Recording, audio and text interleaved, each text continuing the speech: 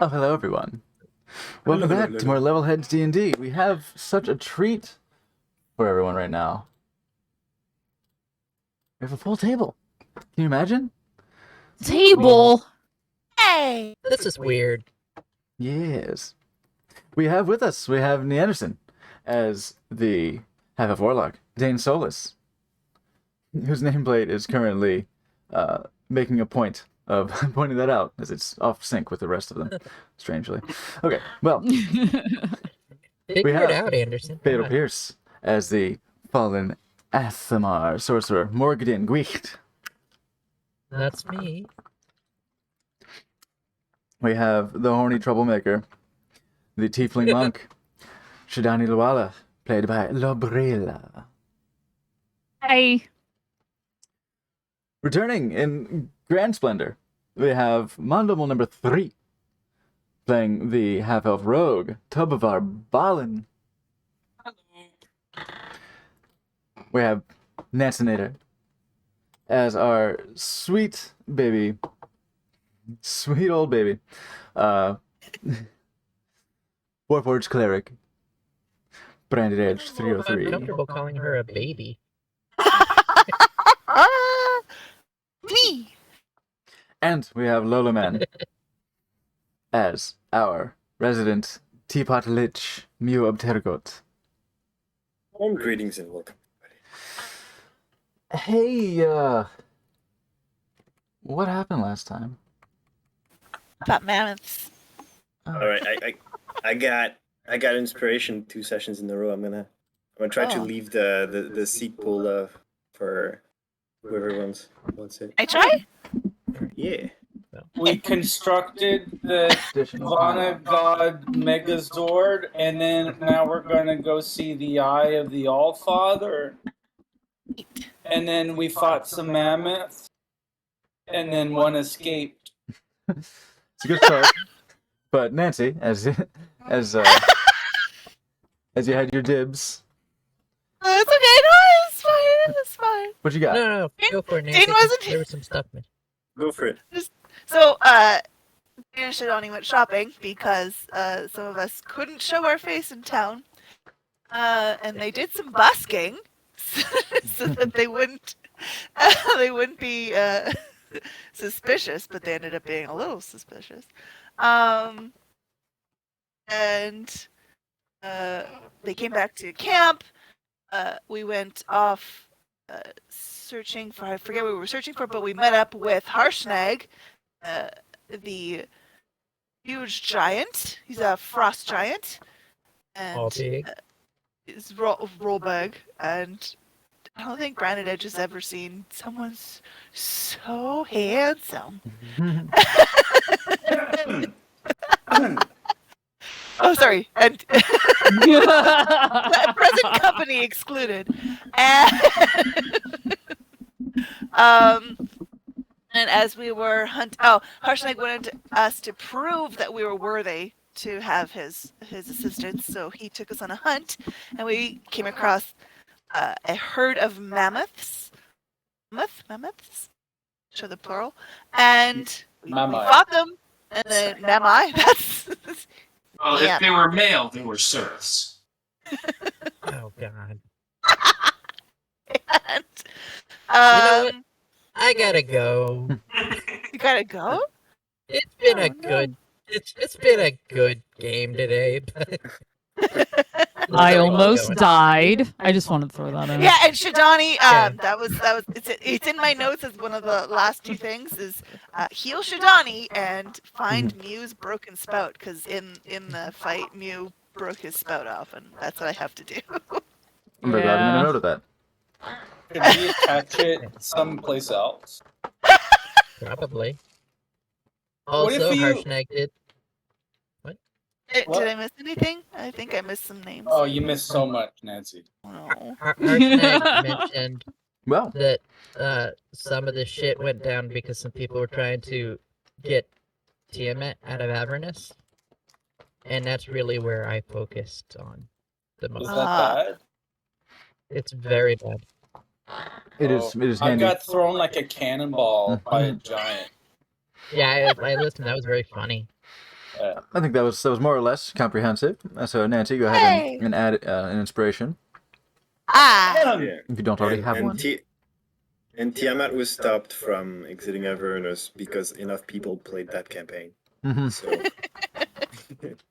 Yeah, For now. it's there is something almost like appealing about like thinking about it like an MMO, where every single person who runs the Tyranny of Dragons campaign, Uh-huh. like they're all collectively doing the adventure, and they're all doing their efforts to thwart Tiamat's survival. Tiamat's D&D not brings us all together. very nice. Yeah, I mean, I've done that campaign. I think that's the one my first monk died on. Oh no, So. So you have their revenge sacrifice issues was not too. in vain. Mhm. Shidani, can you see it? It's white porcelain in the snow. That's gonna be. Start If you want to find, feeling around. go ahead and make Would it a. have any magical shit to it if we could detect magic? You can Investigation. find out. I don't think it would have You can certainly find out. traces. I don't know. I'll cast Detect Magic to try and spot it better and quicker and easier and sexier. Okay, Yes. It's Um, sexier. Dane, Uh-huh. make a perception check with advantage. Perception check. Perception check. Oh, perception. Mhm. Oh, Unfortunately, yes. well, That's He's trying to That's- locate something in a field of snow. well, that's gonna be an 8. So. Can I As look I got an at it? 11. You said perception? Mm-hmm. Oh wait, at advantage? Ah, Oh, 12 then. Sorry. I'm so used to taking negatives. Yeah. Now, if we don't have that, do we do it at disadvantage? Just straight roll. It's just difficult.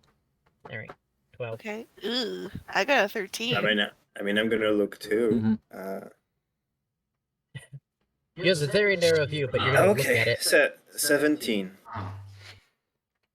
Fantastic. It's Um, 9. Dane, Yes, it's me. Hello. then you see, with your detect magic proct, you see obviously the stuff on your companions. The hovering spectral mace is giving off a nice conjuration Wow. sort of aura. That's a big dog. It's almost dolorous. And you see,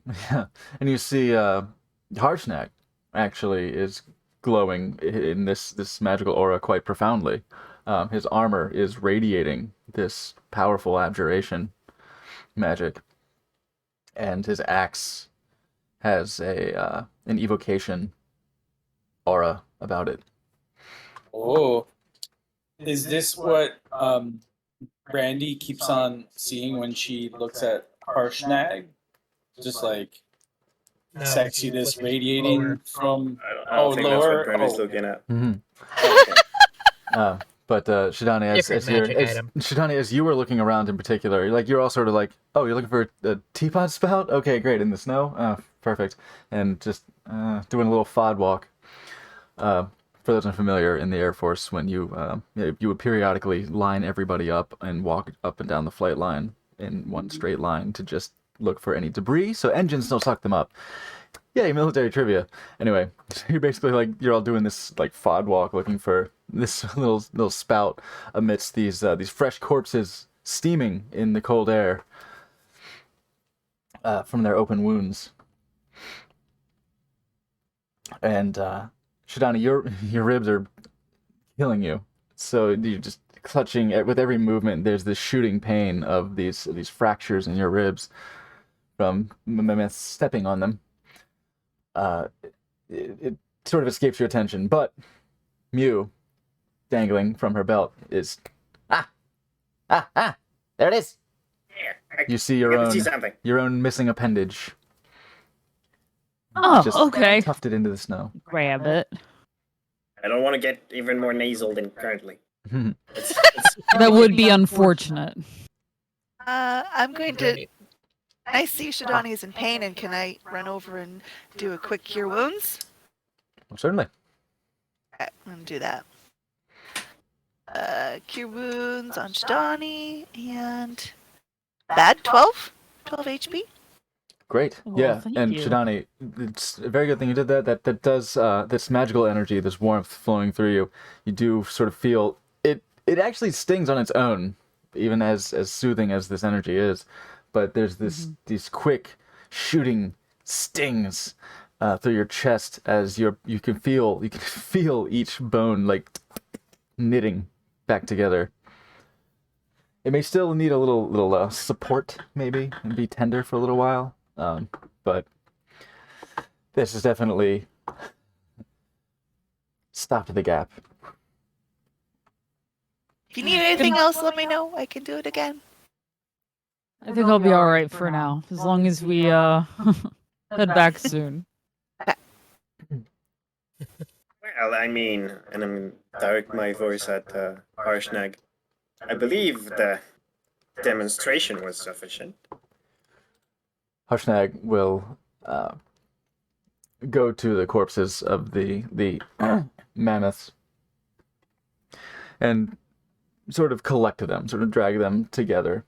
Just grab by the tusk and the leg and just drag it across the ground to sort of form just a row of these 5 mammoth corpses.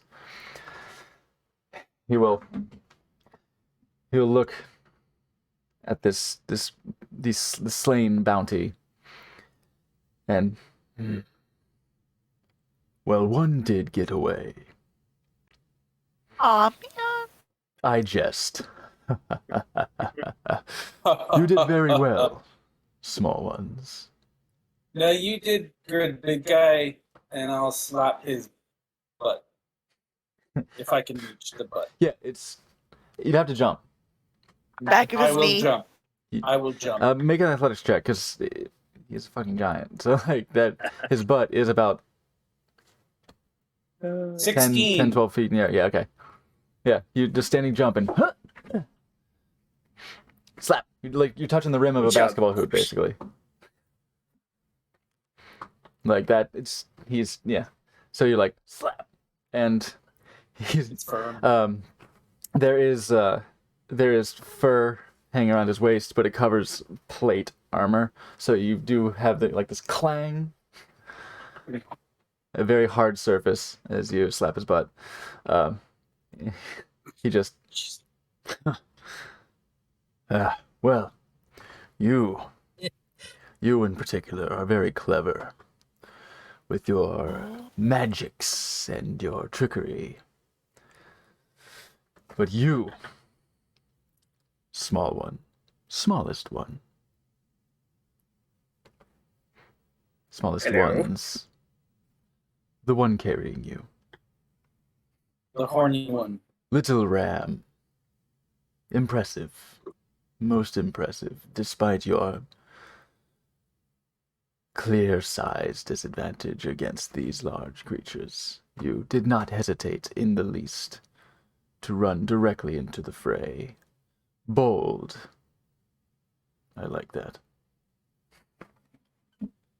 That is something that is to be said of you small folk. The boldness that you possess. And sometimes it works out.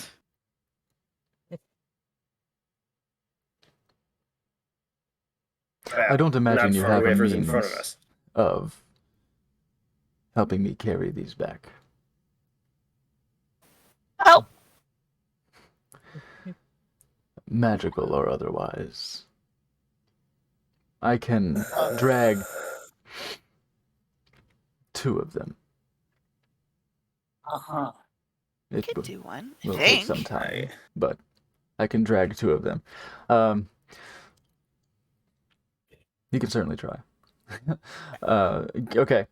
I'll try. So, Brandy, you say you're going to drag one of the mammoths? Yeah. Try. With assistance? With something, just Shauna, you say you're going to assist? Yes. Okay. Polymorph only works on living Okay. creatures, right? I wanna try Correct. something to help out. I wanna try something to help out Shidani as she's pulling on this huge ass mammoth. I wanna try to kind of ray of frost the snow in front of it to kind of compact it into a more icy surface to drag Okay. it on. Clever.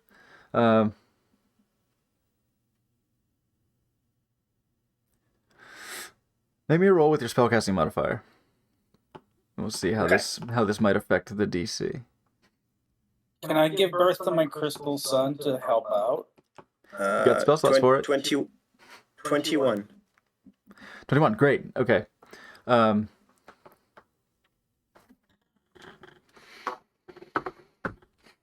In fact, that might be what's making what could make this possible.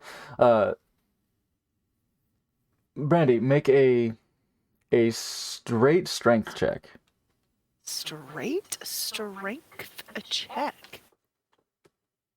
Oh fuck! I Advantage because rolled a Shidani. natural 1, Okay. and that's a 4, and I biff in the snow. with advantage because Shidani is also assisting. Okay. By I guess like pushing from behind or just like That's way better. just getting behind it and repeatedly ramming it. So that's It's a like- 22 on advantage. How much? 22. 22. Hey, Christ. With Muse Ray of Frost creating icy patches ever so briefly beneath this this mammoth that and the ice sort of quickly not quickly it sort of gradually softens as the as you drag it along. So behind it there's this sort of fading trail of ice. You are able, with some significant effort, to drag this mammoth across this icy surface, and like you're sort of you're like grabbing it by the tusk or the trunk or something that's not gonna rip off, Yeah. and it is like sliding across this ice, and every now and then there's like a as Shidani runs into it. And if you look very closely, there's a very small skeletal hand. But Trying you to help mentioned push it, polymorph. but doing nothing. You mentioned polymorph. Right. Polymorph can transform you into much larger creatures. I didn't think about that part, alright? It does do that. T-Rex, T-Rex. I believe at your level Tiny there arms? are probably How's CR that gonna limitations, but there are no size limitations. Okay, well, the first thing I need to know, did you use any spell slots last week? Yes, I marked them on your sheet. Okay, so I still have 4th level. Okay. I used Let's Scorching see. Ray a few times. I didn't want to burn your big goodies.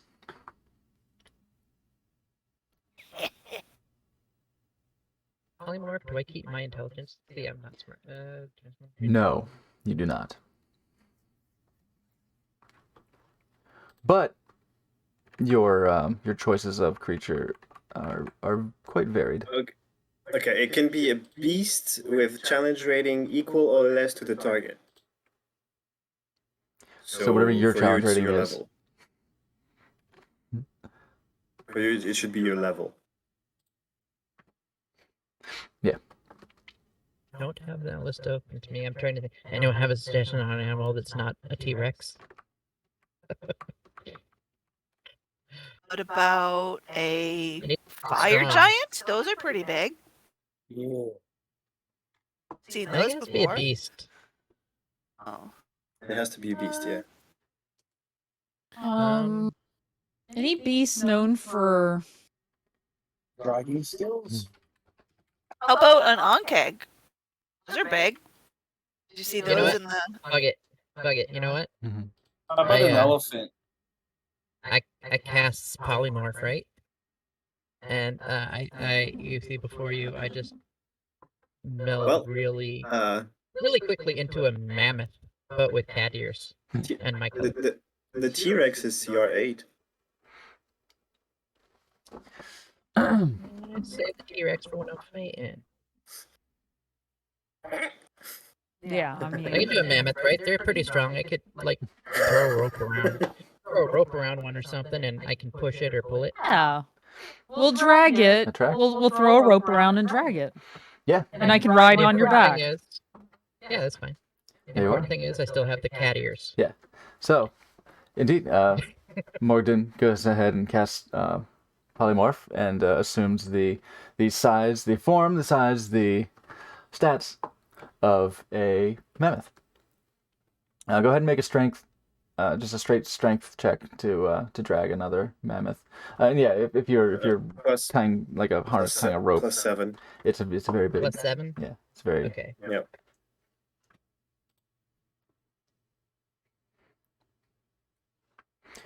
Very good modifier. Yeah, fantastic. With This is the weirdest I've ever felt using strength. with no problem, you were able to. I guess you're not like wrapping your tusk around it and like dragging it backwards, but yeah, you tie some ropes to its tusks and just sort of tie this harness around yourself. Shidani hops on board. Oh wait, no, Shidani's helping push the other one. Oh yeah. So I guess disregard. With the intelligence of a mammoth, you still recognize what because you're. it's not wild shape. You don't keep your mental stats. Yeah. You take- You still Yeah, unfortunately. remembered your motivation, and Yeah. will at least have I- an understanding of I was want just to do thinking something. about- Yeah, it reminded me of a Critical Role moment. Yeah. But the important thing to note is, as I assume I'm going a little faster than Harshnag, just for the joke. Well, He could swear he I is. looked over and said, "It's a living." Yeah, it's like. Oh, speaking of which, Mondo, Tobavar,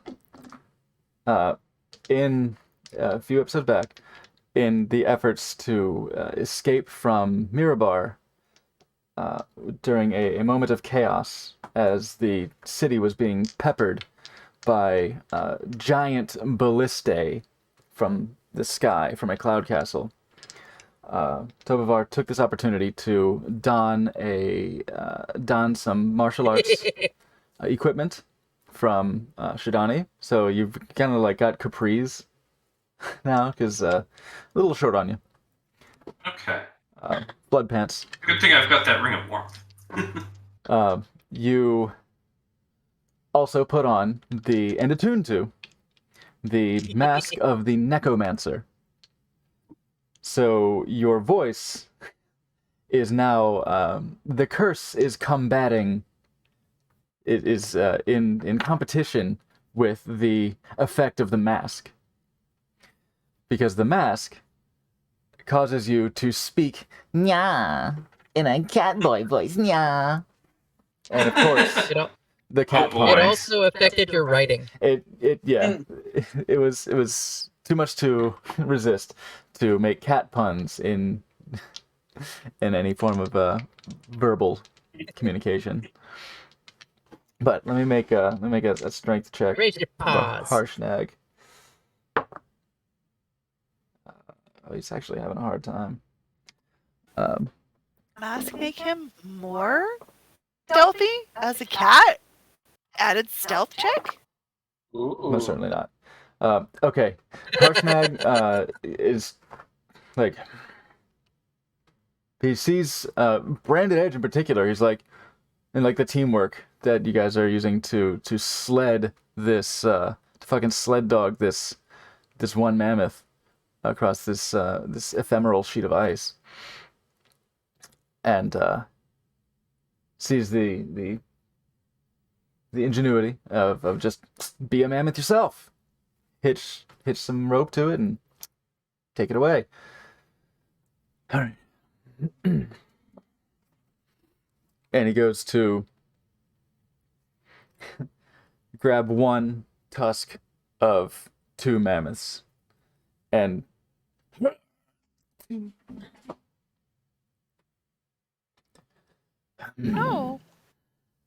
No.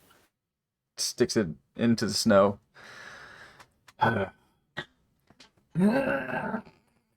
And just starts dragging one of them. It's the natural one made one of the tusks just break off, and he's probably gonna leave that one behind. So there are 2 mammoths behind now. Oh, We could come back for these later. oh, we could come back That's together and yeah, that'd be kind of like a date, right? Another one of those.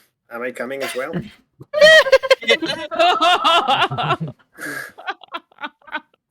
It's a triple date. Oh man. Yeah. What a merrier. Yeah, she says. I hope his spout is fixed by then. Yeah, we have to go back and fix you. If we don't Right, want the right. mammoths to go to waste, then we can come back together. Oh yeah. Well, I should Thankfully, have the tried to field temperature- dress them because I got pretty good survival. Ah, damn it. Thankfully, the temperatures should help in their preservation. He looks at the sky. Check, kind of figures the time of day.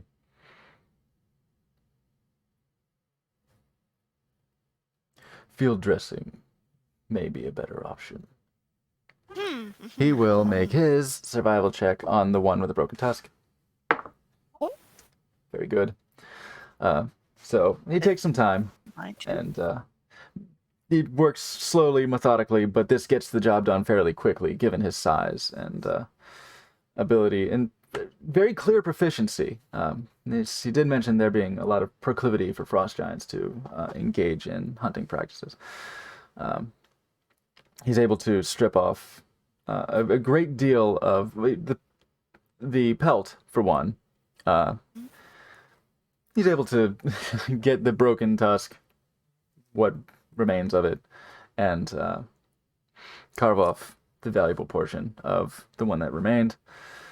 He gets the pelt. Some scorch marks. These things are hard to avoid. From either electricity use- singeing the edges or scorching ray Oh. slamming into it. I made a point of not using fire damage. Yeah. Can I try and fireball field dress would've the done a ones? lot. Can I try and field dress the ones that were not moving right now?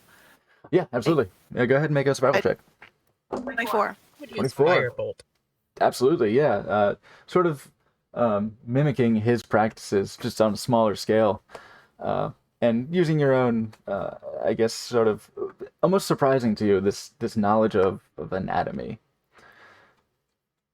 of a creature like this. Where tendons are fixed and how best to sever them. This knowledge sort of comes naturally to you, strangely. Cool. And Should we be you are able to concerned? carve off a lot of this meat. You skin the pelt. You can get 2 tusks, and off of this,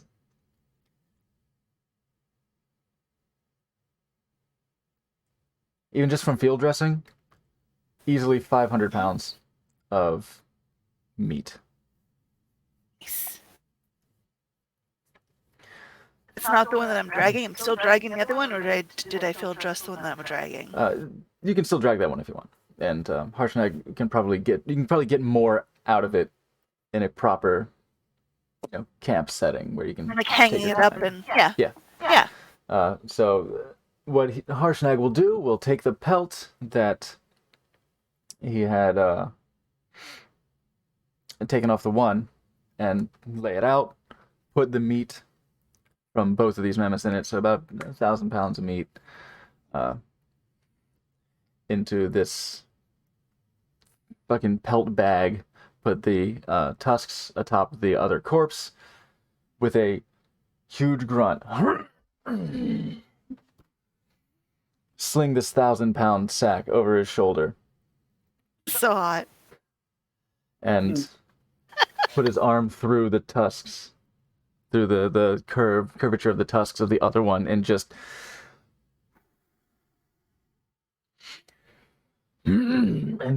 start heaving Calisthenic. this And it's back just to the brandy at the gun show.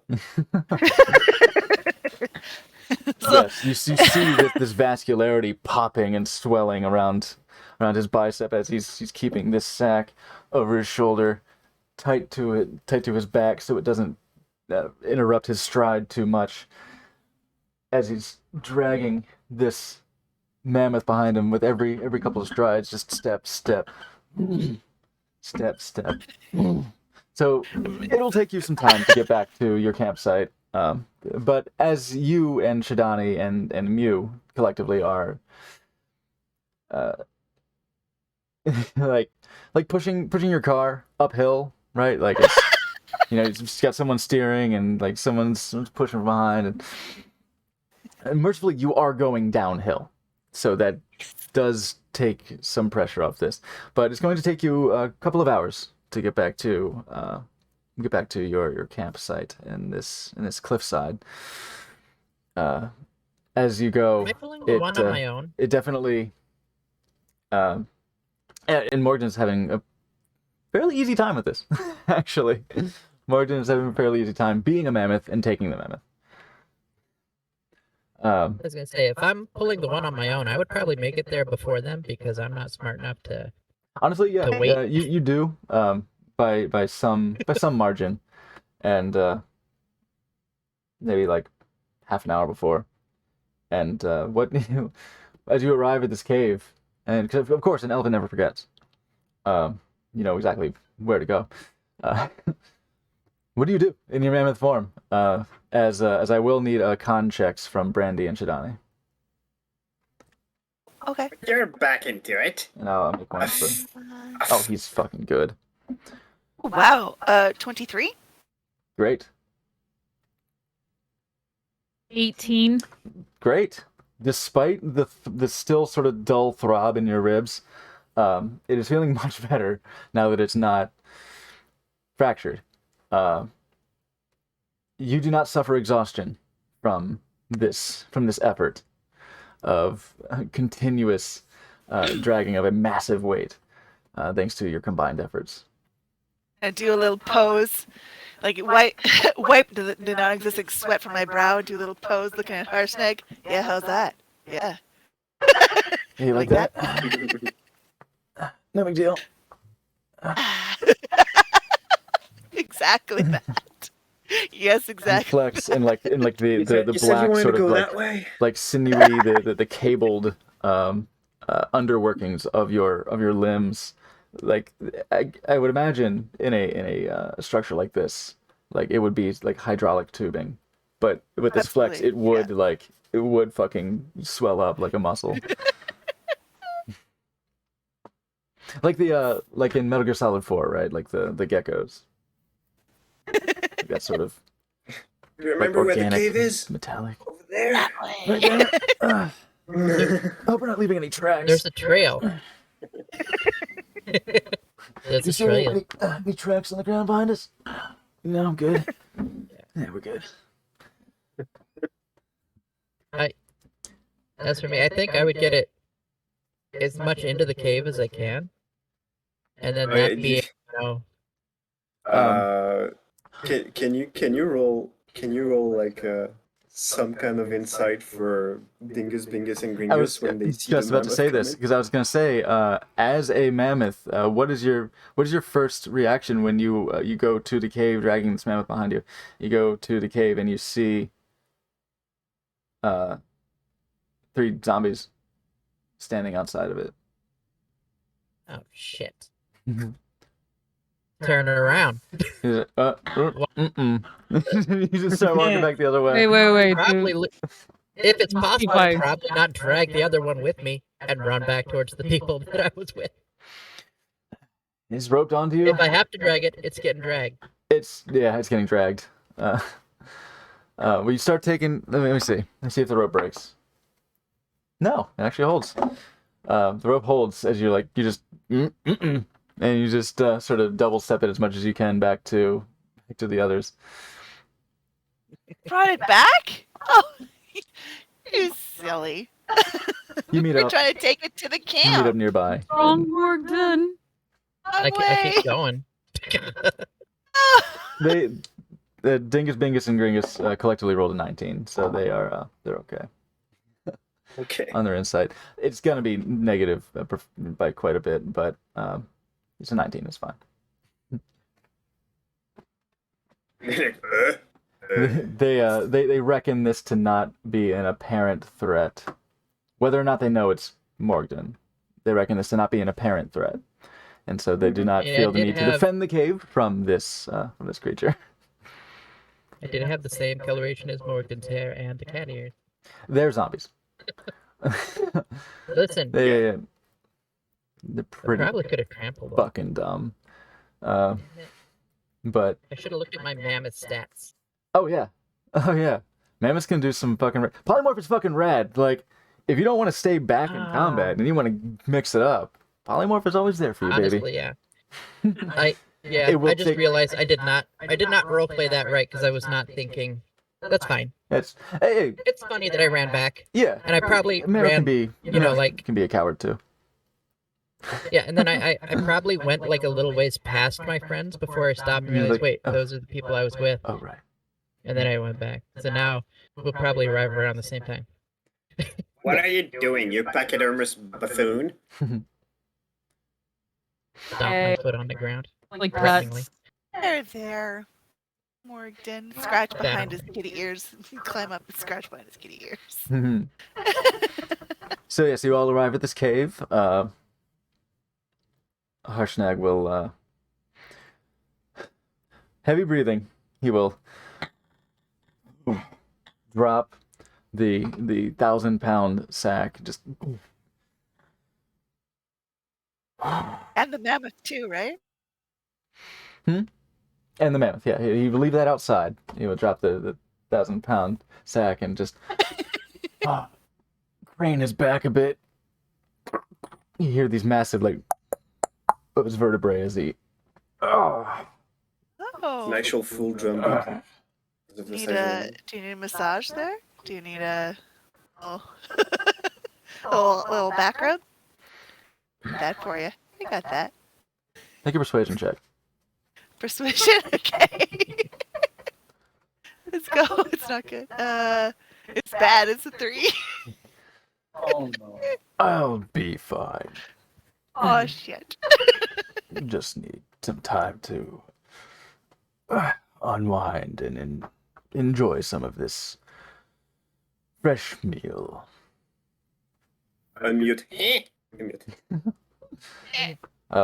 He'll drag the meat inside and have it join some of the other like in his little like fenced in area of like this kind of pantry, which you see actually does have a bit of a rime of frost on it, where it seems like there's a bit of a natural draft just through that space.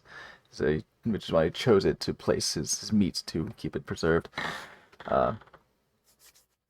He does reach into a barrel next to it and just grab a fistful of salt and just sprinkle it over the heap. Give it a rub and say this will get the process started. Well,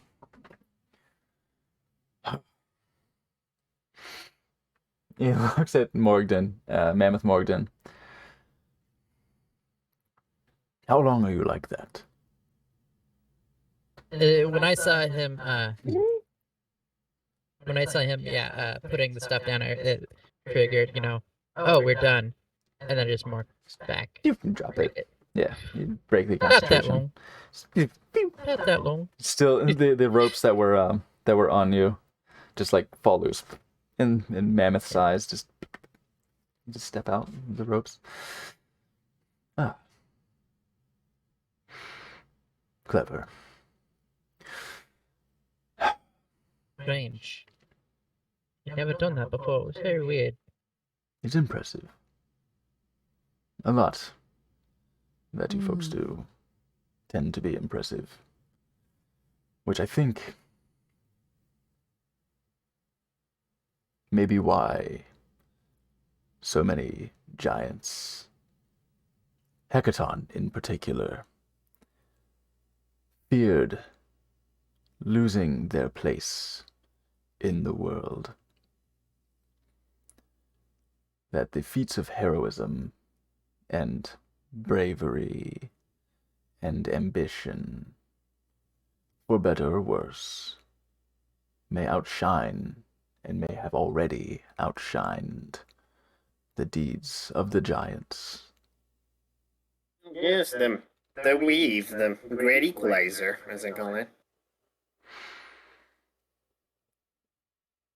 I don't In know any what that case, is. not to be rude, but now that we have your refrigeration unit replenished, perhaps we could get on with that. At least establish the plan of the our course of action for the near future. Yes. You have more than proven yourselves capable of handling such a journey. While crack of his limbs. While roaming the north for the past several months, since the shattering of the Ordning. And that's a bit of correction, because it was merely a few months ago that it was properly shattered. He spoke to you of King Hecaton's paranoia, which was sort of, I don't want to say well known exactly, but you could kind of tell in his ruling style that he had not exactly an iron fist, but kept tight reins on the lower echelons of giants. So for a few years, he's been kind of like, oh, he just like that. But Harshnag says, roaming the north for the past several months, it has been satisfying to put down those giants who saw fit to cause problems for people. But I think the time has come for a more comprehensive solution. In the eye of the Allfather, this temple to Anam. Legend speaks of a divine oracle that should have the answers we seek. I surmise somehow finding Hecaton and placing him back upon the Wormskull throne would whip many of these overreachers back into shape. His youngest daughter, who sits on the throne now, doesn't carry quite the authority her father did yet. But I suspect that is probably because of the workings of bad actors in her court. Her sisters, Mirren I could give and her some Nim. advice in terms of gathering authority.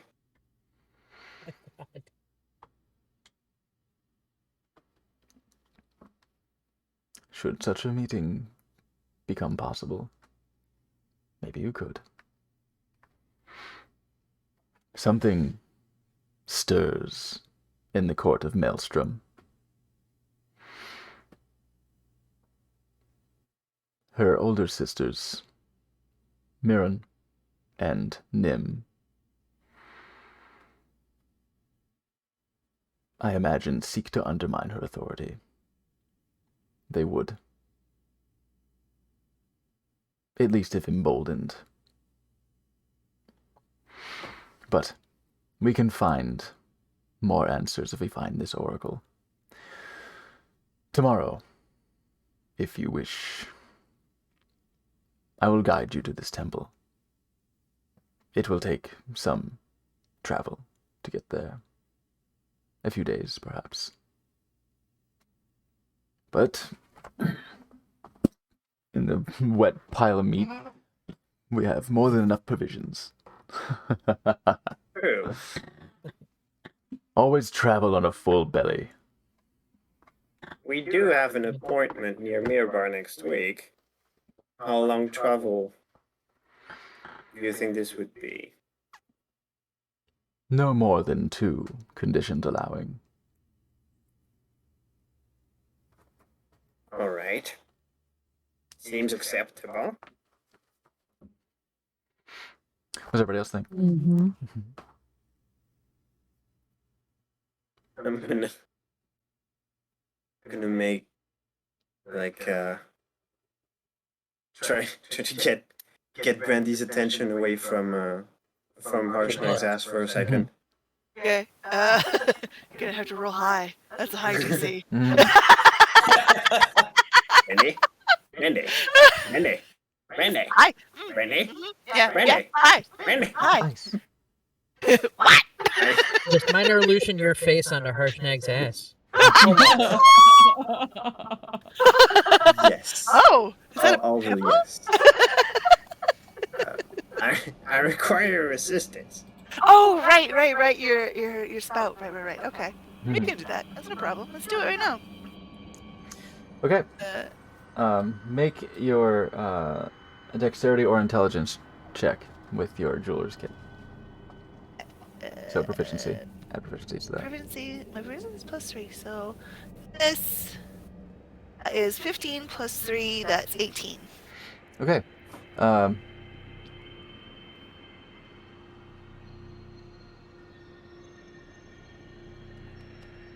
What did I say per hit point? Is it 5 gold per hit Per point or hit 10 point. gold per hit point? Don't remember. Wait, no. I think it's 10 gold because I healed 5 last time and it cost us 50. Yeah, good. Okay. Oh, that's right. It's a lot. Yes. So it will be.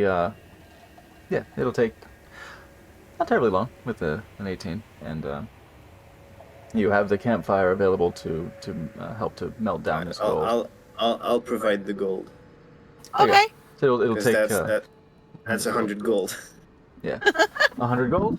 The spout is repaired, and you have new gold accents around the seam, and your hit points are restored.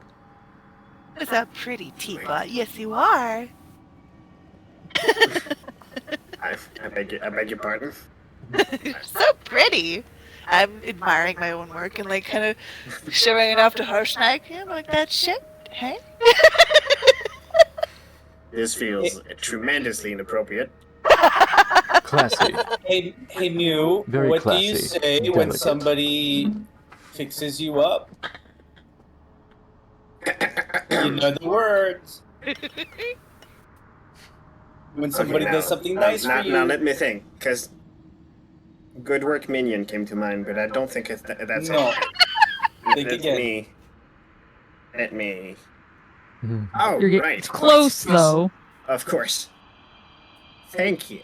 Oh, Thank you're you. very welcome.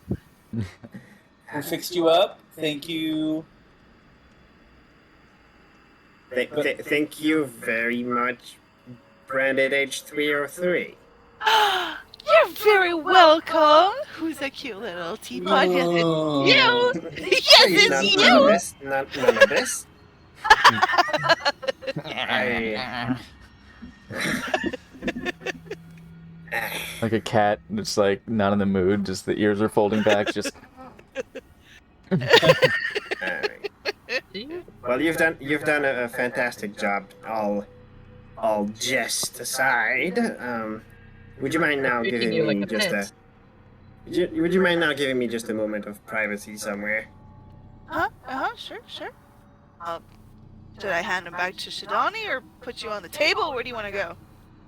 by table, Just, I believe you would mean a large rock slab. That thing. Somewhere in the corner somewhere cool. We're cool. Okay. You're going beside the fridge with the other. Point it towards the wall. Yes. Perfect. As soon as I'm there and Brandy kind of goes back to the group. Wireless Flashy, and I'm gonna cast Sending. Okay. Where does this go? This goes to Neverim. He's gonna get us. All right, 25 words. Interesting development. Investigating giant politics. Slight detour. Will keep you updated. Request update on Thaddeus situation.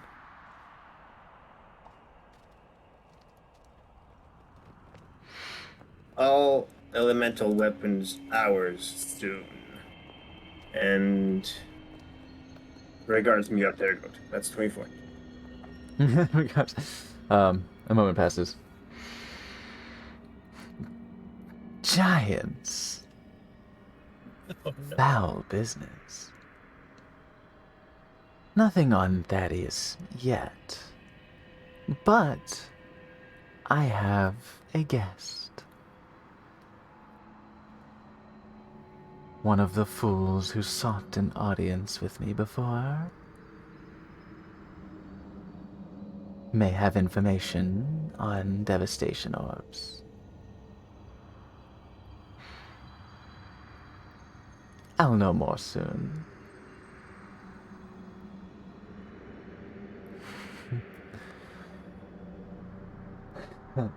You've been quite productive. Ta-ta.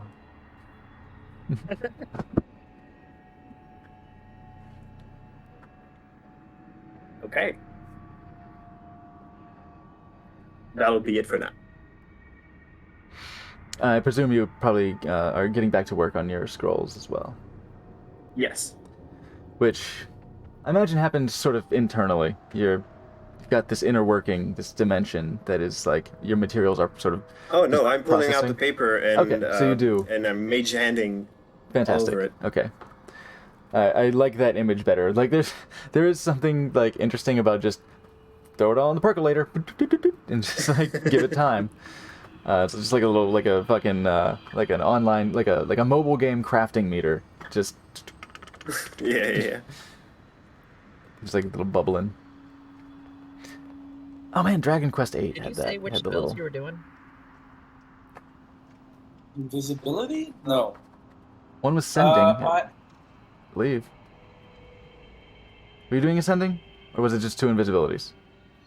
it was invisibility, and then there Yeah, was some I was diamond making dust for two- potato Two skin. invisibilities, okay. The diamond I was- dust skin. for me. I I was wanted to buy making- diamond dust. I was making 2 invisibility scrolls, yes. Gotcha, okay. Fabulous. Okay. So, I'd say within this day, you've gotten maybe roughly half a day's labor into these scrolls. Okay. What is everybody else doing in this now warm? Incidentally, those who like Dane, who had noticed Harshnag's axe outside, that it was shedding this pale but fairly bright, like about the light of a torch, blue light, like an LED, basically, like that color, like a blue LED color of light. Well, as you were outside, but as you have come into this cave, it has since dimmed and has ceased to shed this light. Oh. Can I pull on Harshnag's loincloth bits and just ask him, how come your axe is magical outside but not inside? Oh. It reaches over to the wall and like leans it closer towards him. You hear this this massive loud sound of it, this steel scraping against the stone and dirt floor.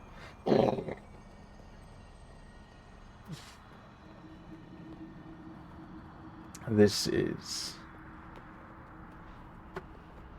a mighty weapon of some renown. It is known as Gert Axe. Quite a savage weapon against. he takes his giant hand and like brings it towards your shoulder, but it ends up just like wrapping around your whole side. Against humans. But don't worry. Neat. This pat against your whole body.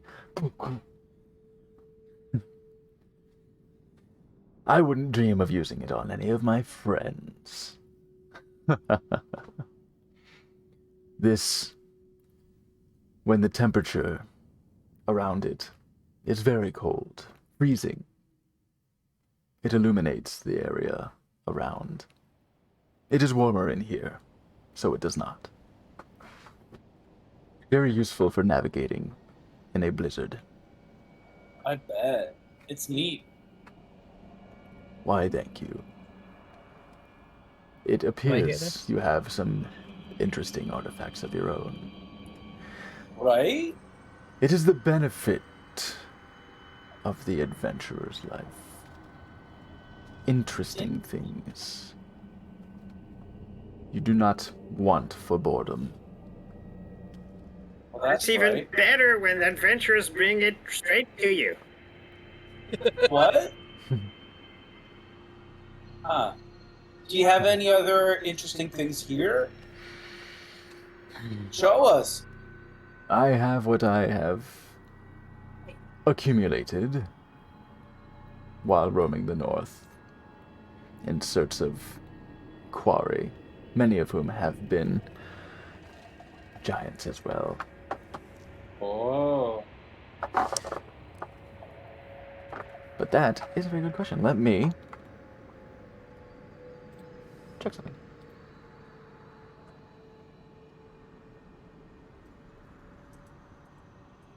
I like treasure. Because if you have any little trinkets that you don't really use anymore, I mean, we'd be happy to take them off your hands. I imagine you would. Well, give me fucking 100. Just make 10. Hiding. There it is.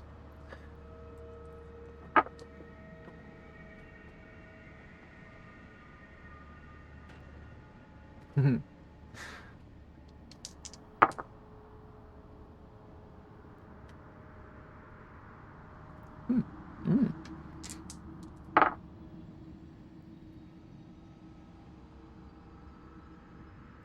Cool.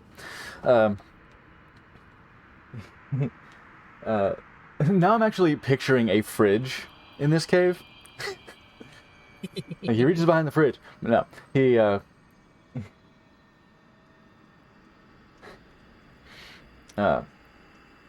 he leans over and reaches into hammer space basically, and just pulls out a wooden mannequin. It appears to have suffered some scratching damage, some pierce marks in it, like maybe arrow wounds into this wood. One of the giants was carrying this around. It's just human sized, so for him, he's just placed it next to you. It's about as tall as you are. It's got a little pedestal, and it's actually quite finely constructed. It appears to have chain joints, so its limbs do dangle. And there appear to be little metal like brackets through which you could run like a little piece of steel or something in order to lock the limbs into certain positions. So it looks like a very like high quality training dummy of some kind. Given the marks, the damage to it. This was a fascinating one.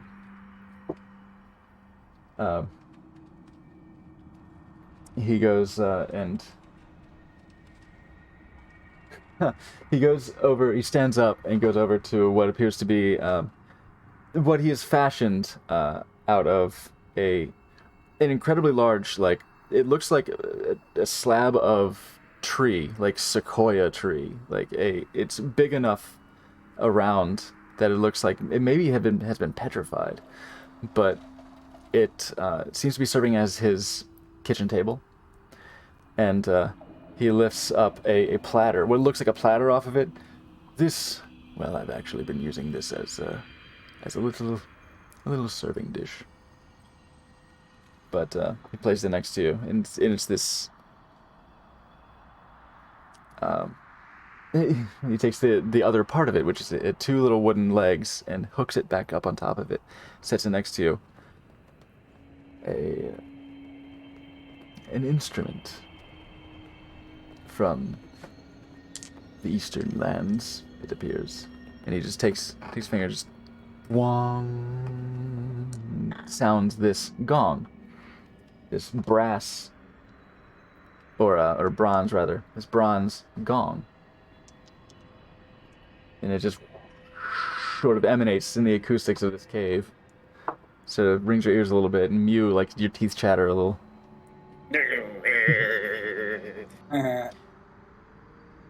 I found this as well.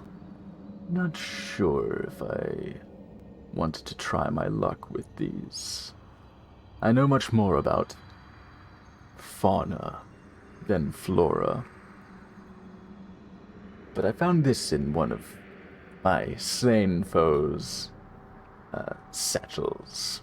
And he drops into your waiting hands this massive, to our size, like this, your torso-sized, like, burlap bag, just in which is a varied assortment of dried mushrooms. Ooh. Mushrooms, you say? If Morgan was alive, I bet they'd like to get their hands on this, but they're not alive. Just like 6 feet away from you, Morgan's just like chewing on a piece of like jerky from like just chewing on a piece of venison, like. Standing right here. The camera just sort of like sort of like changes the bokeh to like focus on Morgan, just like. Huh?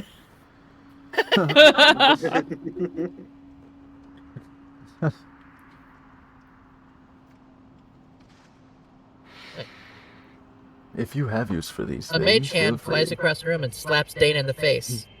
Oh good, I am still alive. His little hand just slap. It's a ghost?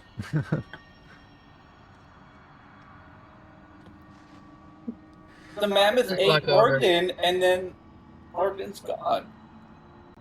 I Harshnag walk just- over and grab that bag away from Dane. Wait, are you still a It's like- mammoth? No. I stopped being a mammoth long ago. At least a conversation ago, yeah. Okay. That explains. Okay. Oh, there you are. Oh, how embarrassing. That explains the confusion. Yep. If you feel I've been here for like a half hour. if you feel you want to try your luck with those mushrooms, or if you know anything about plants like this, Oh. feel free. I eat a mushroom. Oh, you Do just medicine. Oh, That's stop! a bad Okay. plan. Don't do that, Dane. I slap it out of his hand. I tried to. Okay, I'll say. I hate doing this, but I'll say make an attack roll.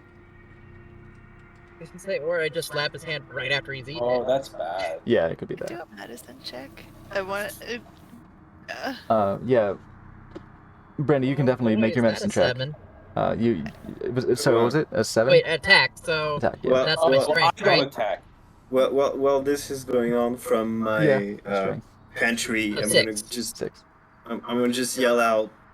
Show me, I know the painful ones. Okay, Mew's available for for assistance. Okay,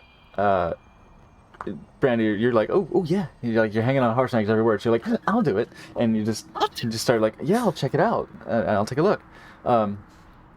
Medicine or survival, whichever one you think is more appropriate. I did medicine, and it's 12. Quit 12. Okay. What about nature? I'll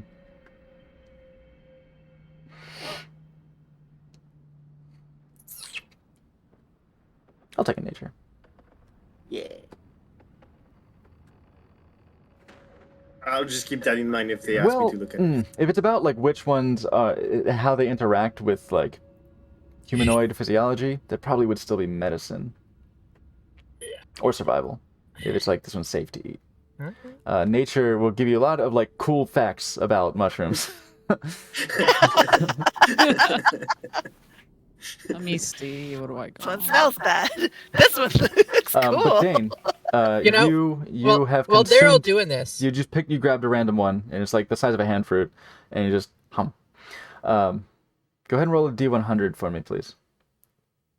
yeah, while they're doing this, I'm gonna go sit in the corner and read my book, Tinctures and Elixirs Practitioner's Guide to Alchemy. Alchemy, cool. Okay. I rolled a You know, I'm just gonna natural read that book 20 in for front of her. medicine. Natural for 20. 22. Oh, wonderful. It's good to know. Okay. So. 94. 94. Okay. You take a bite, and it's kind of like nothing. Oh. Like in the immediate, as soon as it hits your tongue, but then like very, very quickly it ramps up to be a very savory, sort of mouth-watering flavor. Like there's sort of a meatiness to it. Ooh. It's quite delicious. It's like Giant shiitake. Portobello? I'm gonna say yes. I'm gonna say probably Cremini? yeah, Inabello? like a Bella. Okay. It's maybe not as flavorful as a shiitake, but yes, I think so. I think I've had shiitake before. But it's actually quite delicious. It might go well with mammoth meat. You don't know yet. Ooh. We will, Let's we make will a stew. fucking find out. So you've identified a large brown round-capped mushroom that is quite delicious. Shidani, Brandy, you see that there are many different kinds of mushrooms in here, various colors. With your 12, you get the impression that if there are any poisonous ones in here, it's probably a good idea to separate them Right, yes. from the edible ones. I will look at the one that has a big fucking bite out of it and go to Dane and be like, how you feeling? I'm If I feeling could just great. sort I'm the- feeling like this would make a good stew or soup. Okay, Can we like I cut want up one. some mammoth? I wish I had a good. fucking... Sort out the brown ones that look just like that into a pile and maybe like mentally I'm taking out stew ? I don't understand. Shidani, They're all good mushrooms. you actually remember fucking around with your friend Lucky Knight and going down into certain more like dank corners of the monastery and the surrounding areas where, despite the cold, there are places where mushrooms can grow if you go into some caves around the area, and made it a point after Lucky spent a day on the litter box, shall we say, to figure out which ones are all right, which ones are okay to eat, and which ones will fuck you up. Recorded all the ones with psilocybin in it. So you've and yes, you have had some fun experiences with some of the ones that you've collected with him. You've had a very interesting experience. You've a couple occasions you've had to chaperone, like one's had to chaperone the other. Make sure you don't lose your shit. But you have a working knowledge of these fungi, and you are able to determine that there are several in here that are toxic, There are several that are colorful. There are several that are very they're like the shelf caps, very varying shapes and sizes, and you can certainly, as Brandy is beginning to separate them out, you can separate into piles of like, okay, these are poisonous, these are venomous, which is weird. These ones bite you. These ones bite. Yeah, they're dried though, so they're dead. I mean, yes, actually, there are a few that appear to be remains of myconids. Oh, no, don't kill the mic. Yeah. There are a few that appear to be remains of myconids that are edible. You can certainly eat them. Wait, you can eat myconids? Let's go to the Underdark right now. Yeah. I Depends. have a question. Does that It make them depends. vegetarian or non-vegetarian? I don't know. All right. Well, And- all these that are poisonous, I'm gonna probably give off to Morgden because here you go, do something with that, and all the ones that are good to eat, maybe we'll put it in a stew. And you do actually have a small pile of psychedelics.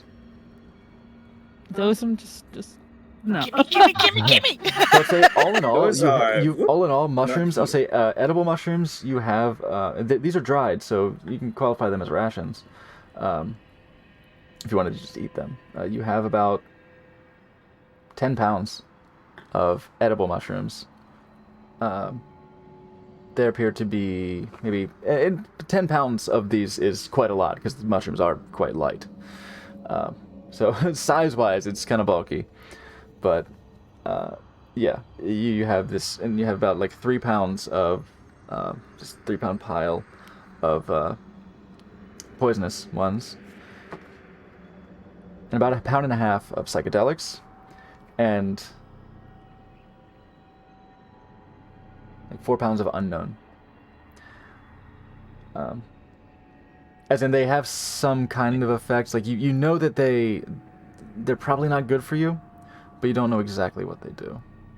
Mm-hmm. You don't know exactly if it's gonna make you sick, or if it's gonna give you a trip, or if it's these might even be magical. I don't know. They might even be from the fucking Feywild.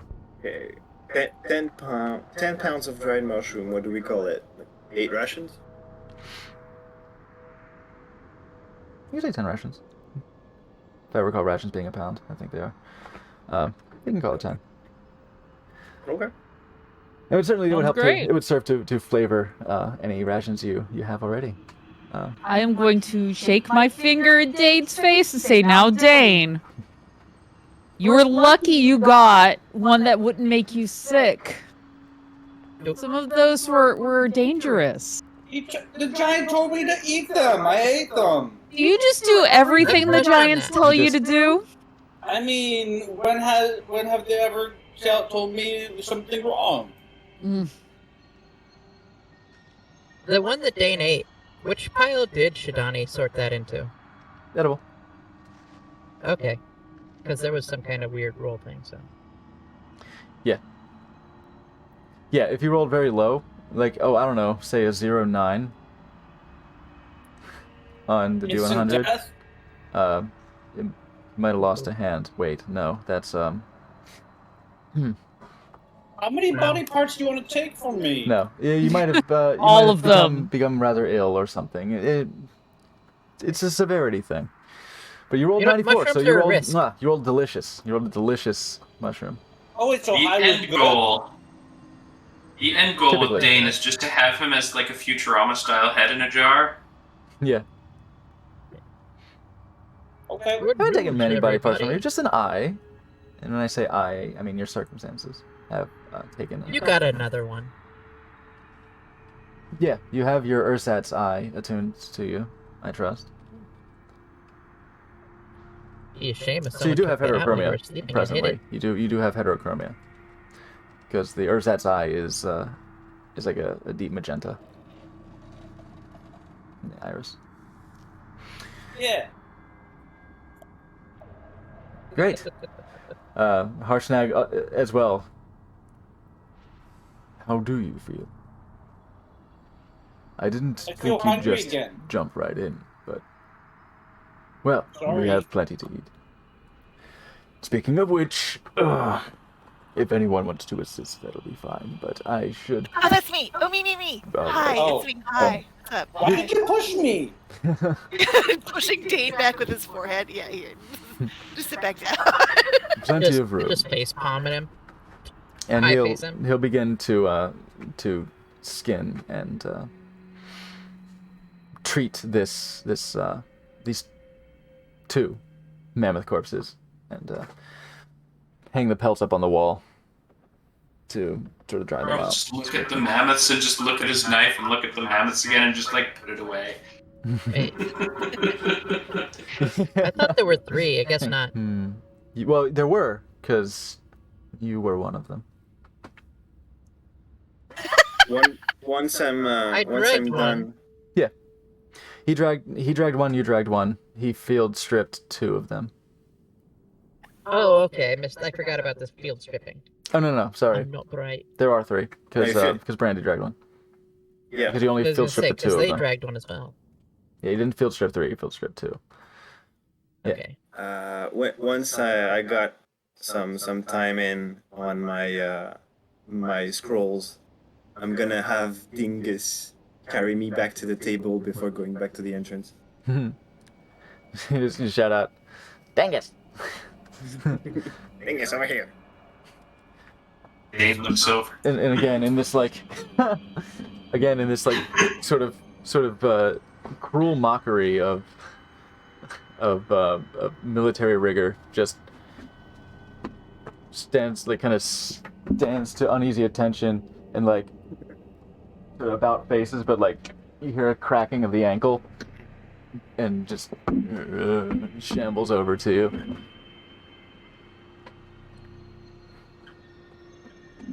Like a drunk butler brings a teapot to the table.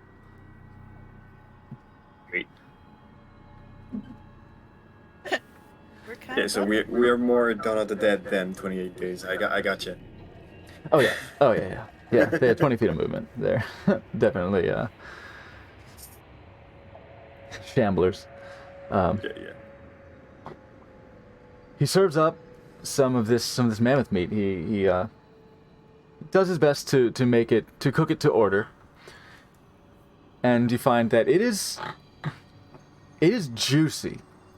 Like these are strong. Like it's kind of chewy. Like I would say there's a gaminess to it, but that seems to preclude the juiciness of it. There is a lot of fat in mammoth meat. As strong and as dense as the muscles are, there is a lot of fat in this meat that makes it very surprisingly tender. I go for the lower back and low belly muscles, like the unworked ones. Yep. With the intramuscular fat. Yeah. You get some you get some rib, you get some of the prime rib area and tenderloins and yeah. And Shidani, you pick out a little bone shard and you're like, oh, that was the one I punched. Sweet revenge. And it is a Gamey hearty revenge. meal. He, despite being mainly proteins that he keeps stocked in the cave, he does actually serve up some root veggies with it. Great. You have Such a good cook. Oh my. It is a necessary skill to survive on one's own.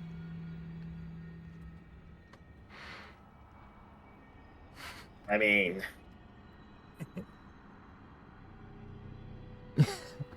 For those of us who eat.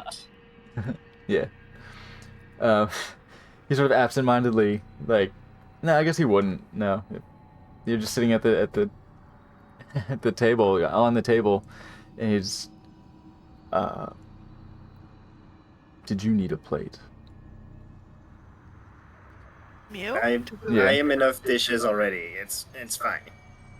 Am enough dishes already. Oh, all right then. Sometimes not he require- likes it when I you do pour not require alcohol in them, sustenance. but So you can eat and drink? Do you have to eat and drink? He turns to Brandy. Do you eat and drink? I like to. I don't have to though. It's just fun. He slides the Some plate. alcohol is just amazingly delicious. He's very well, and he just slides one of the plates towards you and puts a fucking like Flintstone slab of meat on the plate. Me? Okay, I'll do it. Yeah, he'll serve to everyone who is hungry. Which after a day like that, man, I'd be. Like all of us. Yeah. Oh yeah. Yeah. Oh yeah. Just a day of playing out in the snow and frolicking. Getting I stepped must on. say this traveling Yeah. thing is this traveling thing is leaving me worse for wear than I thought. I'm starting to be more gold than porcelain. You're so pretty. It's a pretty teapot. Yes, you are. It is pretty. Mew. What happens when you become more gold than teapot? Is it Oh. still you, or is it still you, or is it a different teapot altogether? I don't know. Very. What if we dipped you entirely into Philosophical. gold? I'm like a suit of armor. The gold. Yeah, like a gold teapot. I That don't way you think wouldn't get gold hurt. is a Gold very is a good terrible armor. Yeah, that's a terrible option It's- if you're going to. It's It's very better than soft. porcelain. Yeah, it's not really very protective. I feel like if you did that, Hey, you'd Mew. risk shattering the porcelain underneath. You might be surprised. Some ceramic metals are remarkably strong. Mm. Oh. Hey, Mew, you're either remarkably strong or surprisingly soft. I look forward to my introduction to you all of my original body. Did I get it back? Is it made Are you of hot? gold too? You There hot? is No. gold. There is gold on it. Oh. Wait, so, wait. I was are gonna you say hot? I've always helped you out. I'd just like to point that out, you know. I carried you. I wasn't. Oh making no, fun this of would be anybody. I was quite just an asking you the enjoyable question. moment for you all. Oh. I can't wait. I am I bring suspicious. glad tidings. Suspicious. I'm very suspicious about this. Talking about bodies, have any mind been changed regarding my proposal? What proposal? You know, digging up that old pal of mine. Sure. The squishy friends, wants the us? better. He wants us Ooh. to condemn a paladin to a life of servitude under a lich. Are they Can going to we- be like Gus and Bingus and Gringus? Is that what's Or- going to happen to them? Or like they're gonna be much better Scary than that. Ooh, could you reanimate a mammoth creature? Skeleton of Tusks. a mammoth? There are technicalities to that kind of magic. Unfortunately, I don't think that would be any more useful than those three. Huh. In any case, no, this is what I have planned for my old friend Thaddeus is oh so much more interesting than what I did to those hobgoblins. More Interesting. personal. That too. More. Correct me if I'm wrong, but it sounds like you're trying to enslave his soul. You call it enslavement, I call it repayment through service of a terrible affront. Oh, like you're hiring him. Yeah. Terrible Yes, affront. Does he have a choice on what he does or doesn't do? I'll ask the question if it makes you feel better. But I already know the answer. There I you have go. no He's pretty answer. convincing. You're okay. Dane, anybody can talk you into anything. Need squishy friends? Like, I'm up for that. As long as, you know, he's a cool guy. He's not going to be a friend. He's going to be a slave. Yeah. He calls everybody slaves, and nobody's really a slave. Like, it's... He's not This is what calling he anyone a says. slave. I am. He has free will. But he's talking Not about those under his control. stripping him of free will. Whoa, whoa, whoa, stripping? You know what? Here's a compromise I offer. Specifically for you, Morgan. As I see that you have some objections to that project in particular. Mm-hmm. I will, and you have my word, release the free will of the individual as soon as our task is complete.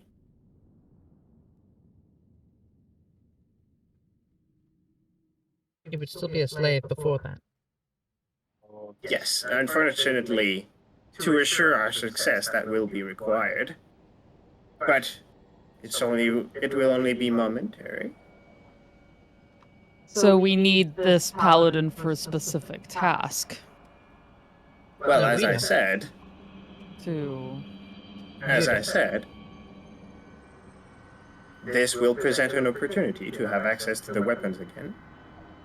And once they are reacquired, definitively, I will release the will of Thaddeus the Righteous. Need the paladin to fight Nervarim? She's the one that's got our weapons. Why did we give them to her in the first place? We wanted to get out alive. To be fair, I only wanted to give I her will one, and have- then someone spoke up. I will have the newly created knight assist in the retrieval and then release him. How do you feel about that? Slavery for a second is still slavery. Well, Forcing someone's soul to do something it shouldn't. that is about as much as I can compromise. We get our weapons back. Would he feel sad? I think he was. I must point out that this is orders of magnitude more agreeable than I've ever been. I appreciate that. It's orders of magnitude away from anything I'm okay with.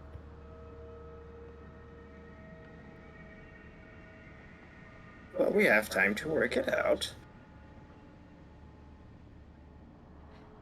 For now, I am backing Morgan on this. Putting a taint on a soul is not a small thing. As long as he doesn't feel Something. sad, I'm okay with I it. saw that looks I like. see you. I see you, Anderson. Okay. As long as Thaddeus doesn't feel sad, I think it'd be good to have squishy friends. I want him to be happy. What's the worst that could happen? I don't know. I'm kind of curious to see how it would play. No. What if we gave you like half of Thaddeus? Like, would You that kidding? work? Cut him in What half? if I gave you Dane's soul? You want mine? How can you give Just for a people's souls second. away? What would happen? Give me a soul. Yes. Unfortunately, not much would happen without the preparation of the required rituals, and I'm sorry to say that we do not have the means at the moment. Oh. But when you were done, what would happen to him? If we did. If you gave me Dane's soul. I think it would be up to Dane to do that. And it would. If we delivered What Dane's would- soul as you want us to deliver this other soul. Oh, if we practice the same rituals, you mean? Yes. Well, first we would need to kill Dane. Okay. No! This is a Then I would- hypothetical. Then I We're would not draw killing back, Dane. Go on. Then I would draw back his soul from wherever it went. Uh-huh. Okay. Harshnag's just. Yeah, I know. This is the weirdest place to have this conversation. No, it's fine. It's fine. Okay, so you kill me, and then you take my soul. Uh-huh. Yes, put it back in the body through the ritual, with the proper amount of magical energies. Wait, so there you're gonna is- take my soul out and then put it back in? When Can you we just die, skip that? Yes, because unfortunately it needs to come from some sort of afterlife. You will just do a little detour through Avernus, like it's nothing too traumatizing, I hope, and you will be back in your body Okay. in the form of a much stronger entity. Undead, of Oh! course. To be Well, that stronger, sounds pretty that's good. Okay, let's do that. Dane, Your soul. I'm gonna your talk you soul into it. We were making a point. point And that if is Dane gonna be wanted- awesome. But Yeah, at do you the wanna end keep of the the same? story, Daddy, I would be stronger. Oh wait, And then, if Dane wanted to leave at that point, what would happen? Well, it would depend on how we perform the ritual. I Okay. wouldn't it isn't required to bind his will.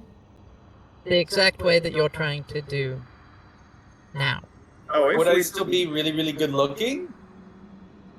Oh, uh, relatively speaking, W- you have pretty good-looking bones. Oh, thank you. I was fishing for compliments, but go on. yeah, you're so handsome. Well, now performing the ritual I intend, Dane would be bound to me, but there wouldn't be any reason why I couldn't release his will immediately. Oh, we'd be married. Got it. Okay. In a way. Can I be best man? Oh, yeah, obviously. Who else? I'll leave the table and go sit in the corner and read. Harshnag watches you. I'm done. I didn't want to interrupt. That's quite alright. Any suggestions? You Supposed to gave be. what to Neverim? The Shadow Dragon, the Dark Lady. Oh, we did mention that, didn't we? What was Uh, that you gave her? They're called elemental weapons. They're pretty neat. But I shoved one of them into my body, and then they all say that it kind of made me a little bit kooky, a little bit crazy. I don't think so, really, but whatever. Dane, you pulverized a bunch of dead bodies in a closet. Yeah. I Slowly see start that it packing was. my bag. Oh, Morg did. Yeah, no. You're gonna get kicked out of this cave. We're gonna get eaten or whatever. But I think the plan is to get those weapons back and then get the other weapons that we didn't get back because we had a trident and then we had a pick. A pick? Yep. And then there are two left that we're missing. How many elementals are there? I think there's 4. 4, sure. You had us between a rock and a hard place. Yeah, she was gonna eat us. She was absolutely going to destroy everything around us. So as a tithe to She keep would have her gotten them calm, anyway. we handed over what she wanted so that she wouldn't destroy more things around us. Yes, and I came up with a way to attempt retrieval, but unfortunately we're stuck negotiating the morality of it. Imagine that. I understand. entreating with the dragon for your own safety. It is... They are very dangerous. Ancient creatures, after all. It is concerning that one now has apparently artifacts of great power. Well, How are you good trying to luck. get them back? Trying to get them back, though. Yeah. I wish you luck. Thank That you. may be something we wish to look into after this trip to the temple. Oh, it's on the list. It's on the docket. Very Got good. it. You all finish your meals. There is ample room in this cave for comfortable and leisurely setup of your bedrolls and such. Any like makeshift furniture is most makeshift furniture is giant sized, but plenty of floor space. And the floor is like well tamped dirt on stone. So with your bedrolls, it's better than sleeping outside. That's for fucking sure. Not bad.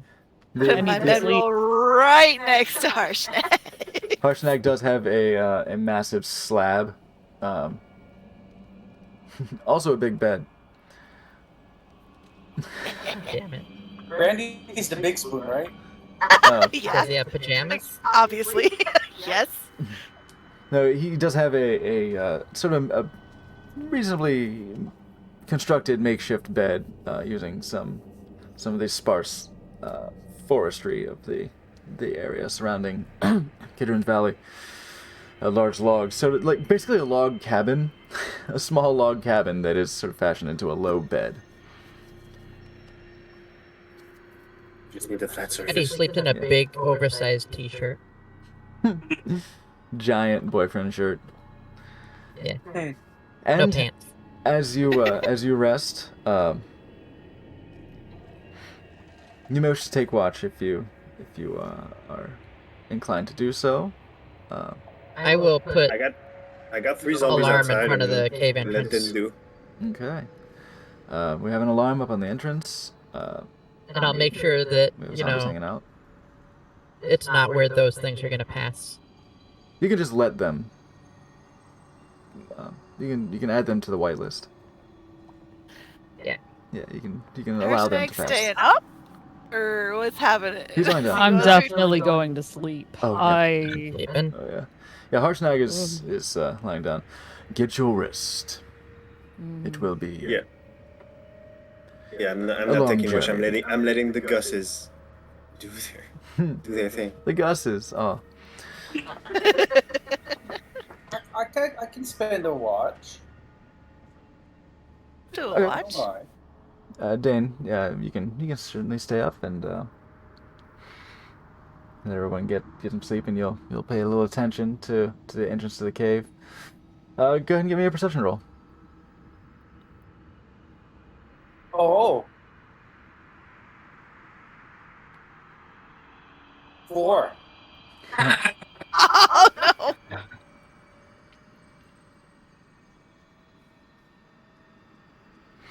Not much seems to happen in here. Harshnag occasionally has one like roaring snore, but then just shifts his position and goes back to just the big heaving, just of this massive breathing form. Rest of the party rests as they always do. You don't seem to notice much happening. You do hear one noise at the entrance. You hear a Uh-oh. Oh no! and then back to the usual sounds of idle zombies outside of the door. I'll go and say hi to them. Yeah, Bye. Lolo, come back. Oh no, Lolo! There we go. There he is. You go to check out the zombies. Yeah, you brush aside the massive pelt with some effort. It is a heavy pelt draped, series of pelts, like a quilt work, patchwork of long pelts that are covering this tremendous, like, 40-foot entrance, 30, 40-foot entrance to the cave. A little space up top for the smoke from the fire to escape, of course. You know. He's smarter than that. He's not going to asphyxiate himself in this fucking cave. Oh, good. You brush aside this heavy patchwork fur, and you see the three zombies just standing there, at like kind of like a parade rest, but like kind of janky, just tilted in all the wrong places, and a few feet in front of one of them, you see a patch of red in the snow, and a little tail sticking out of it. Oh. It appears one of them found a squirrel and defended the cave from it. Yay! I'll pat him on the bone and say, The "Good job." Flesh. Spongy flesh. No response. Oh. I'll throw a snowball at one of them and then go back. Make an attack roll. Shit.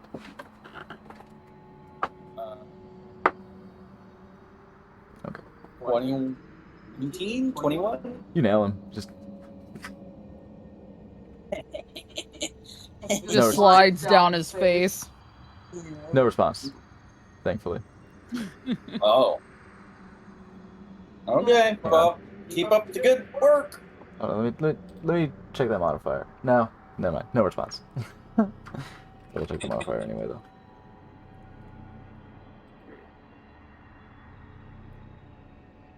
Oh, it's not as bad as I thought. Okay. Great. Your watch is otherwise uneventful. Nobody else seems to have volunteered for a watch. So, and I'll do it. Oh, okay. Then I guess you'll wake up Brandy. Mew, did you also cast? Should I presume that you cast your non-detection for camping as well? Yes, if on however we're spaced, it's gonna be as much as I can get around me. Okay. Okay. Yeah. You can get everyone but Harshnag. You see, he would extend through the space, like if we're gonna call it a certain place. Yeah, you would like it's basically, you know, like you said, like the radius, whatever you can set as an alarm is kind of what you would non-detect. Okay. Good to know. Brandy, perception. Perception. That is a 14. You hear your big man's heavy breathing as he's sleeping. Oh, so handsome.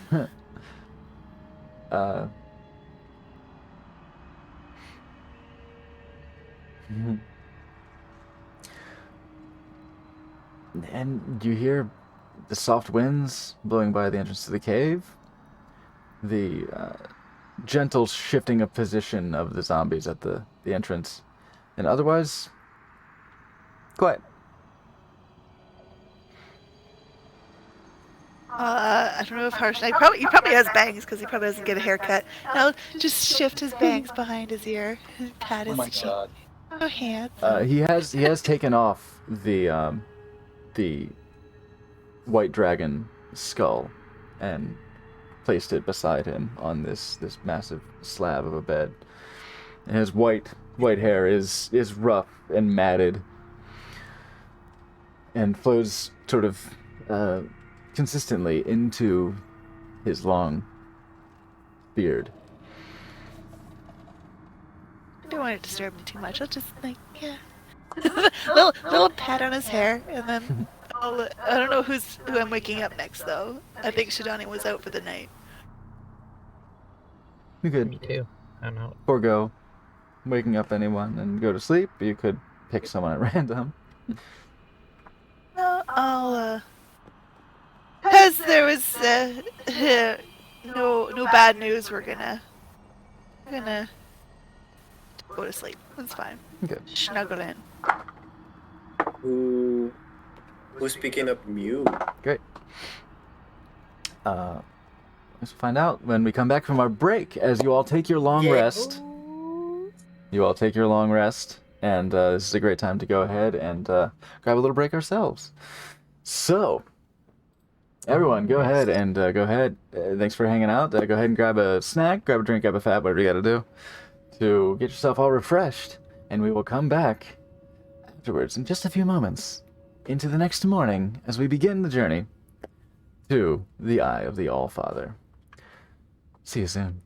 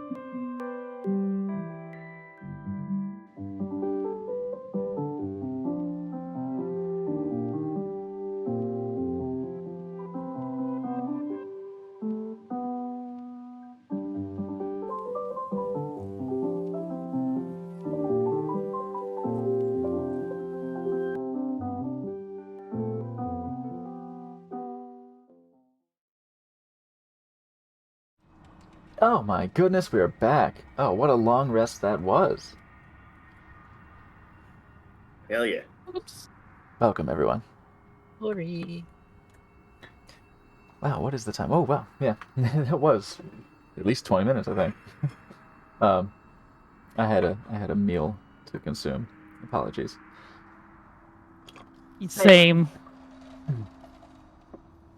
The morning comes to you. Mhm. The embers of the massive bonfire that, it seems redundant to say giant, but it certainly is. The giant-sized bonfire. The embers still subtly glow beneath the layer of ash that has formed atop it.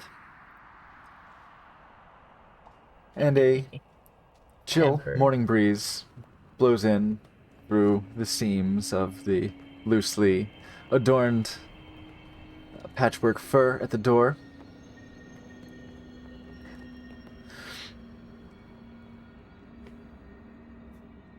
You awaken to the day. I suppose Harshnag does indeed rise. In fact, he probably rises Gross. first. No, Tobavar most likely. Because you only need 6 hours. And you did not take a watch. So, Tobavar would be up first. So you're awake to see Harshnag stretch. He has taken off the plate. The plate mail to be adorned with more, just with Just just I picture- imagine for comfort's sake. yeah. You're not gonna. You don't want to Just sleep in picturing plate mail the The giant- typically. mail? I'm just picturing the giant stretching, giving the giant's sack a little scratch. He's got. It's not entirely dissimilar from the big boyfriend shirt, but like he does have just some weathered linens that he has for wear underneath the plate. The furs and the plate are set aside. For his sleeping purposes, there was of course a massive mammoth patchwork quilt, a blanket, to keep himself as warm as a frost giant needs to be. But yeah, sometimes you don't really want it to be the temperature, you just want the blanket on you. Yeah. Yeah. Want to feel safe. Absolutely. Weighted blankets, you know? Yeah. Yeah, definitely helps with the feeling of security. Keep turning it to the cold side.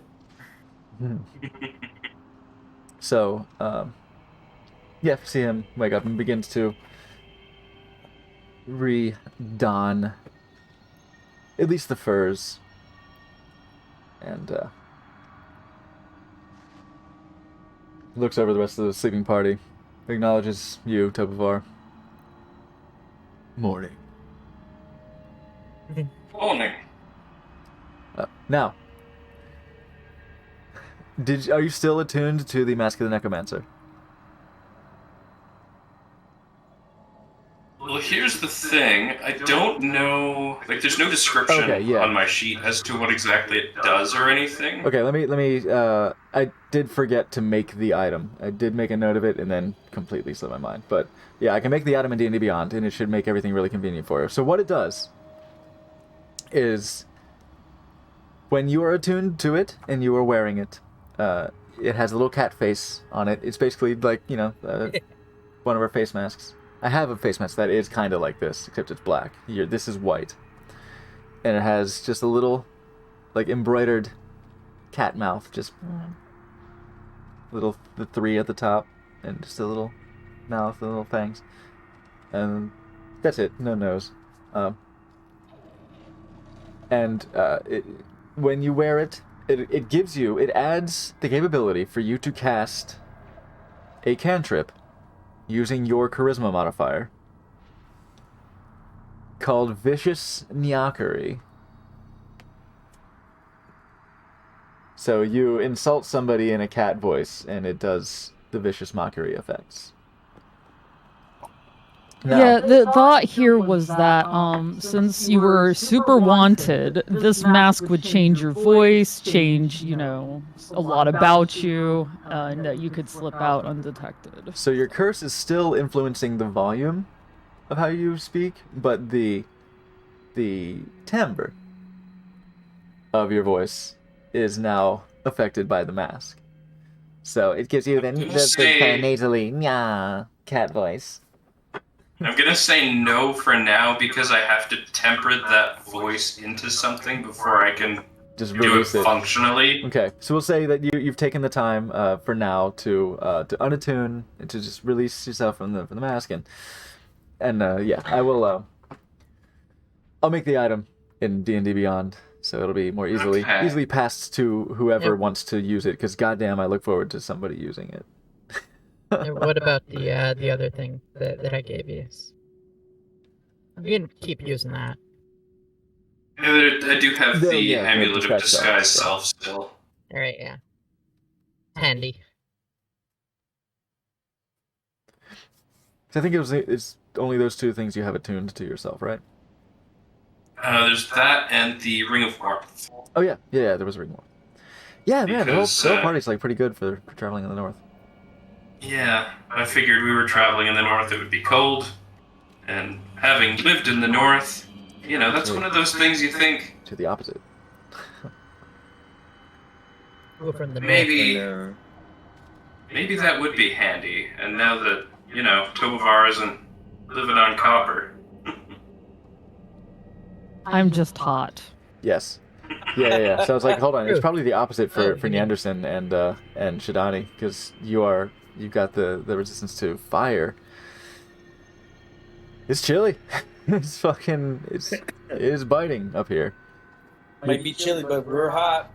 Exactly. when I mean, I'm fine. I come to, I don't know I haven't figured out the process of waking up from you, but like when I turn back on, Yeah. Kind of like Brandy. I wanna ask. I wanna ask Arshnag. So, this journey to our objective. What kind of terrain are we to face? It will be mountainous and cold. I am starting to suspect that my 3 undead servants over there might be of very limited use.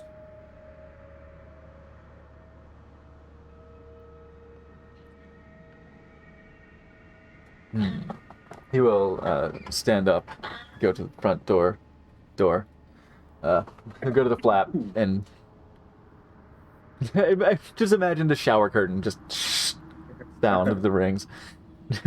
But no, he clips it, takes it off the hook on one side and puts it to the other.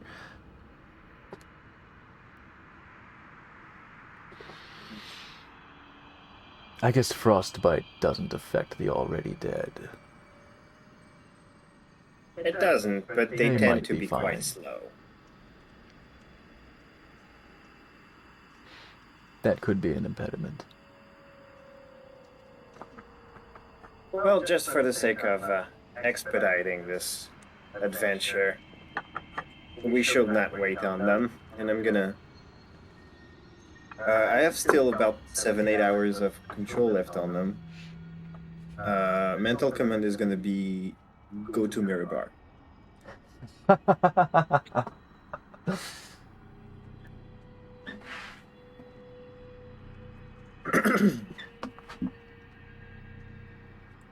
Well, like,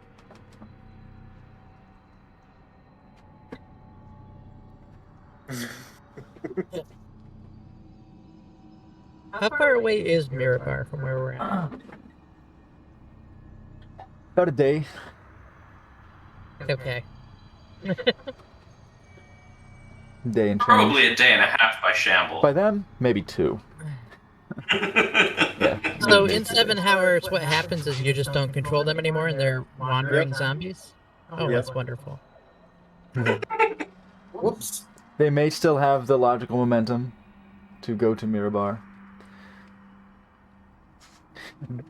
Loose undead, certainly Mew knows this. Loose undead do have some semblance of their living habits.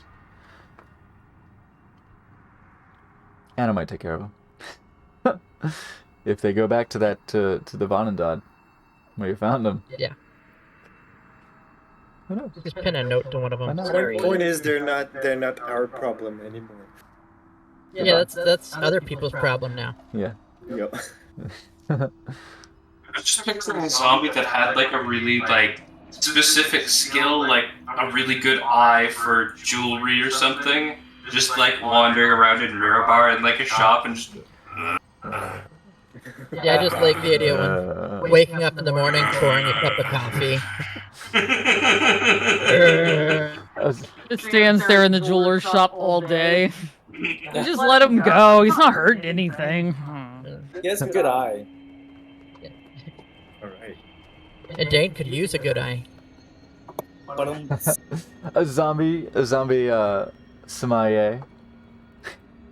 Oh my god.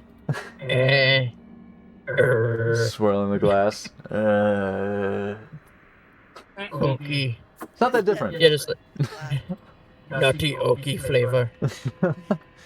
Handling sommeliers would be a great band. Legs. Okay. Just uttering just single terms. Legs. Just holds the glass up and kind of Nose. washes its hand. Okay. But you're just really mostly smelling decayed flesh. DK. Then is that situation sorted? A little piece What of about- skin falls into the wine. What about fauna? What do you expect we will encounter? There are some predators we could face. Packs of wolves, mountain lions, other more ferocious denizens that may emerge from the ground. Anything requiring specific preparation?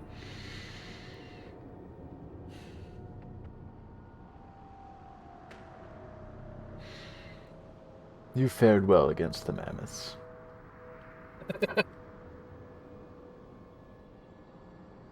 Keep that up. And anything we may encounter should be fine. I know this area very well. We should Perfect. be able to avoid trouble as much as possible. But it's nothing you can't handle. Okay. Do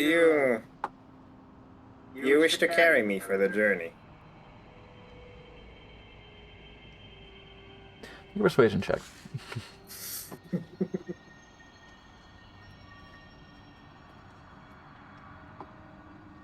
Persuasion. I am proficient, but it's charisma, so it's only a +3. Ooh, 20. Okay.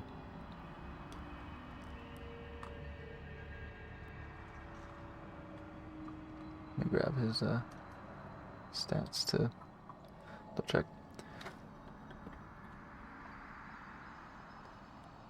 What's his in his stat sheet? You guys are a nice sports car, but I'm taking the 18-wheeler. It's all fun and games until you call him a steed. Are you sure? I don't want to break you. We'll leave it up to you. I do Alright. I do represent a tactical advantage. Tiny little, just the tiniest little, like just between his thick, I mean, like cracked this? fingernails. Like just holding up. Yeah, you're like, very much You're like one that. sneeze away from being crushed. Just holding a little like the D4 by the handle. Just. I hope that gold makes you.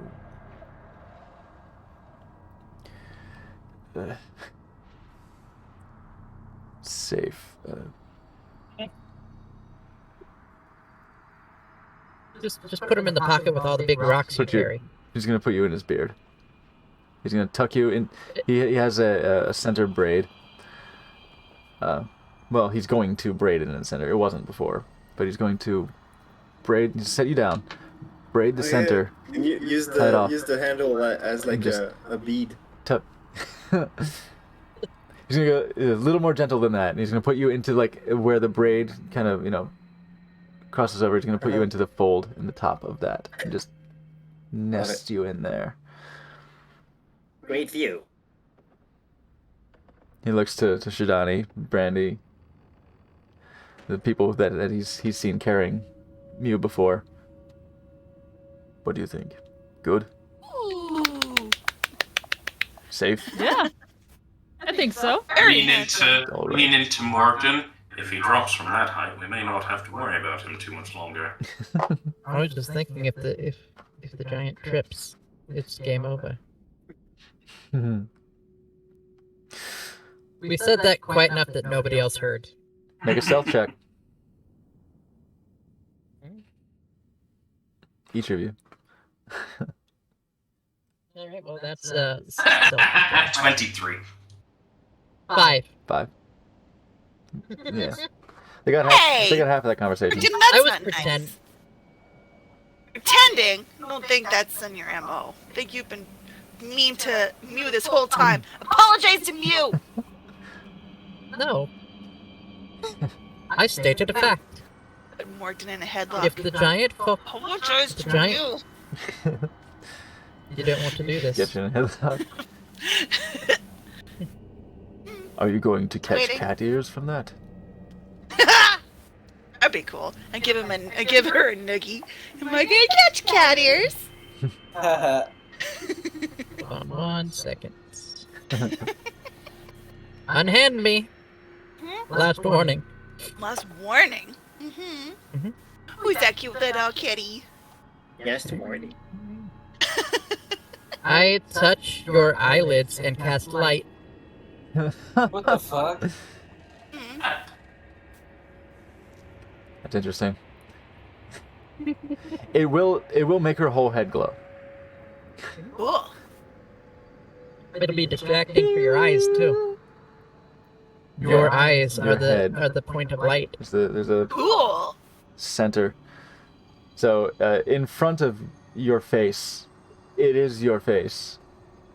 There is a bright shining light of, I believe it's 60 feet. Yeah.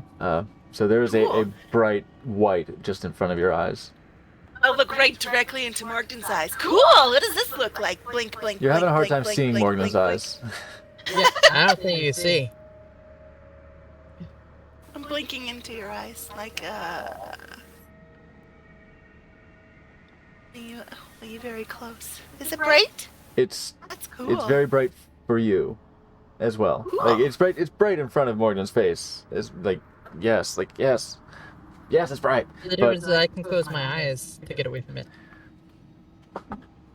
But it is bright in front of your face, so it's your perception. For as long as this is up on your face, your vision is going to be impaired. Okay. I'll carry Morgan with me and she can guide me. Harshnag, can you carry me? Uppies. I never I get think I won't use this a with spell Force slot to get Gray. away from this. Well, sometimes. Oh, okay. Okay, Morgan. Whee! On your shoulder. I am Or on top of your head. not a pack animal, but let's not make too much of a habit of this. Only while we're traveling together. It's fine. Speaking of pack animals, if you are on my shoulder, what will you do with your mount?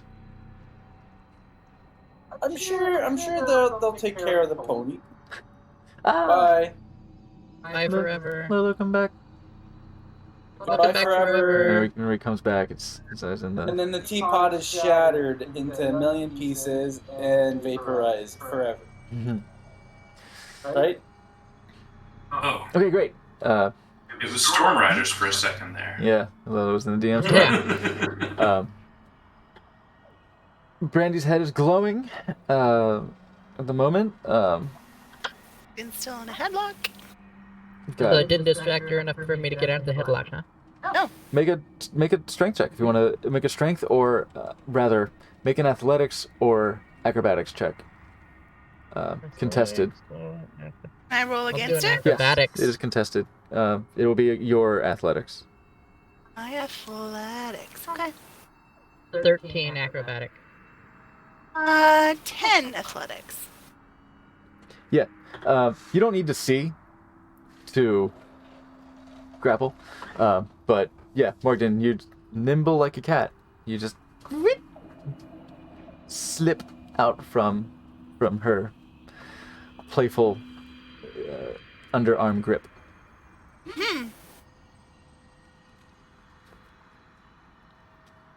Then I wave my hands, and the light fades.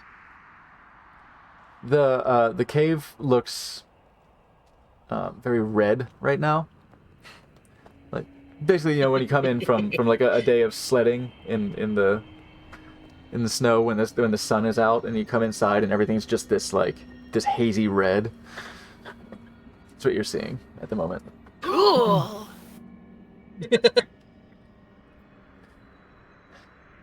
If we are ready. As ready as we're gonna be.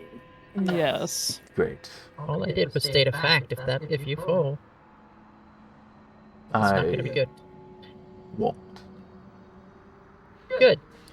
And then Brandy won't get upset. And he'll go for his provisions. He'll grab a large quantity of jerked salted meat. Got protein for the road, and he's got some mammoth jerky in there. He's got plenty of venison. Mammoth This jerky. wolf, how much you want the wolf? Much gamier. Can I take some ivory?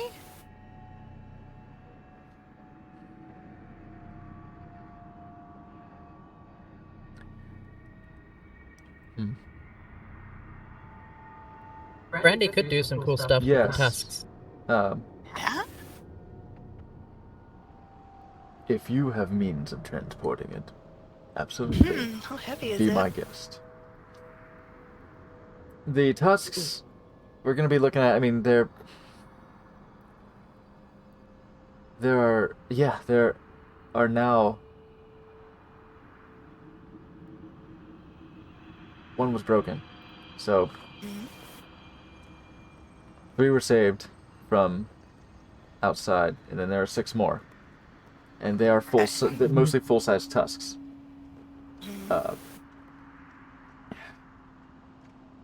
We could Carry looking them. at, You like- really have to focus on the tusk at hand. I hate that one. It was so good. Goddamn. So you're looking at like 20 pounds easily for each Tusk? for each one. Can I somehow cut them in twain with my claws? More for digging, though. Arsnag will do you a favor. He'll say Oh, that, well, if you want them cut, we'll diminish their value, but you will Oh. to collectors and such right. artisans will Well- like them to be pieces carved from full tusk if possible, but it is often Right. one of the reasons it's so valuable is because it's Was it- unwieldy. The broken one? Can I take some of the broken one with me and make Yeah. cool carvings out of it? Yeah, I'll say the broken one, you're looking at about the size of your torso of a Oh. contiguous piece. Well, there you go. You have something to make half of your chess set. Yeah! Ooh! Yes, please, I want to do that. I love that the most innocent member of the party is getting started into the ivory trade. Yeah. I don't It's know. so if- pretty. I don't know if I'd say any of us are the most innocent member of the party at this point. Like, I don't think we can claim any of that anymore. Donnie's pretty innocent. There's a There's a not his hierarchy current in that, present. in Yeah. that by that metric. I just thought of the most opulently ridiculous thing that could be made out of ivory. Oh no. You know, in like old TV shows and cartoons, when people are so poor they have to wear a barrel. Yeah. Ivory slabs. That would be They're just completely made out of ivory. when you go bankrupt, but you go bankrupt in style. Yeah. Ivory barrel. Decadently bankrupt. Ooh, that's how I like to go out. So yeah, if Harshnag could please help me cut up the broken tusk into half of my torso, I could probably plug that around. Okay. He will. He will take his great axe, put the blade on the ground, and just slide like a deli slicer. And you just slide the ivory beneath it and just roll it towards himself and just It's amazing. crackles off. You hear the bone shattering, but it cleaves cleanly as the other end that was irregularly broken just crackles off and crumbles to the ground. Hey, I have some ivory now. There you go. You have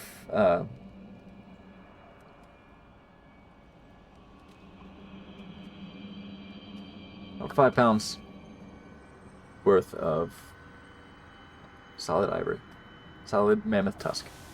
Ew. Good. Did you want more? I can cut others. I don't have a lot of use for it.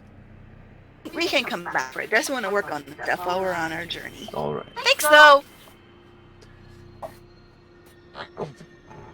Puts it on this shoulder. It doesn't kill Dane. Yeah. If he slung it over both, he'd be in trouble. But he slings his great axe over his other shoulder. And you do feel, even then, the wind from it.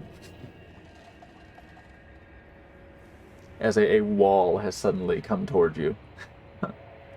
You know, I look up at Mew and I say, Brandy, it's gonna be cold where we're going. Shouldn't he have his cozy on? Okay. Yes, And can you help him with his cozy? I'm too far away to do it. You're I'm up. quite well enveloped, thank you. No, it's okay. I'll telekinetically put the cozy on him and then pat him on the head. An invisible, the invisible hand of Dane's economy has planted the cozy on. You feel a little. You look real cute. Clink, clink, clink, clink. There's almost an ashamed kind of sigh of relief that comes over. That feels good. I mean, and dignified. Did you listen to me? Harshnag will lead you out of the cave and deeper into the valley of Kedrun.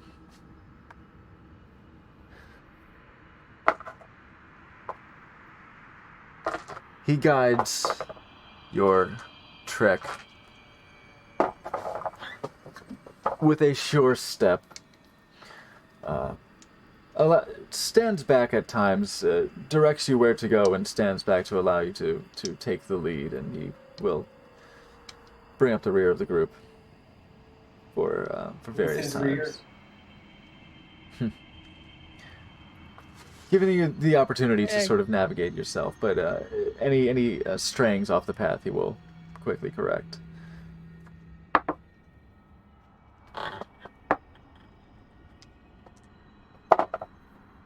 While there is some precipitation, there is a moderate snowfall as you go.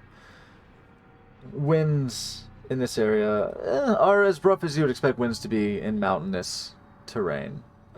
There is that sort of funneling effect as the wind blows through peaks and valleys and dips.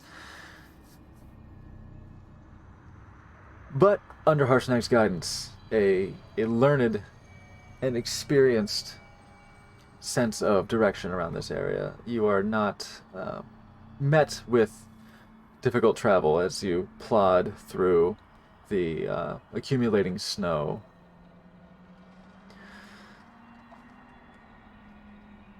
So travel does not find itself impeded. You, with your experiences of speaking with him in the cave and during this time of travel, especially during travel, you find he is habitually taciturn, but will field questions if any are leveraged towards him. He responds to conversation, but mostly just lets his actions do the talking and takes you through this less than beaten path. Really not much of a path at all, but your trek towards the temple.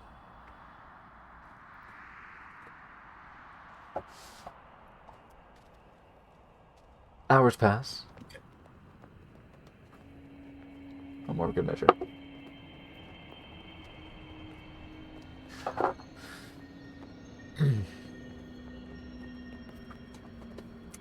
Would somebody like to roll for me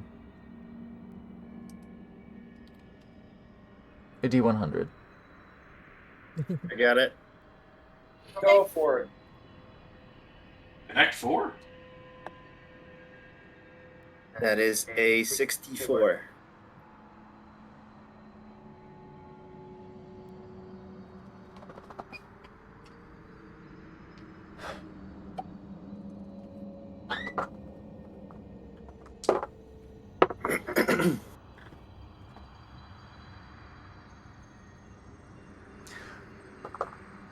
Harshnag notices first as his march through the snow comes to a slower pace, and he turns his head towards something he spots. Mew, as your gaze in is inexorably tied to his. You see what he's looking at. Tobovar, with your passive perception, you do notice as well that there appears to be the blackened, cold, mummified corpse of what appears to be a knight of some kind, pressed up against the stone wall, seated,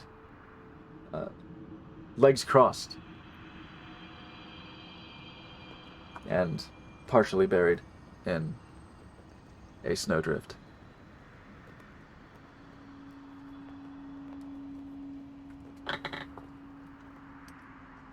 What do your giant eyes see, Harshnag?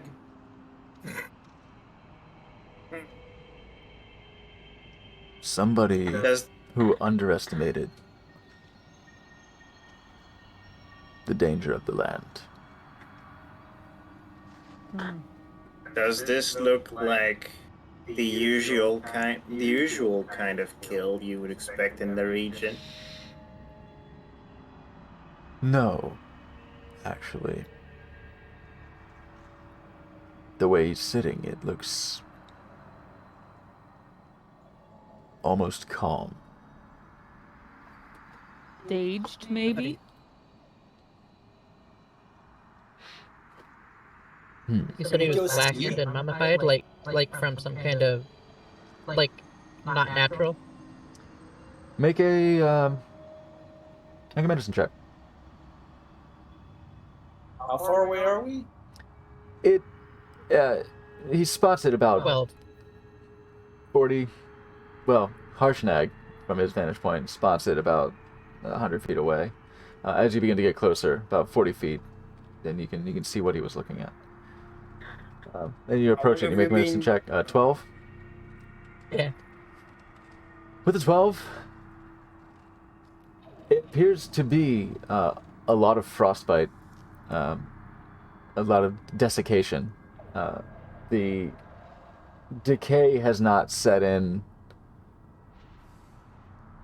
the same way that it would elsewhere. Being here in the frigid, mountainous weather,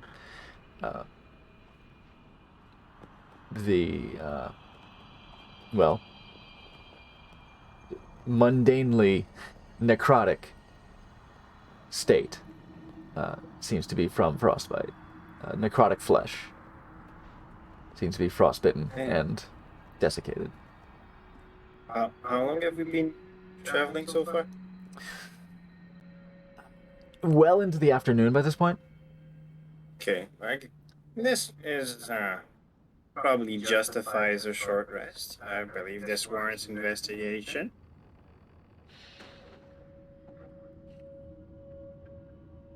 Whatever you say.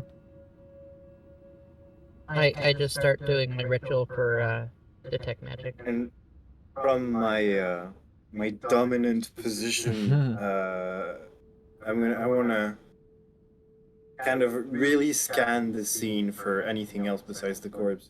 Okay. Make a perception check. I just want to investigate it the old-fashioned way. Okay.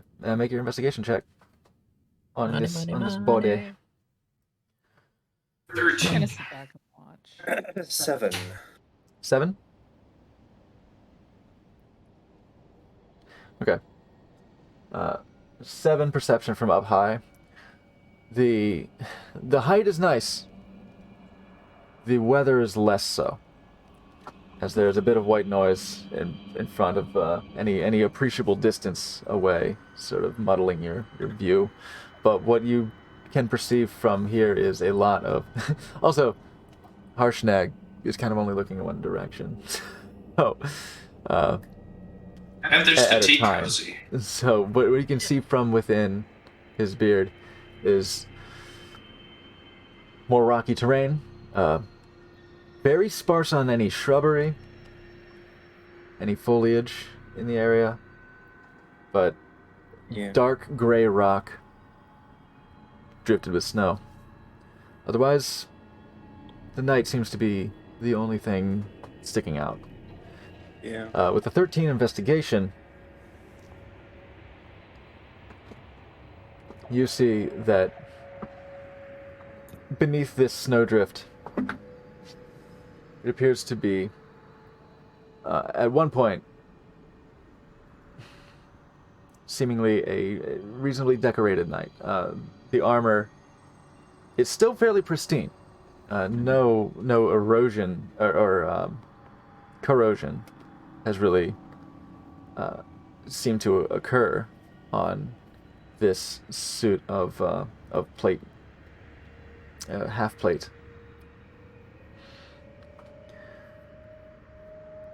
Across their lap, when the snow is moved away, you see that there is a large two-handed blade that their hands are draped over, sitting on their lap, holding hands holding the handle and the blade. It's these skeletal desiccated hands, back propped against the rock wall, head leaning back, and jaw just slightly agape. There is an engraving on the half plate that appears to be... It looks like the plate, coloration-wise, could be silver and gold. This might be plating, as silver and gold aren't the most effective armors. But they seem to be a well-polished sheen at one point that has been just slightly tarnished by the moisture out here, but again, not corroded.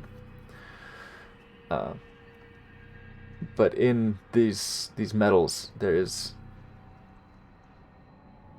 a fist emblazoned on Okay. on the chest. I'm gonna say that I rolled an in check for myself, turned out 24, so I'm gonna suggest it. Dane, my dear friend, Hello. Hello, Beard Ornament. I hear some of you pact practitioners may have options relating to interrogating the dead. Okay. Is that something available to you?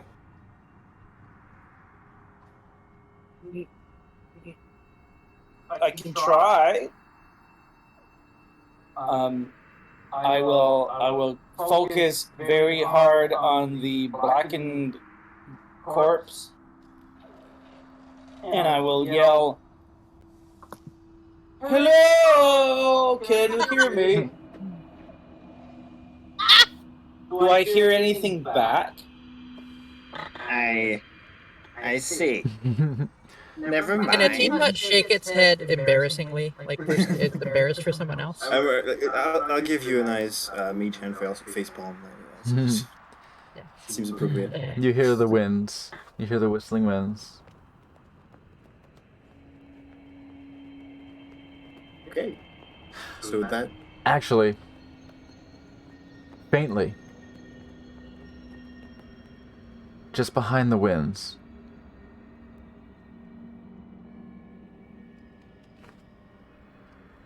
from miles away, Uh-huh.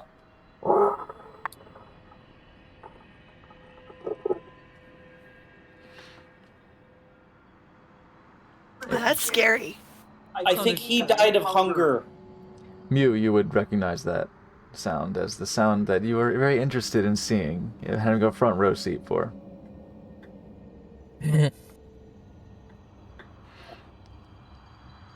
Well, mission well done should be done quickly. Let's not linger. Am I done with my ritual yet? By this time, yes.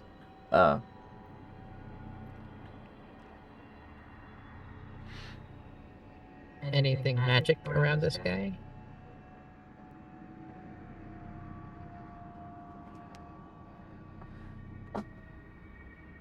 It does not appear so.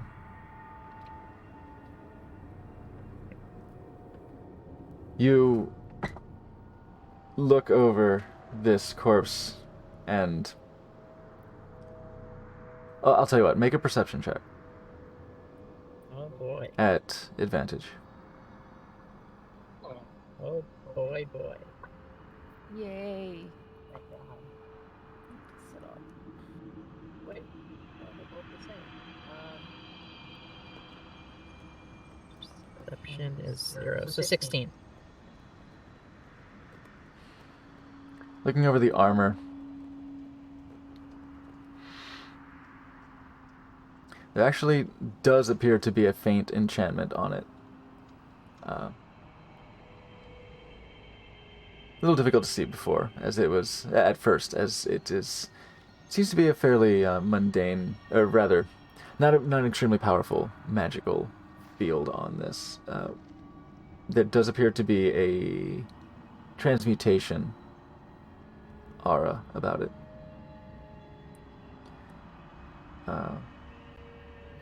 You look to the sword. It appears to be very well crafted. I would say like +1 well crafted, but it is mundane.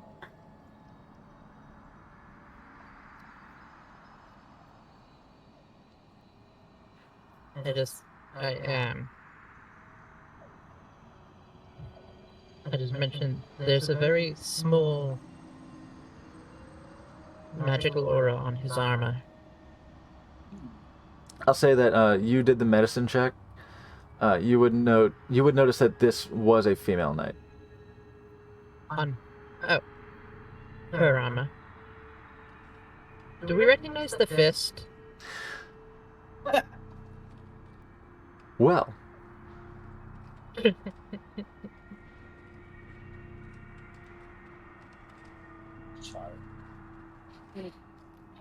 just as a gut feeling. maybe. I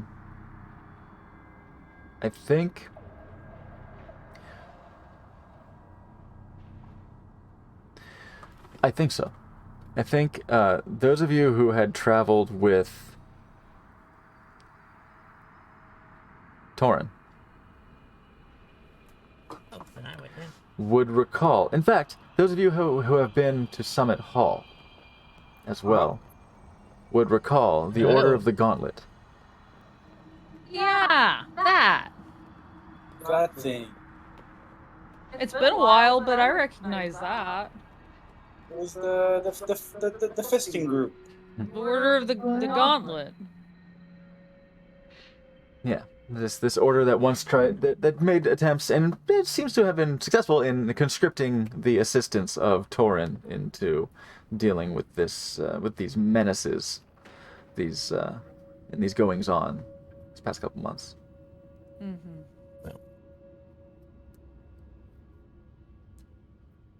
Ring no bell. I don't know what the aura is about. It's transmutation. It could basically be. Could be magic. It's very weak. It could just be making it look different. It could be anything. A remnant of a spell cast on it. Some fainted enchantment. I Even cast what killed- identify. Dane, you reach out to it, put a hand on it, and you're like, and open your mind and your heart of the Cosmic Crimson, and this information surges through you, and this is a piece of half plate that is enchanted with a glamour to never dull and always be resplendent. Ugh. It's one of those. This is one of those glamour enchantments to make it look resplendent and never dull, everybody. People probably like that, but I don't. Pointless waste of weave. We either leave it or we take it. Come on. I'll leave it up to you guys. Do we want it? I'd like to get to this temple. I feel it would be disrespectful to take. I don't have I don't care about. I look up at Harshnag and I ask if he could possibly help us, like, dig a hole or just grab ground so that there's. I can we put my this body bullet to rest. my ballet clothes on and dig a quick grave. No The problem. journey's still long, Could and do he that. seems comfortable. Remember Hulk claws. Harshnag will defer to your efforts. So you just claps down Whatever's the quickest little is what I was latches. wanting. Do a quick 6-foot hole. Yeah, Is this what you needed? and your burrowing speed's what? 10 feet per round? Yeah, it's really fast. So it's one like one right foot away. per round, excuse me. yeah. So it takes you like 4 seconds. Did you dig it in a way that you can get out of it? And it's 6 feet. I can climb out of it. I am 6 feet tall. It's just a simple reach up and hoist. I just You think have it's you have a hole. Yeah, there's your hole. There it is. You want to do a ritual, Morgan? I just want to put a body in it and cover it up. Hey! Slam! Just like no reverence whatsoever. Fucking Brandy As, Body slam. stunners the body into the fucking grave. Just as the RKOs body his like ass. leaves her shoulder and is airborne, I'm like, respectfully. I asked you if you wanted to do a ritual. I asked. You said no. So this is how I deal with dead things that aren't squished anymore. yeah, she fucking All like, right. brainbuster Now suplexes this thing into the ground. And Yeah. there you go. Now, Let's get adventurer, going. stay in there and don't come back out here and rest. All right, we're good. I'll Do fill you- it back up. Do you throw the sword? Unless Moo, you wanna? Do you toss the sword in after it? Yeah, we'll give him his sword. You know. Lay it respectfully across the body. There you go. The body, which is just I'll try In a and grave fix now? the legs that are all tangled up on each other. Like, okay. okay. There you go. I don't think I'm ever gonna be joining any temples anytime soon. Okay, good deed done. Yeah. Brownie We points. do a lot of bad. Good. It seems like once in a while we should do something not bad. Light side points. Like 2 light side points. Like, yeah. Game. I feel good. Don't worry. Okay, So so this I'm gonna be able to use negate the that force time I lightning. tried to burn those people alive. Like I still want to be able to use the force lightning, but I don't want to look like I used the force Right. lightning. Yeah. Yeah. No, exactly. Call them tickle fingers. Harshnag just gives a little nod. Moves to take giant strides along the path once more. Travel through the day. And again, he certainly makes no small talk, but he does not reject conversation. So it's only as awkward and uncomfortable of a silence as you let it be. So you continue until you reach a point where the sun sets, and in his wisdom, Harshnag does suggest the mountains are dangerous enough during the daytime. We should make camp. And What with could go wrong? Okay. it will help you to look for a nice spot. Yeah.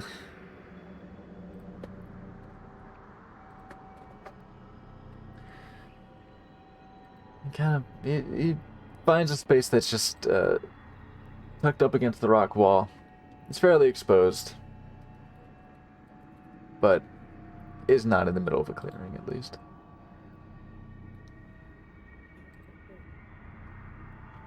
Good. And is having a hard time finding any materials for a proper fire here.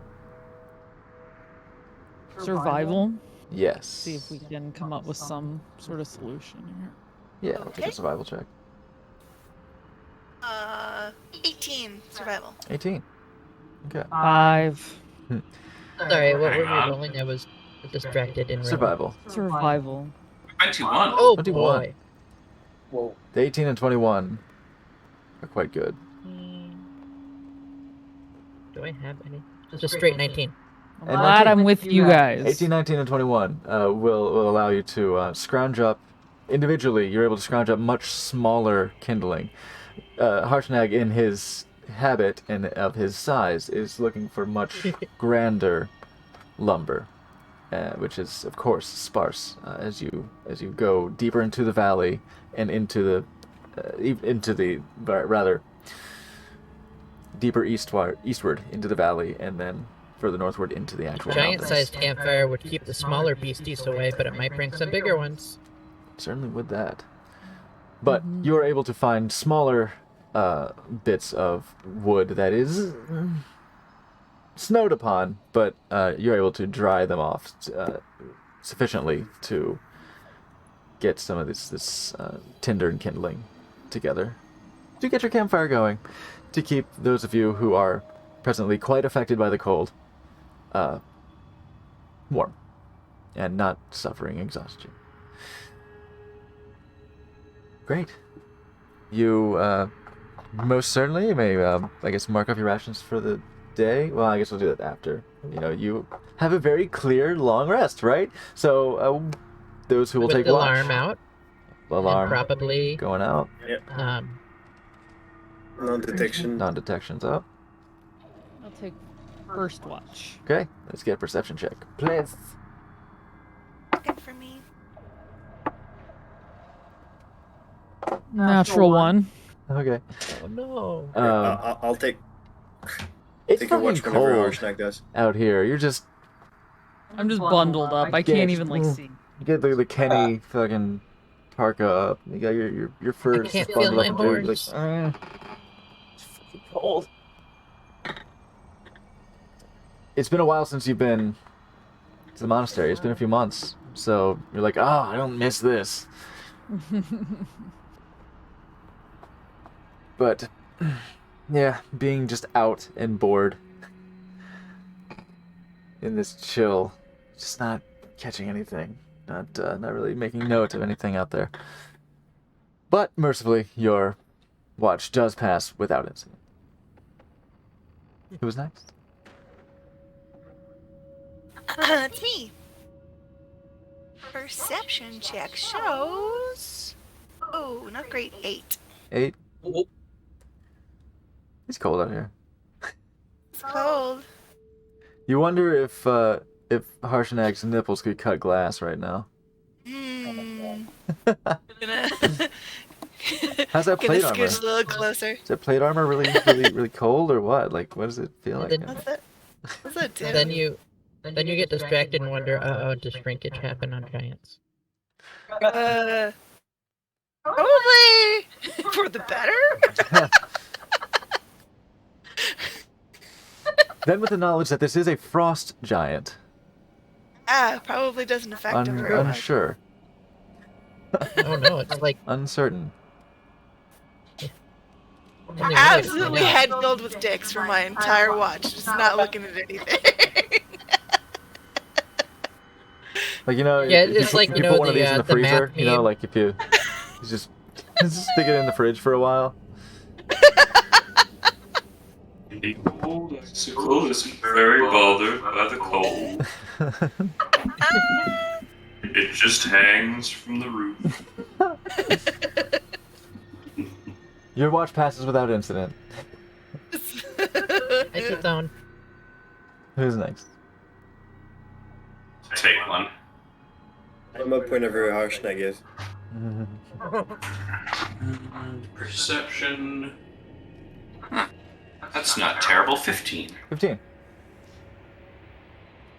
Sometime during the night, you do see movement in the dark beyond the still falling snow. The dim light of your campfire as it extends outward, and through your own dark vision, movement about at the edge of your dark vision. What appears to be a very small pack of wolves slowly files by, pausing briefly, sniff the air around your campfire, and gauge the situation. They look healthy. Not desperate enough to approach a frost giant. And they carry on their way. Feel like they want to stay that way. Yeah. You reckon hungry wolves, starving animals might take the chance. But they're not feeling themselves. This isn't Duran Duran. Yeah. Yeah.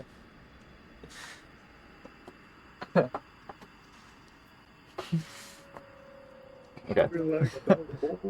Trying to consider alternate lyrics, but move on. As you take your long rest, you recover your spent spell slots. You may mark off one of your rations for the day. Chili, jerky, and mushroom. You had a campfire if you wanted to heat some of it up. The next day, your journey continues. The snow has not abated as the morning comes to you. Sky is bright but gray. As you carry on, pressing forward through the mountains for your second day. Even though I don't feel it, I decide I'd better put on my cold weather gear above my robe. So my arms don't fall off. Yeah, seeing this desiccated corpse the other day might sort of put the fear of the elements. Yeah. You know, just this underlying concern of whether or not you still suffer the effects of cold while not feeling it. Like, is this just a magical sedation? So you bundle up. And you're still comfortable. You're still quite comfortable. It does not really influence the degree of temperature that you feel as you bundle this up.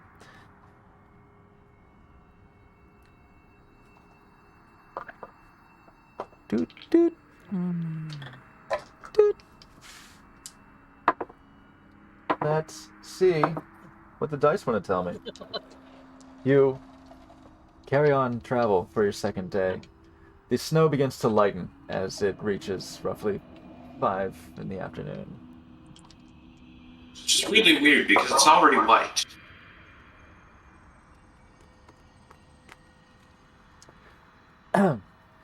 And the weather begins to settle down. And you enter into an area where the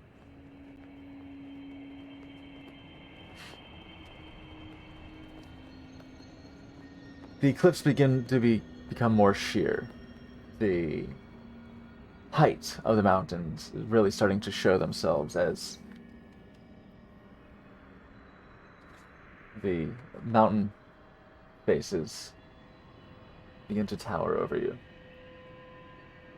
You start your march up a winding mountain, you could say makeshift path, as it is a winding bit of more or less level terrain that will support you. And Harshnag, perhaps more importantly. And up, gradually, you go. Until once again, night reaches you. I'll say at this point, it is easy enough to find another place to camp.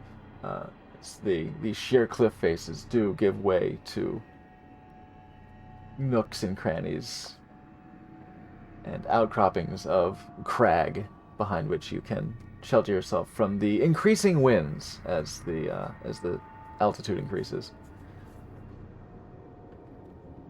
You camp once again. I'll say no watch is necessary at this point. It's second verse, same as the first, more or less.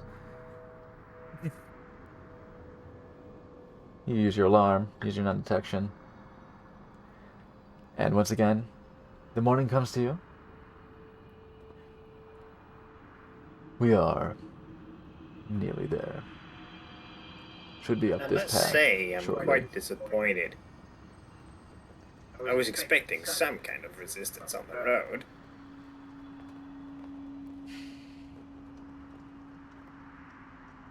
Consider it a blessing. We do not know what we will find when we get there. But at least our travel has been simple enough. It'd be pleasant if it wasn't so cold. Indeed. Hot-blooded one, are we? Check Just a little bit. Yeah. Some people found out just how hot-blooded I am. I find myself obviously quite comfortable in this terrain, and he'll sort of like do a little kind of flex his upper body, and you see this sort of this rising of steam off of it, or vapor. Dane, if you were riding him still, if you're riding on his shoulder, this is not steam. This is a very chill air coming off of him as he flexes like this, and it's just. It is biting cold. It is. Oh, shit. It's like you step out of this shower and the bathroom door has been open the whole time, and it's just. Oh, no. Chilly. Impressive. Too cold. This is Jealous. my element. We will be there soon. It should hopefully be more bearable for most of you. Well, while we walk, perhaps entertain a thought for me. This princess that we wish to preserve and keep in command, as it were. What would be your assessment of her leadership capabilities?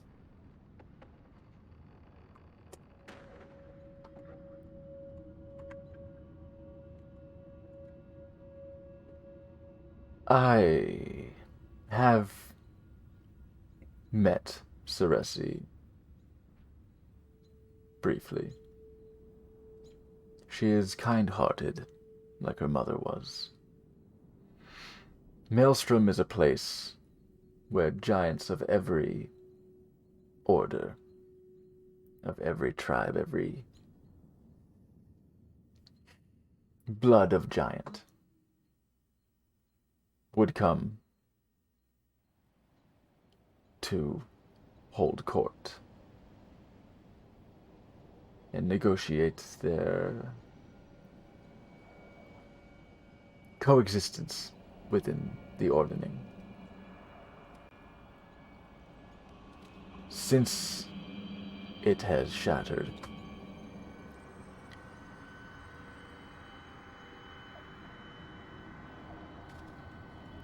she has been losing grip on some of those that her father kept in line. Some have not returned to the court. My assessment of her leadership is not that she is weak of capability or of spirit, but is inexperienced, and that can be dangerous. I see. Well, it is in my experience, and I have quite a lot of experience in that domain, that communities led by the kind-hearted are the first to collapse under the pressure.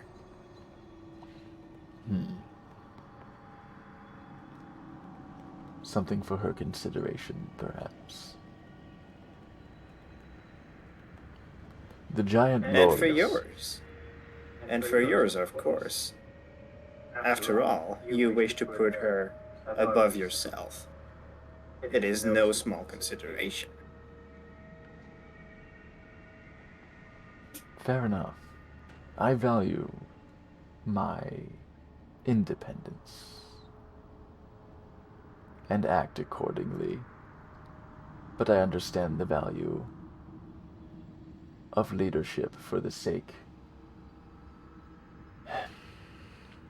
of peace.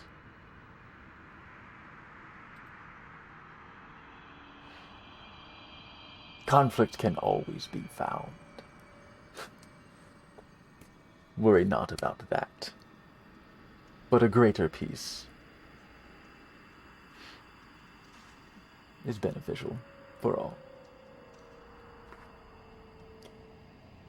This is a lesson for the giant lords who left. Those who did not return to the court were Chief Ga of the Hill Giants, the stone giant Thane, Kyolithika, Jarl Storvald of the Frost Giants, my blood, Duke Zalto of the Fire Giants, and Countess Sansuri of the Clouds. I believe we may have seen signs of Countess Sansuri's. Yes, last I recall, she's been Plans. quite active.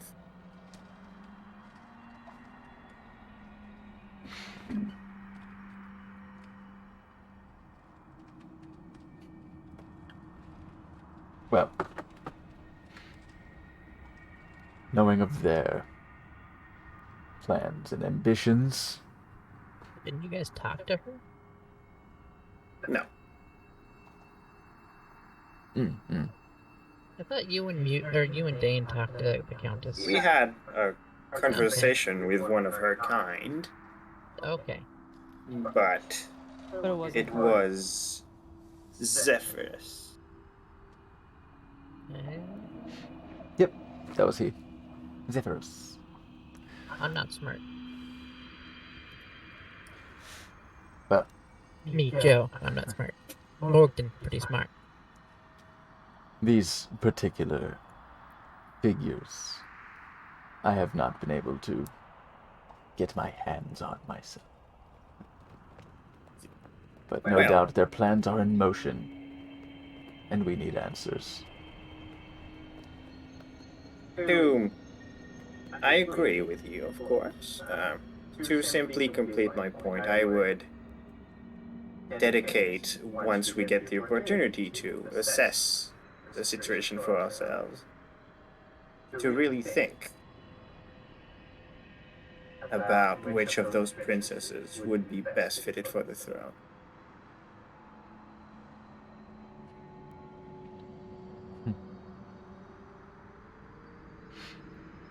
It is not my court to decide, but our actions are ours to decide. Indeed. Understood. And I believe our actions in the near future will have tremendous weight in that regard. Certainly I mean, we something already to have, consider. haven't we? Sorry, say again? We already have had tremendous weight, haven't we?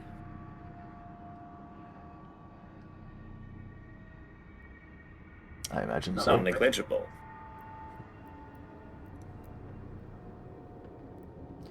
As you carry on this conversation and continue to walk this escalating path, the rising crags of the rocks begin to be lost beyond the sides of the path that you walk, as past a 40-foot wide causeway, the cliffs begin to drop off to hundreds of feet below.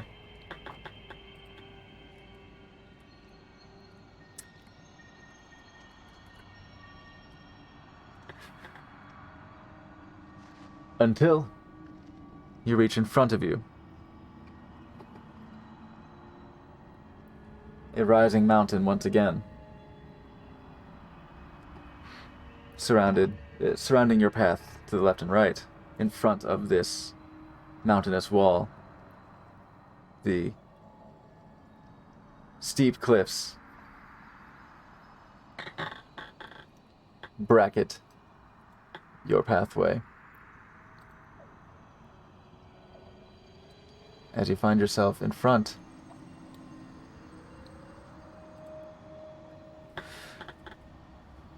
of a cliff face with an enormous domed entrance in front of it.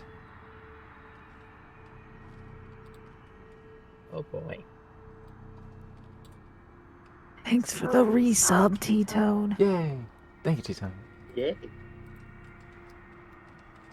The viewer map hasn't changed. I'll move observer.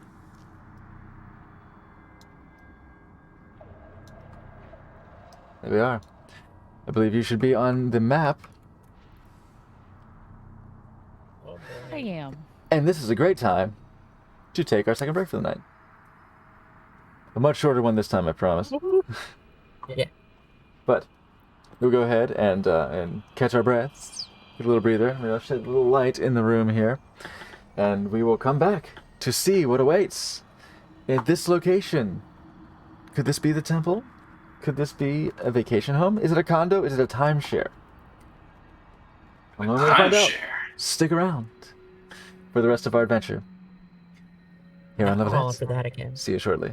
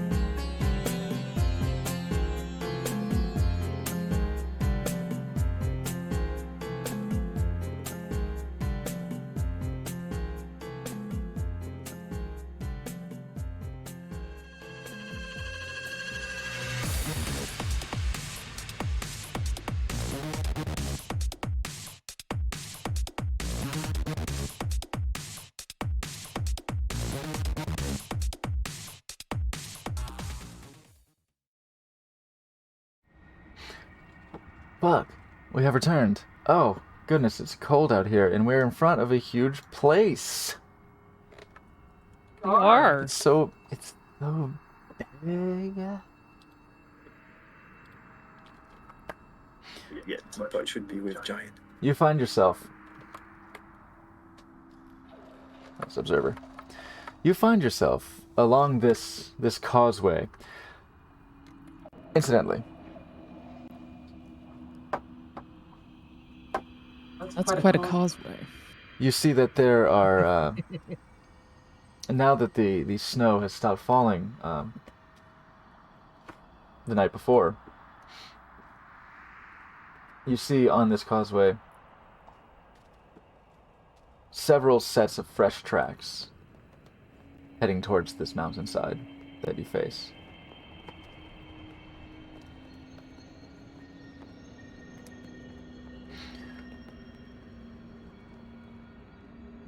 Company? And This is where we're I headed. can I tell if they're animal tracks or if they're more giant tracks or I would love a survival check.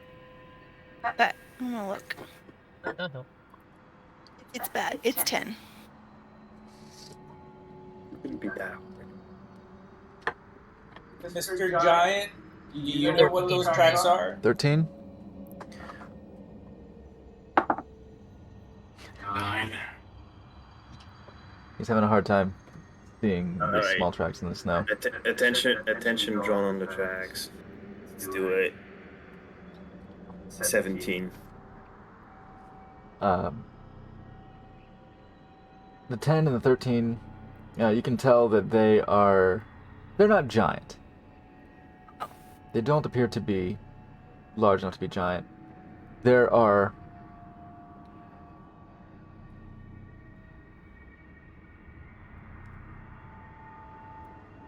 Mew, with your 17, you see that there are it seems to be these fresh tracks count 8 humans and 2 sets periodically, as in like these broad four-digited imprints in the back and 5 in the front. Roughly the size of, slightly larger than the human footprints. There would be a small stretch of them, and then nothing, and then a small stretch of them, and then nothing.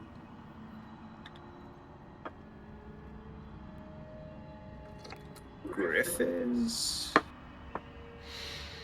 With your 17,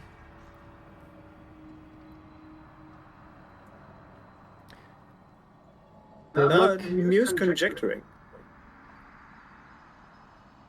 it's worth a conjecture. I would say that they look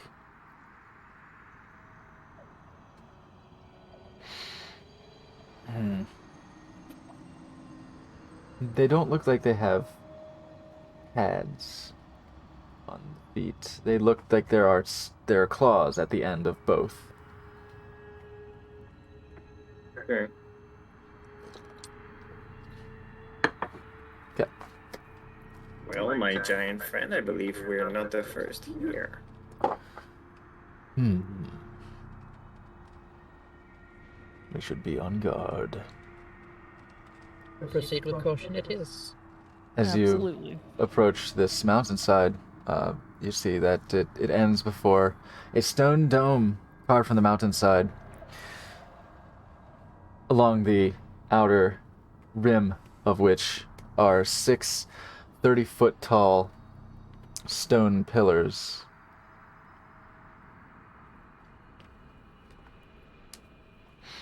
Around each of them is carved a wraparound bas relief. More carvings. I'm into that. They're the carvings of. So you go to the pillars and you check these out, and you see that from the northernmost one, you see the scene of a hill giant heaving a rock above its head. The nearer one, south from that, you should use mine, not observers. I got the black one. You see a frost giant chopping down a great pine, a great coniferous tree. Below that is a cloud giant flying amongst birds in the sky. Beneath that, a flying storm giant hurling lightning bolts at a ship. Beneath that, a stone giant climbing a mountain, not unlike this one. On a day very much like today.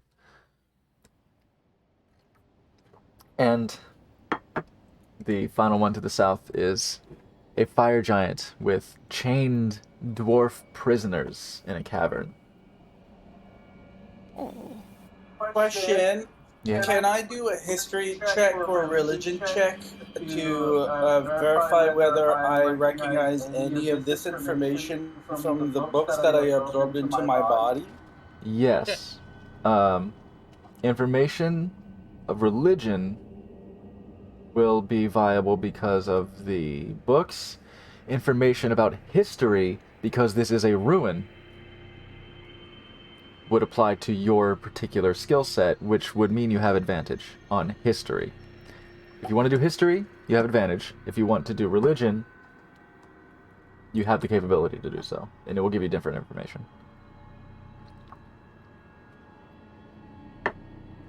What? 23, please. For history? Yeah.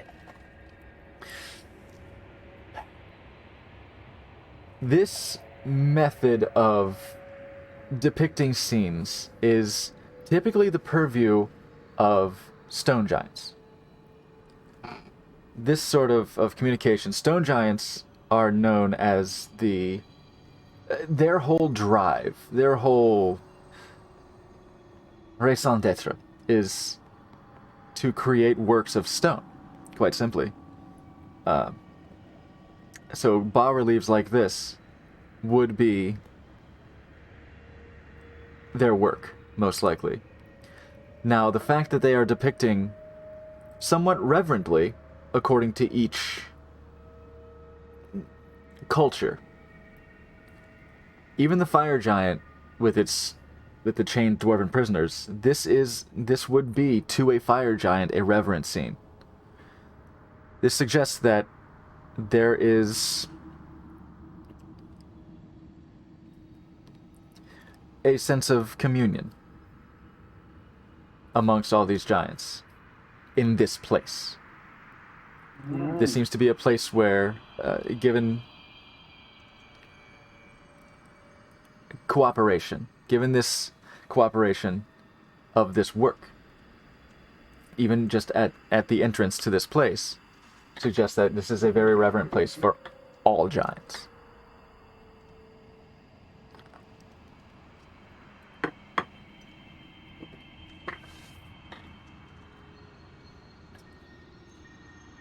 I'm gonna point up at the frost one and say, Harshnag, this one looks like you!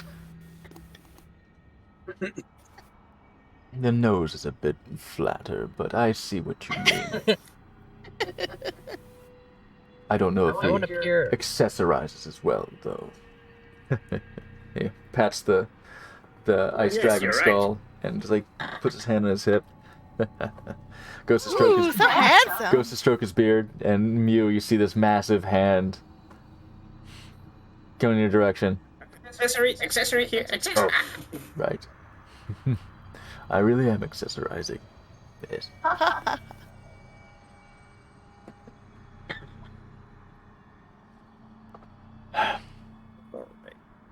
Harshnag will defer to your judgment. From out here, I want to peer into the cave as far as I can, see what I can see. Yeah, I'll say you may want to wish to go beneath the dome at least, and then you can see Yeah, I'm not, just like, to the light a going bit in. as well. I'll grab you and move you. Well, not worry about this too much, but I will go ahead and reveal that. I tried to accidentally move Shidani, not me. Gasp. Bobo's so pretty. Oh. To scale, all of these squares are 20 feet. Oh lord. Okay, thank you. So you see that everything here is immense, is very much scaled for a giant. This is. Do you have dark vision, Morgan? Yeah. Good. Let me make sure I have which one I have.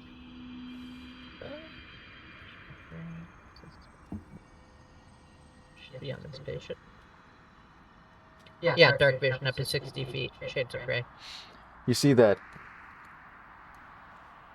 at the back of this huge stone awning, right? Like this domed entrance, it's carved out of stone. It looks incredibly sturdy. It's undoubtedly the work of stone giants.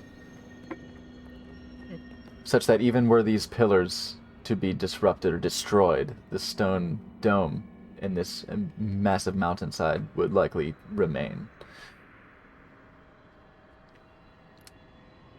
There is a 40-foot wide and 40-foot high hallway that heads deeper into the mountain. The wind has taken the snow and rushed it down into the hallway quite a distance. It's a shame.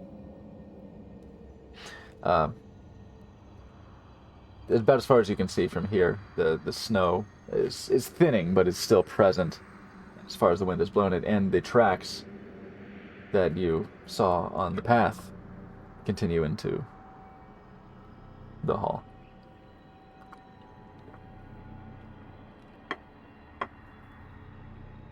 Let's head in.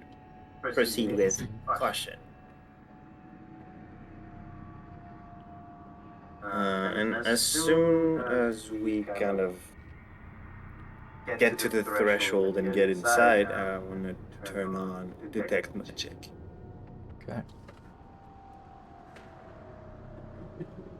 Are you, you say, are you heading in cautiously? Are you heading in, as one might say, Yeah, cautiously. stealthily?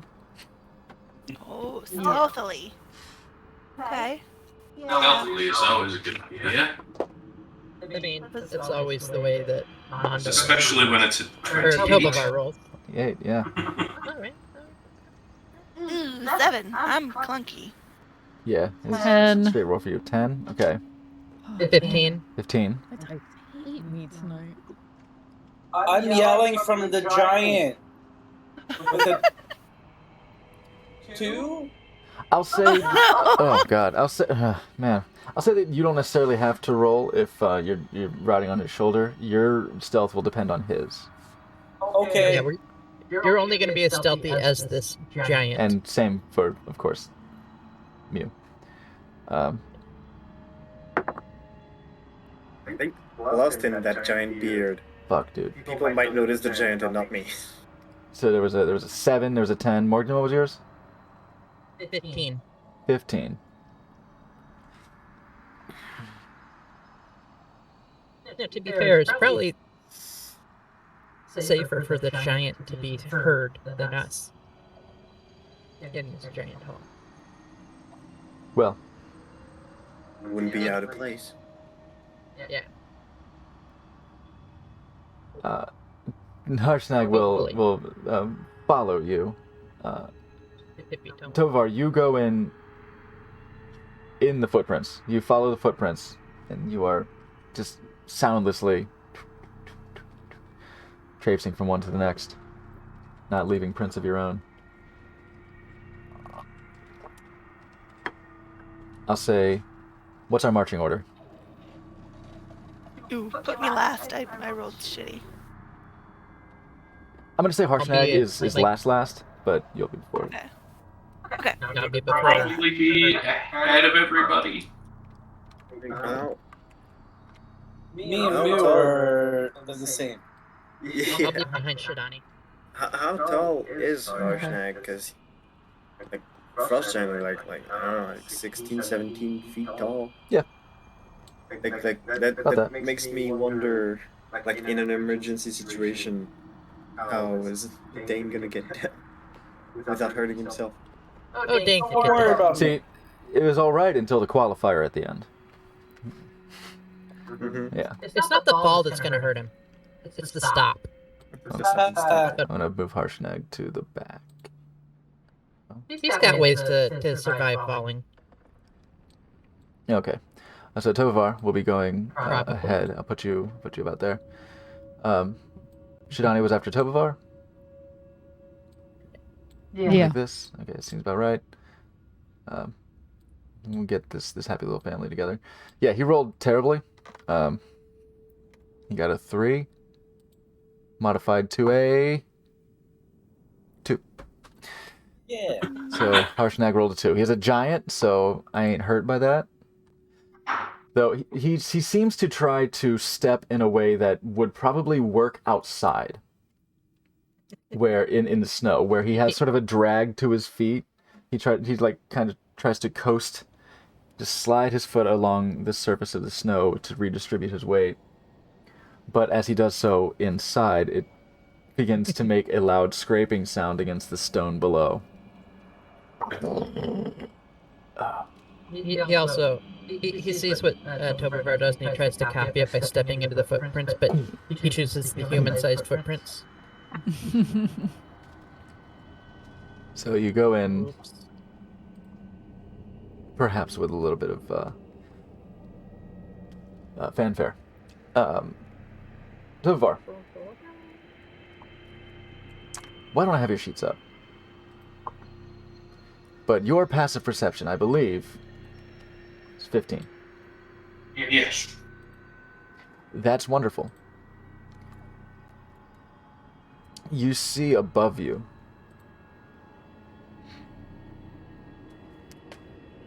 in this 40-foot tunnel, there are gaps in the ceiling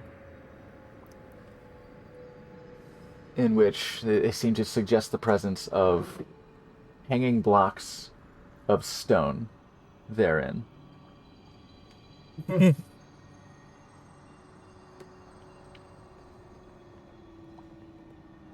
They seem to be, as you approach, in fact. I had to do this to the map, because for some reason, on the player version of the map, they showed this. So I had to get rid of it. Because they didn't want the players to fall into a trap and die. So, dink. That's on the player's map. That's hilarious. Yes, it's on the player map. So I made a tile graphic and I just put it over it. Oh, you're smart. Oh, Tovar. So you see that above these there seems to be hanging blocks of stone. Quick. Throw the Before we teapot go on. across See what there, happens.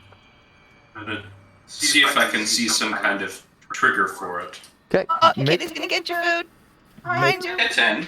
make an investigation check for me, please. Stop that from investigating my dinner here. Yeah. There we go. We have the removal service. Ah. Oh, 24. 24. Oh, that's great. I'm going to say, let's see. You also have dark vision, 60 feet. 60 feet and then 60 feet beyond. So it's... Right? It's... Past your 60 feet, it's dim... No, it's... Dim light becomes bright and dark becomes dim. Not the fall off. Right, well... It is fairly dim here. As looking further in, you see that it is unlit beyond the ambient light outside. We What- won't light. What you are able to see, to find out, on the wrong layer, with that investigation check, as you sort of have to step under the stone to some degree. Maybe not plant your foot, on the floor, but lean forward to see what sort of mechanism this might be, this might deliver. And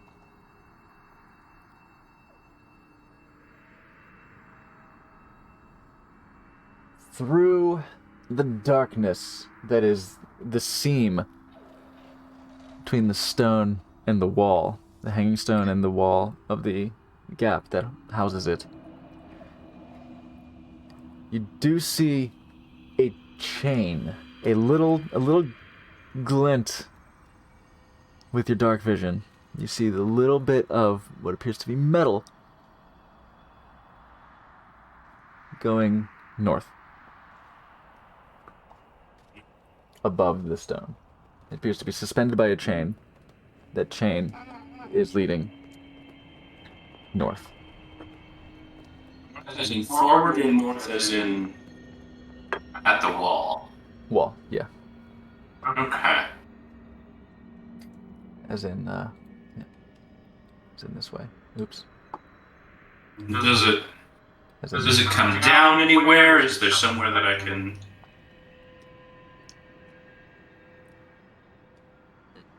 It seems to be just that, going directly. I'll say with the 24, there does not appear to be a triggering mechanism in front of you.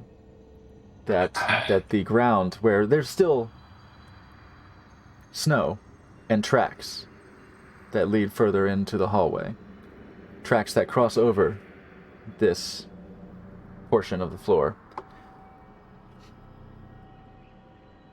and that even brushing away the snow, there doesn't seem to be any seams or elevated tile that would constitute some sort of pressure plate or tripwire or your typical trap delivery mechanisms.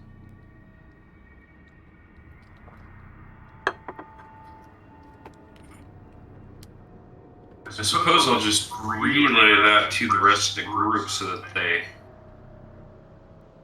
Because it's fairly high up.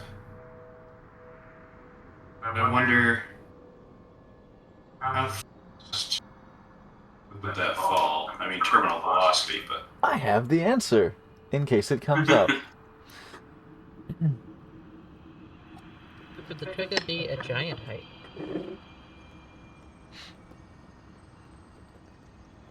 Either way, I'll relay to the group that there's some kind of stone block suspended on a chain above us. And indeed, with the 24, I'll say that would afford you the opportunity to check the second one, if you are inclined to do so. Yeah, it probably would. That with the lack of apparent presence of delivery mechanism, even if you just out of security's sake leap over, just in case, whatever, you look up and you see the same thing with this one. However, the little hint of chain between the seams that you see above the block, suspending it, goes this way. Goes to the south. And vanishes into the wall. There's Yeah, traffic right here. As Topovar relayed the information. Your detect magic does not seem to pick anything up. Yeah, but like Topovar told everybody what he saw, right? And yes, Tovar. I thought you said as. Yes. He has. I'm gonna speculate. Are you sure those aren't simply doors? Action from somewhere else.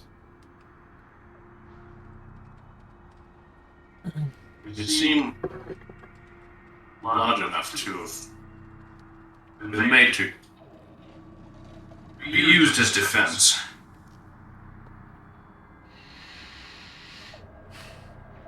That is not unlikely. I have never seen them down.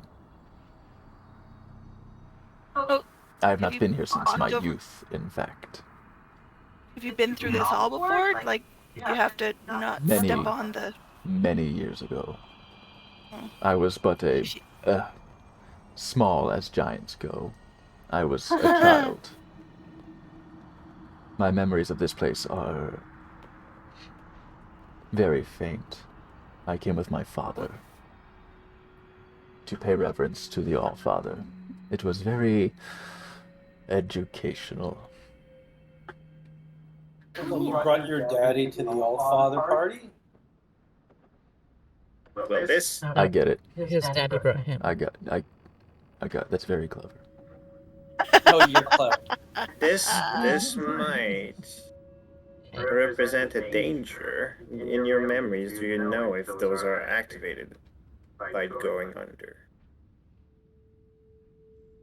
I came out alive, so I imagine not. I know we're trying to be stealthy, but do you think we're gonna want some light? I'm sorry. I've never. Very rarely have I been on this side of the dungeon, as it were.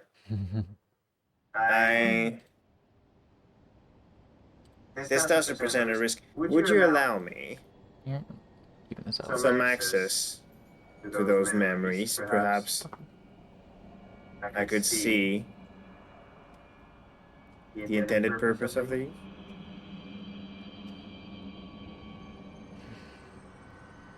I don't understand.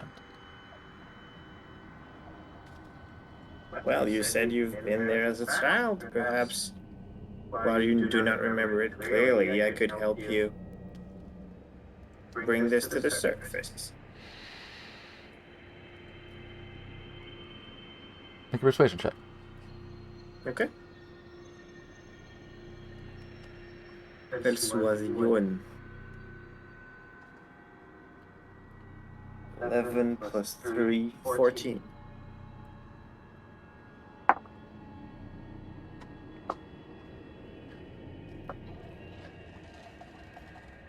Very well.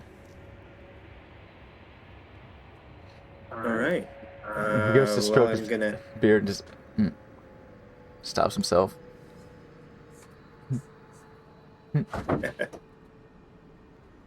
He strokes Benny. I'm gonna drop the detect magic, cast detect thoughts, and immediately dig deeper. Okay. He begins to try to recall. He does not resist. He begins to try to recall his memories. As you go through the surface thoughts, you see the visual of him holding his dad's hand. His dad looking very much like him. The apple didn't fall far from the giant tree.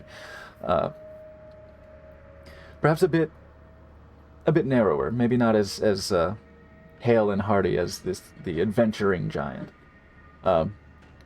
But you go past and you get feelings of reverence, you get feelings of respect and admiration. The visual is somewhat cloudy. You get a picture of him walking through this very hallway, looking up at his dad, holding his hand, being picked up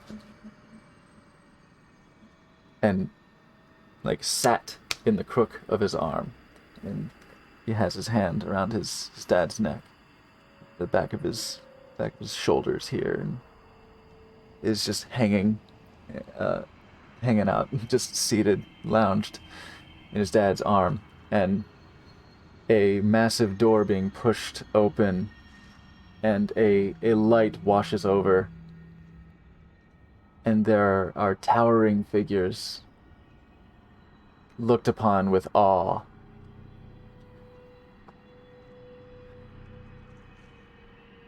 The rest is murky. I wanna just in the vision, trying to dissociate myself as much as I can from the subjective perspective. Yeah. Can I see that those things are there when they go through the hall?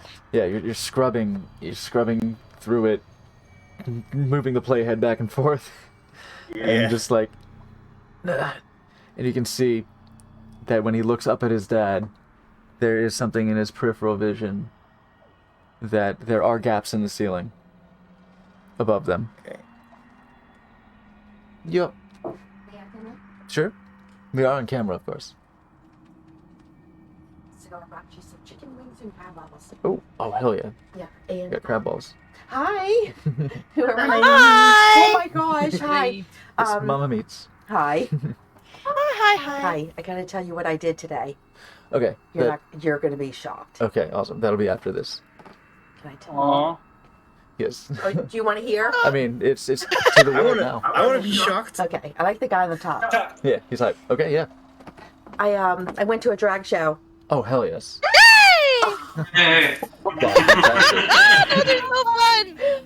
Oh my gosh! I mean, first time ever. Mm-hmm. I was shocked. I don't understand why men look better than I do. I get that a lot, to be honest. I mean, their butts look better than mine. Their waists are like this big. But they put on a show. It was amazing. It was so amazing. That's excellent. That's awesome. I can't believe I did it. I'm glad you did. I didn't know I was being roped into that. Oh yeah, it was a surprise. But I was kind of like, I knew there was gonna be drag, but I didn't know it was gonna be like this big show. Mm-hmm. Yeah, oh yeah. Drag is always extra. Oh my gosh. So I'm glad you had a good time. Oh my gosh. I shot a drag show once. I did event photography for a drag show once for college. It's a blast. Okay, I'm still in shock. Okay, good. Nice to meet everyone. Hi. Good to meet you. Very exciting. All right. That's gonna be a conversation. It's Dungeons and Drag. Actually, I saw an event. I did recently see at apparently the Auto Bar. There's gonna be. It's in Baltimore. Everyone, hey, come to Baltimore and do cool stuff. There's gonna be an event called event runners called Dungeons and Drag, and I'm like, are you serious? Is this do you guys play Dungeons and Dragons? You do fantasy shit in drag? I don't think it's quite what it is, but even if it's like a kink event, that's maybe better. In any case. Either way, What somebody we else read gonna do? Slappy's mind. Oh yeah. Anderson just needs to wear my shirt, and I just need to Just wear swap. There you go. his shirt. We're just gonna swap. So you're not gonna put you're gonna put on the Yeah. are you gonna put on the ball cap? Oh, and if some we're beard? doing this, just let me get into the closet here. We'll Get in the closet and come right out. yeah, there's an arsenal beside me. Oh, Hell yeah. I feel that this whole this is just the skirts, All right. and then the shoes. Oh God. I love your shoe collection. Equipped. I'll shave and put on lipstick. Yes. Anyway. So, in as, these memories, sadly bereft of a drag show, you do have parental reverence, which is common through these two threads. So you look up and you do see that there are gaps in the ceiling as you pass beneath your father through the point of view. Harshnag's father seems unconcerned. All right. I'm gonna come out of the vision and kind of reassert my hypothesis. I believe this is safe. Tobovar hasn't been crushed with anything so far that has killed him. So he's just gonna, like, again, just leap over the gap where the thing is because he has no plans of being crushed anytime soon. Yeah, not about to start now. Mm-hmm. We'll say that you go ahead and leap over. Oh, did I put you on? I think I may have accidentally pulled you into the GM. Oh no, you're good. Okay. Oh, that's right. You looked translucent because I put the tile in the GM layer, so it's there like at 50% opacity over top of everything. I was like, why are you fading out of existence? Anyway. Oh, no. It's happening. You do see into the room, into this hallway further. To your left and right, here, you see that a ledge about 20 feet up off the ground gives way to some empty space above it, where along the ledges there are niches where you can see, with your lovely dark vision, you can see that there are iron sconces set into the niches along the along these two ledges. You hear Still, of course, you see giant scale. Yep, very much so. Everything so far that you're seeing seem to be very much built for giant ergonomics. You hear. We're essentially in World 4. Sorry, second. So essentially, we're in World 4. Yeah. Mario 3. Mhm. It's really cute. It all also kind of just like kind of run through the Yeah, you just zoops. yeah, effortlessly. Just mountain goat, meh, leap your way across. Yeah. Like Do my best. damn near to do the cleared same. both at once. Well, that is 60 feet, maybe not. I forgot about the scale already, but yeah, Morgan. Yeah, you go ahead. Are you gonna try to leap?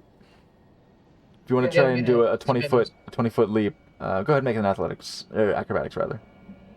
Basically, I'm trying to Either go as fast and as far as I can Athletics.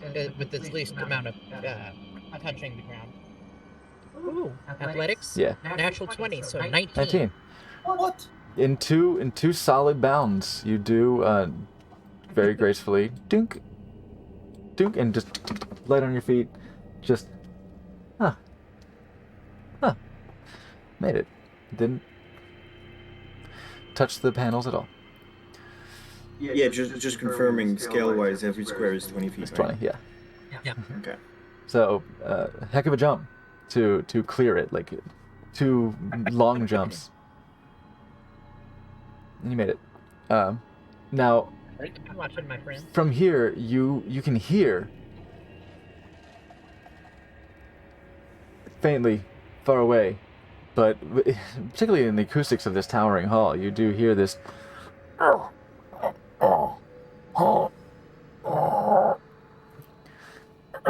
Somebody, Having sex. or someone's pooping.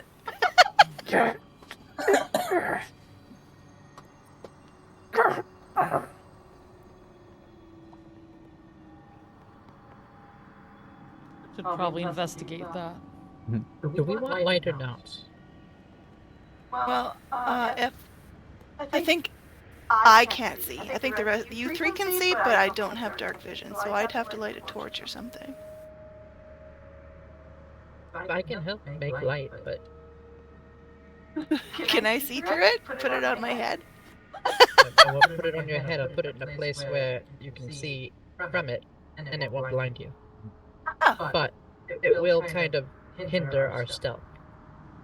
well, I'm already a clunky old 7, so if you guys are gonna do stealth shit, I should probably hang back. Harshnag did get a 2. I think we should just light the torch. It'll be fine. Okay. We'll be I brave. just tap my. I just roll my finger over my bowl, and it emits light as I cast light spell on it. So hold on. I will. On your bowl? I will light a torch And And then I'll for look. myself.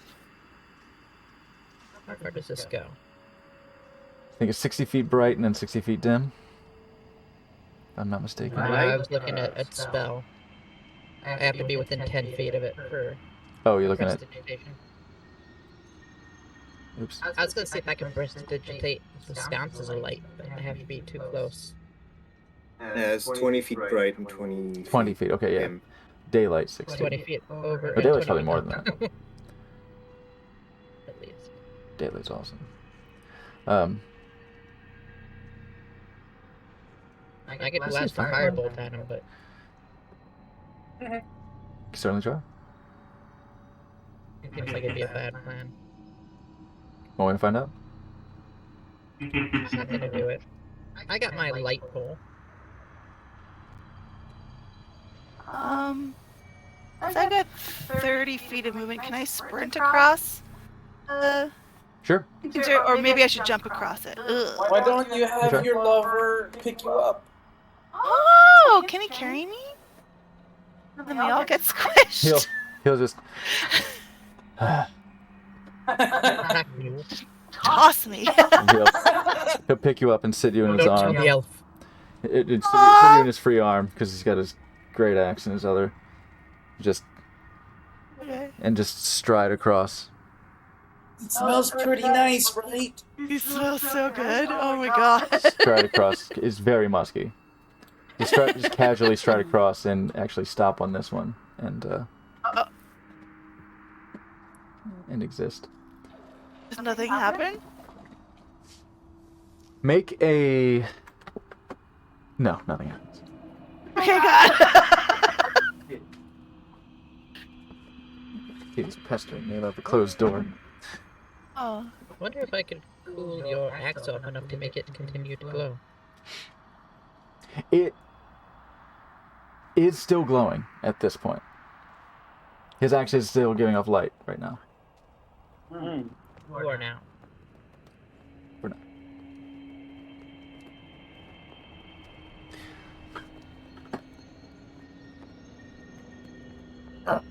Dane, Hi. from your vantage point, atop Harshnag's shoulders, you see a bit more of the these ledges. They're ledges. You see that there are walkways past the niches.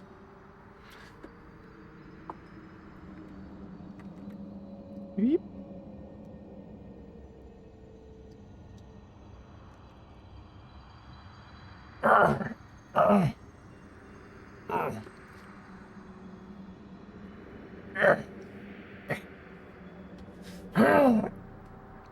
I think somebody's pooping from the ledges. Harshnag, do you see anything?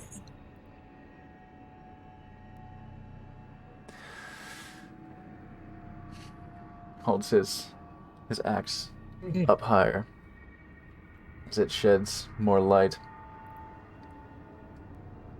I say, given these circumstances and all these light sources, that you do see farther down the hallway to the end of it that as the light, see, holds his axe aloft and the light shines farther down. Brandy, well, no, he didn't cast the light. Morgan didn't cast the light on you, on the bowl. Yeah, lights on me. Couple light sources. You do see that there are a number of Dane, what you would recognize, and Mew would recognize as Uthgard barbarians.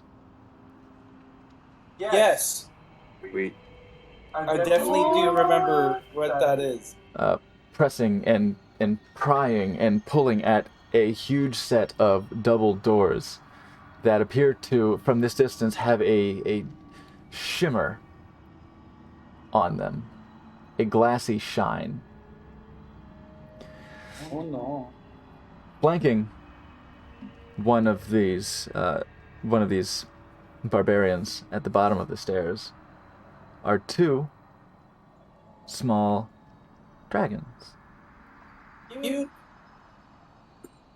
Very, very small white dragonoid creatures. As this light shines and casts shadows on their presence, the central figure between these two dragons and the dragons themselves, they turn. Central figure turns. Who goes there?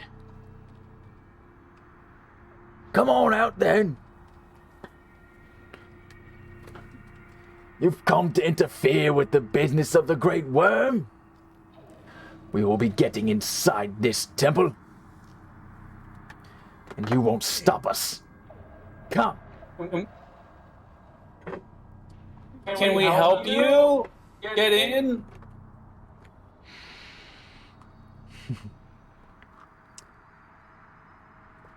They are trying to get in, right? You do see that from what there are 6 individuals surrounding this door, pulling and prying and using their spears or axes try and wedge between the seam of the door, struggling to little avail.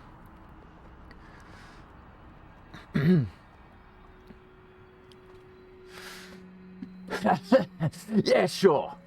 Come on, help us then.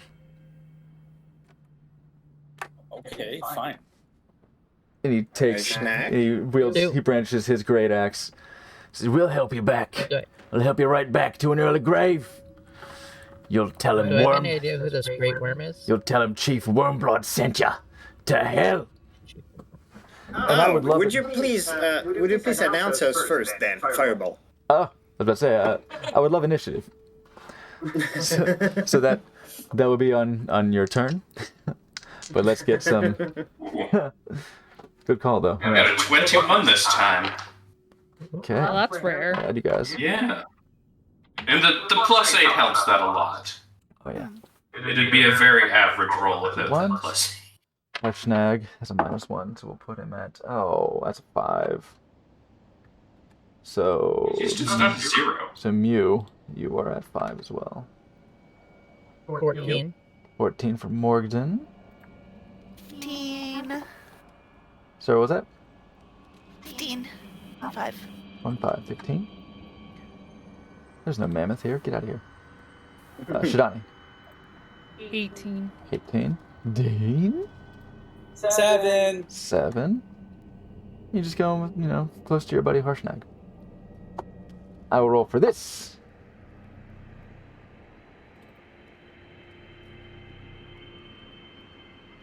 Okay. Is. Okay. Roll for you. You. For you. You.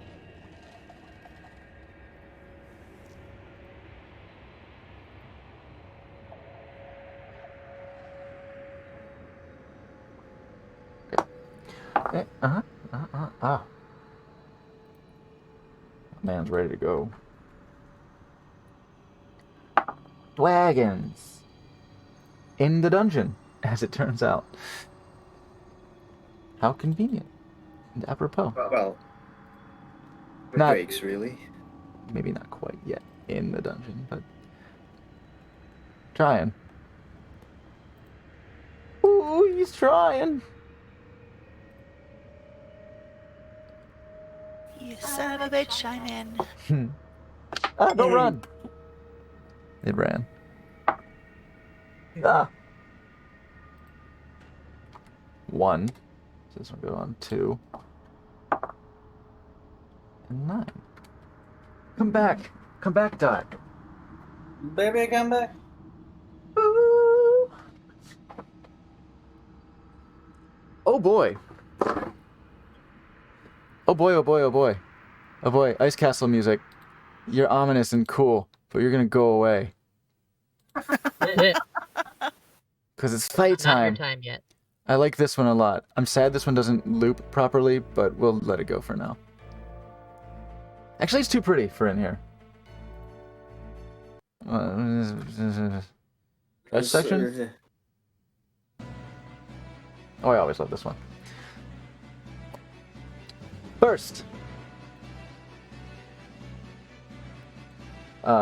Unfortunately, even with your, massive stealth score, the light kind of blew your cover. So, Okay. Sorry. so at present, you do not feel that you are hidden. But it is your turn, Toblerone. I'm gonna be a little more tactful this time.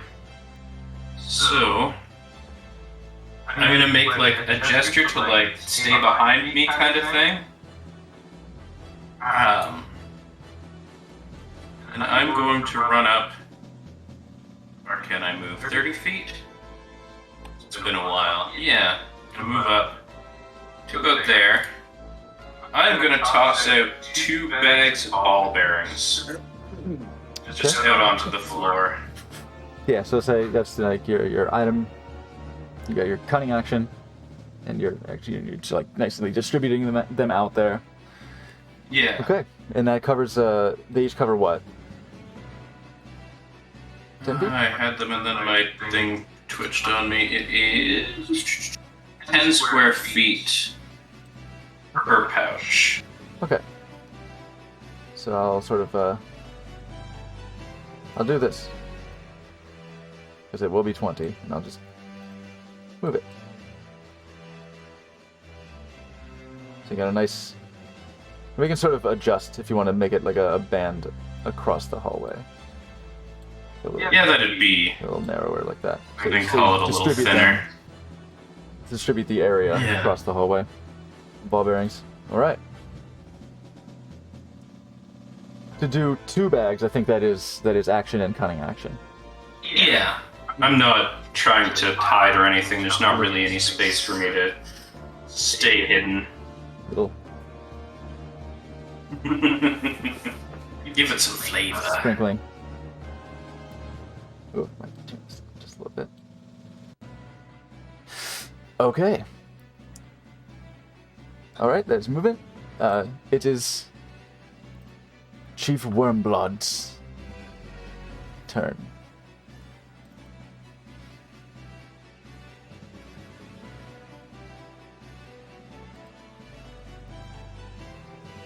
He's going to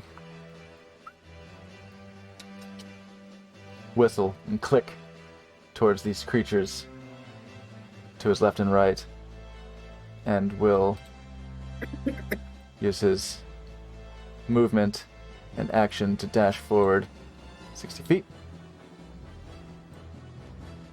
Park himself right there. In a ready, just start sprinting. Just hand outstretched as he goes, as he comes kind of skidding to a halt across the floor. Come on, then. Shidani. Alright. Oops, wrong one. Speaking of sprinting. Well, at least for now, I think I'm going to move down over here, kind of like away from the land of the ball bearing, Okay. and park myself over here, Nice. and just kind of... Let me check your character sheet for a moment. Do you have a climbing speed presently?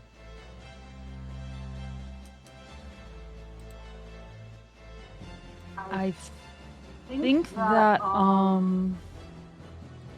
know next level I get the ability to just run wall up run? walls, Okay. but I don't have it yet. Okay, so in this case, to move up that 20-foot ledge, go ahead and give me an acrobatics check. Okay.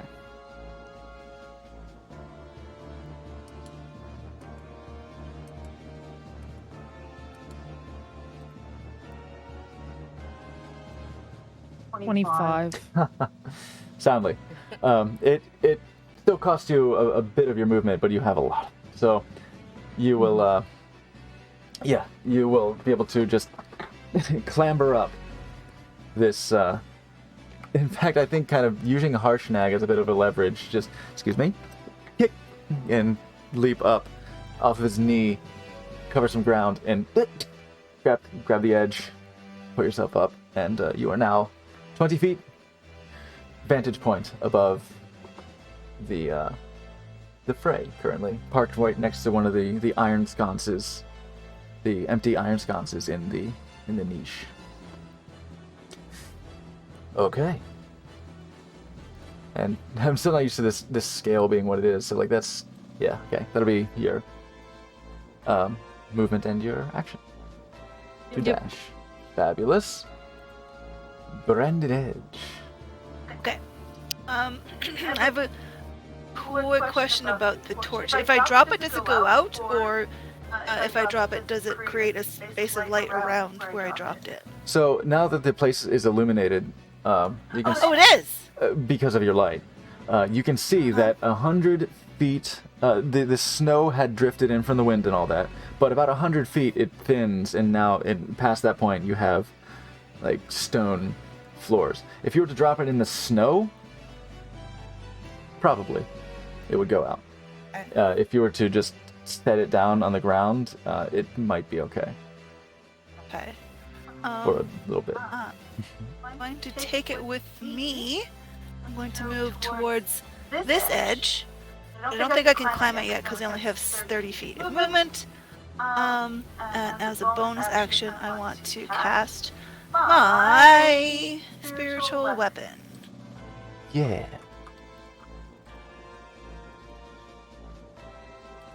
It's going to be Rage on that? going to be big. Ooh, it'll be. Oh, it's ew. Big hammer. Big hammer. Ooh. And I'll give What's the this range on it? to you. 60 feet. So I'm gonna Okay. move. Can I have it? Or is it ready yet? Not yet. There you go. Thank you. I'm gonna move it 60 feet. Right here. Ready for Mr. Man's charge. Just hovering. A mace Yeah. just existing. Alright. Oh, I didn't do my action. Ugh. Can't cast 2 spells, right? Well, now if you did want to move up a ledge, you could use your action to dash and try to effectively Yeah. reach the top. I would like to try that, yes. It will take an athletics or acrobatics check. Athletics or acrobatics? Better with athletics. Let's try that check. Yep. It was a 12. 12. The walls here, the stone does appear to have a thin layer of rime on it, Oh. making it a bit icy. But you can pretty much just fucking like hydraulic or pneumatic pistons activate, and just do a vertical leap with your 6 feet of height, and you can do a very 12. I think you can make it with your reach, and you can make it. Scramble? You can just get your fingertips on the edge of this 20-foot high ledge, given your height and your laudable physicality, the physical strength that your robotic form does have, your fucking cybernetic organism or whatever, and you're able to just get yourself up and over the edge. Yay! I'm up here now. Cool. You're just there. You're kind of teetering a little bit. But that is, for this turn, your movement. Cool. And action and all that. Okay. This fucker. Oh. Did I get this one? With the right. Need to check something. That's cool. Oh, I see.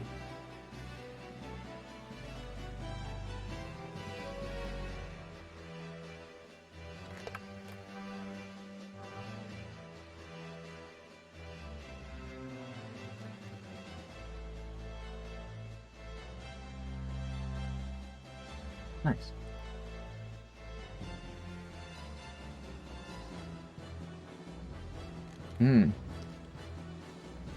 That is. Let's just open up another tab.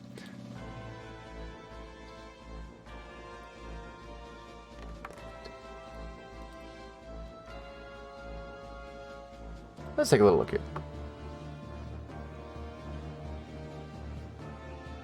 First, this individual is going to move forward 30 feet.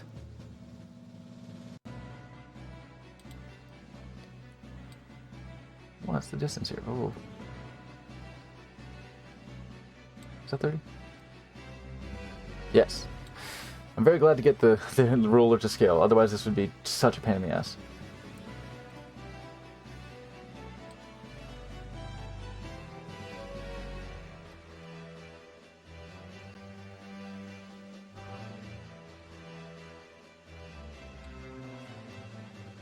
Well,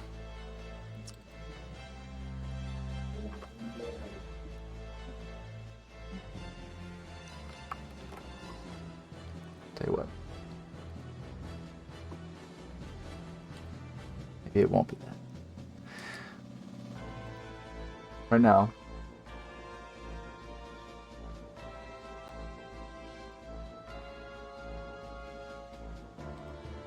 Wow. Okay, of course they are. Apologies.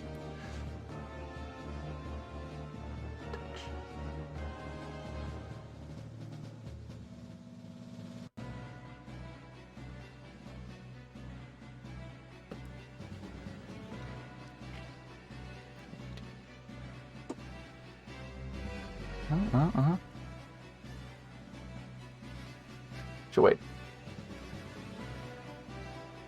She'll wait on that. Instead, simply, she will draw her short bow, and at disadvantage, for it's out of the range, will take a pot shot at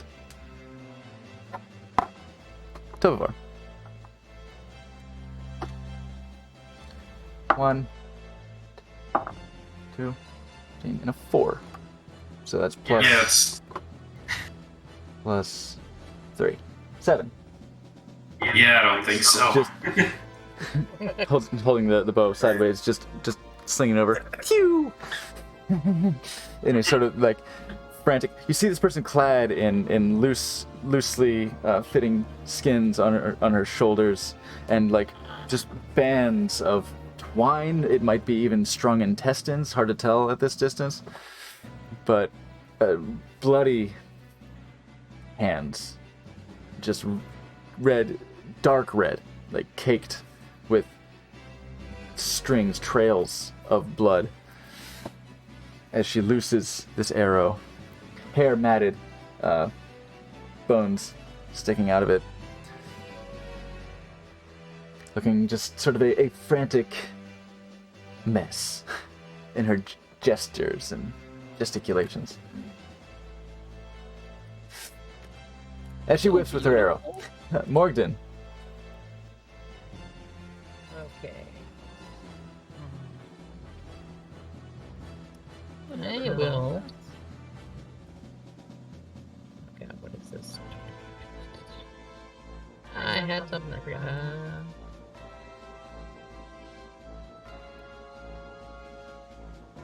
Okay, so they are within 240 feet of me Mm-hmm. when I go. Yeah, a little bit closer, because I am going to, hold up my bow, still lit. I'm gonna blink it out when I do this, because it's gonna break concentration. And I'm gonna rake my fingers down my arm. It won't break concentration. Okay. It's not a concentration And then, spell. Light is not? Alright. 1,000 cuts is not. Is it? Okay, it can stay lit. Yeah. Then I'll rake my arm, but then I'll put a little, extra oomph on it, because it's, wait, no, I cast the wrong spell, damn it. You know what? No, it's fine. What do you want to do? Extra oomph on it. What is it you want to do? I was gonna do chaos bolt. Okay, you can do that. Still not concentration. I So start- you can still keep light. I start scratching my arm, and I'm like, wait a second. And I You just, think better of it, and you're like, oh no, hold on. yeah, like push the energy back up into the bowl, and like these, it's gonna turn into 2 bolts just flowing up there because I'm twinning the spell, Okay. and it's gonna go after them. All right. Let's get them. Let's get that complicated series of dice rolls. Okay, so if I remember correctly, Chaos Bolt is where I roll for damage first. See if I hit. Yeah. First, it's an attack roll, right? I'll just roll. Which one is the chief? Oop. Get back here. The bearded one. In the center. So here. The center of the hallway. Okay. For my own purposes, he is red. The other one is.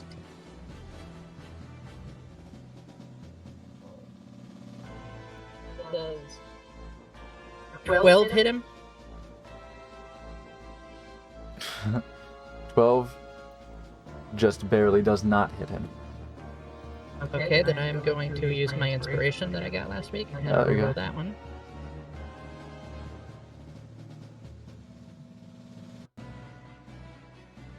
This is 21 hit him. 21 will hit. And then for her, it's going to be 17. 17 should do it. Yep, 17 will also hit. Alright, now I have to roll 2d10. And I'll do these separately so that I can keep the type. Because I mean 2d8 plus d6. Okay. And not the bloody one this side.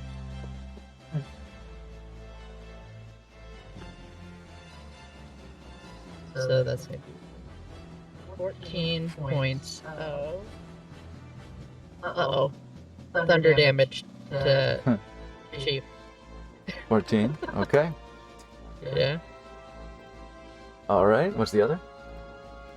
And for the other one, 12 points of 12 force damage. of force. Sick. Yeah. Okay. Do me a favor and roll a d20 as well. Alright, get the other one for that. Straight roll, right? Yes. So it's a 3. What level spell is Chaos Bolt? 1. You're good. You're okay.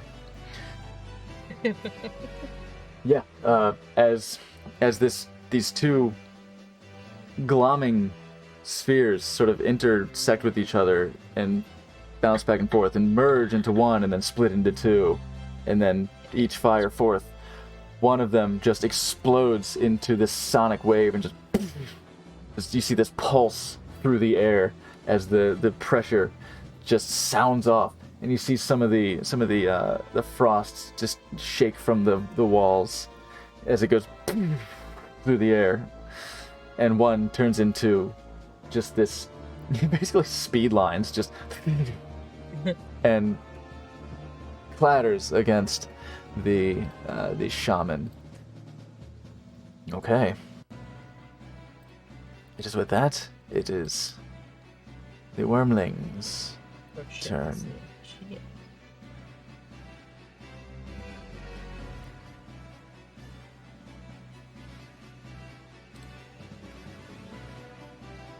They are going to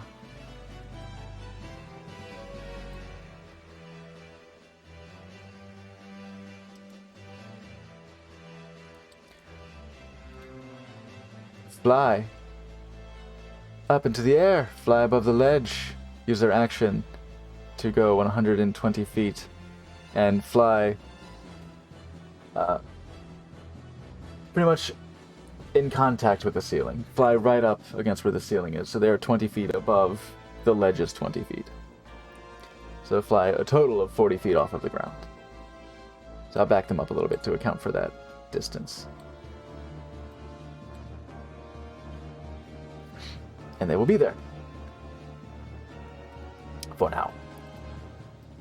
On this count, half of the team, I'll just for convenience sake say the dudes will start running down. And they aren't going down. And then it's Dane's turn. May I ready an action, please? Why, certainly. Given what condition, what would you like to do? If myself or if an enemy comes within 120 feet of me, whether by me being moved through Harshnag or them moving close to me, can I shoot Eldritch Blast? Yes. Yes, you may. Okay. You'll hold on to that, and it is now Harshnag's turn. He will indeed begin his movement. Do you have 40? Check. Yes, he does.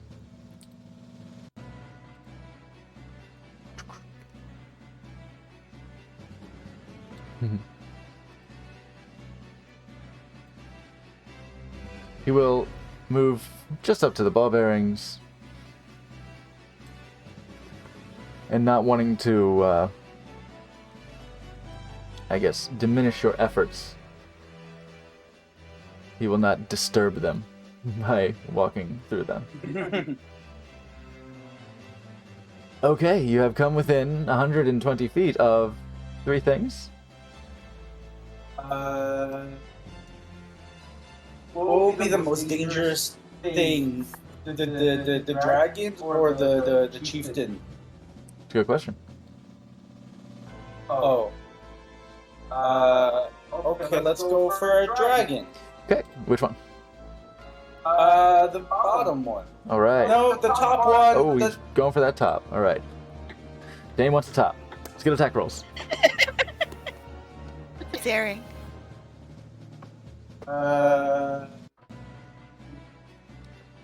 25. Yes. And then the other one is 16. Also, yes, that just hits. Oh, good. Okay.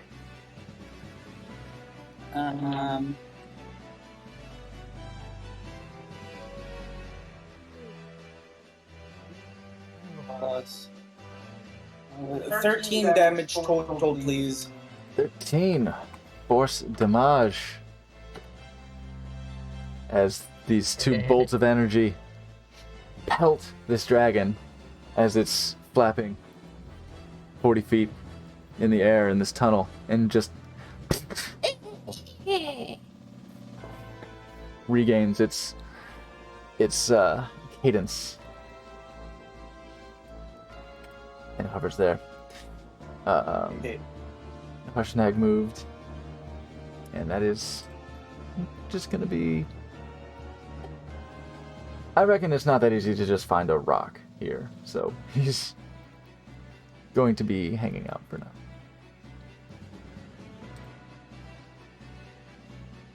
Well, he has 40 feet of movement.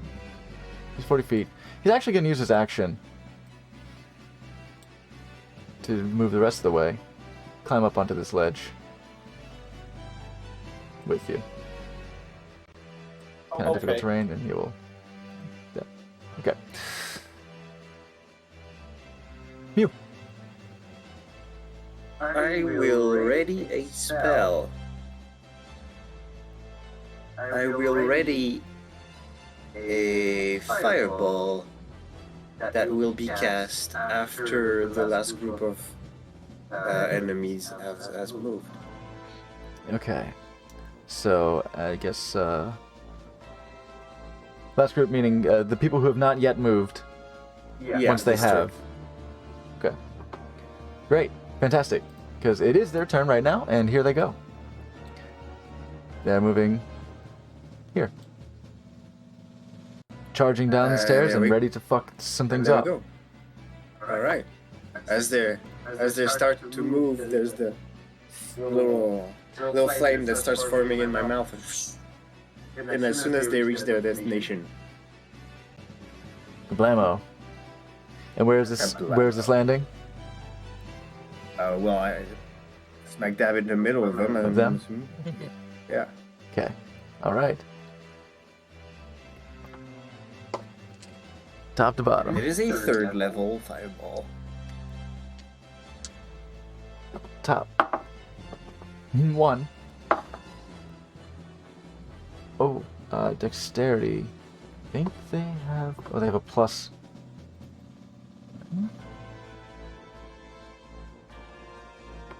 Okay. 15.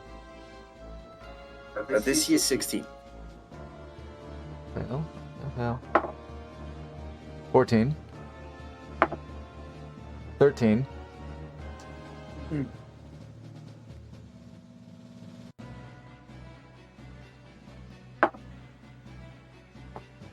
17. One success. 20. 2 success. Okay, the last 2 did succeed. Alright, the damage is 33. Ooh boy. Here comes 33 damage for a lot of people. Holy shit. It's a good spell. Oh yeah. Oh yeah, you always need your teapot cannon. Okay, and we will we'll round down, so they will take I like that 16. since I'm in the beard, it looks like Harshnag just spit fire at them. You spit off fire. Okay, they have taken How did a severe frost do burns. And shrieking at this, they look with a renewed fervor and rage at this apparent magician.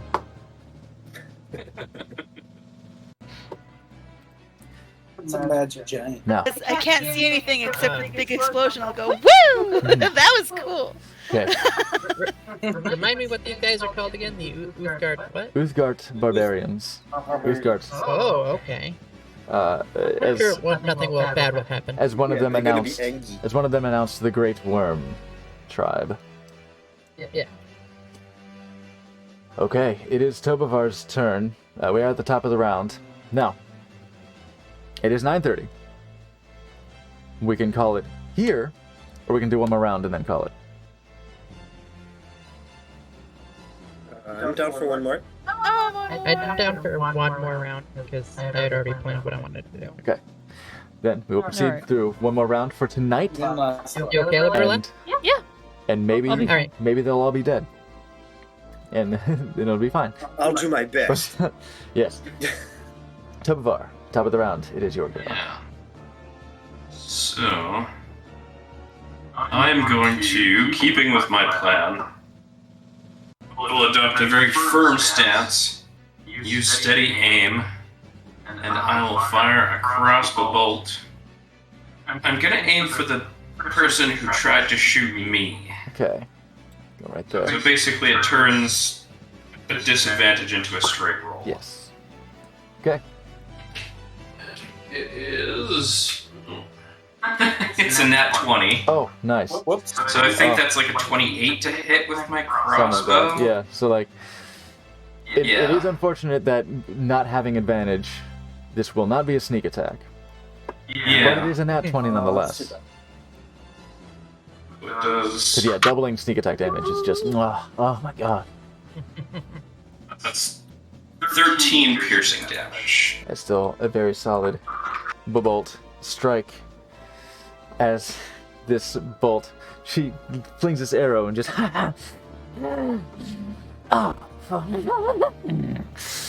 and then Oh, you will soon see the spirit. He sounds down bad. a little bit, Feeling bad at this point. a little bit. No, I don't think I will. No, thank you. The chief will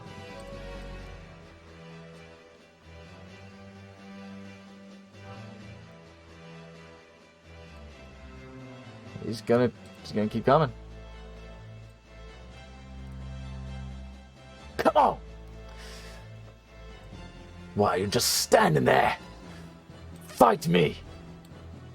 As he continues. Yourself. And I'll do like a gesture.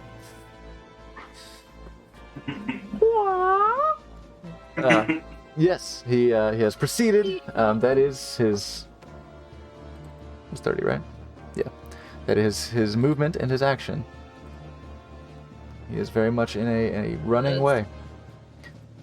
Does the weapon get an attack of opportunity? It does not. Yeah. No. Oh. It is a bonus action to cause it to attack, so it does not have reactions. Yeah. That makes sense. Shidani. But it looked at him real surly. Yeah, it's hovering there, and he just shoulders past this tangible force, and just fuck your magic. Right. That's rude. What? I What? mean, Power. looking at this giant winged creature, not exactly easily like fly out of my range. Yeah. At least for now. It does appear to be, I'm as dragons go, barely manageable. It's about the size. Its body is about the size of a large dog. Its wingspan is what gives it a lot of its size. I want one of him. I think I'm gonna stay close to Dane where I am. Pull out my wand of magic missile, which I always keep as my trump card in my back pocket. Smart. Slam 4 charges at this dragon. You should have gone. We'll have some fun. Such a nice feature that you Far can away, cast far whatever you away. want out of that.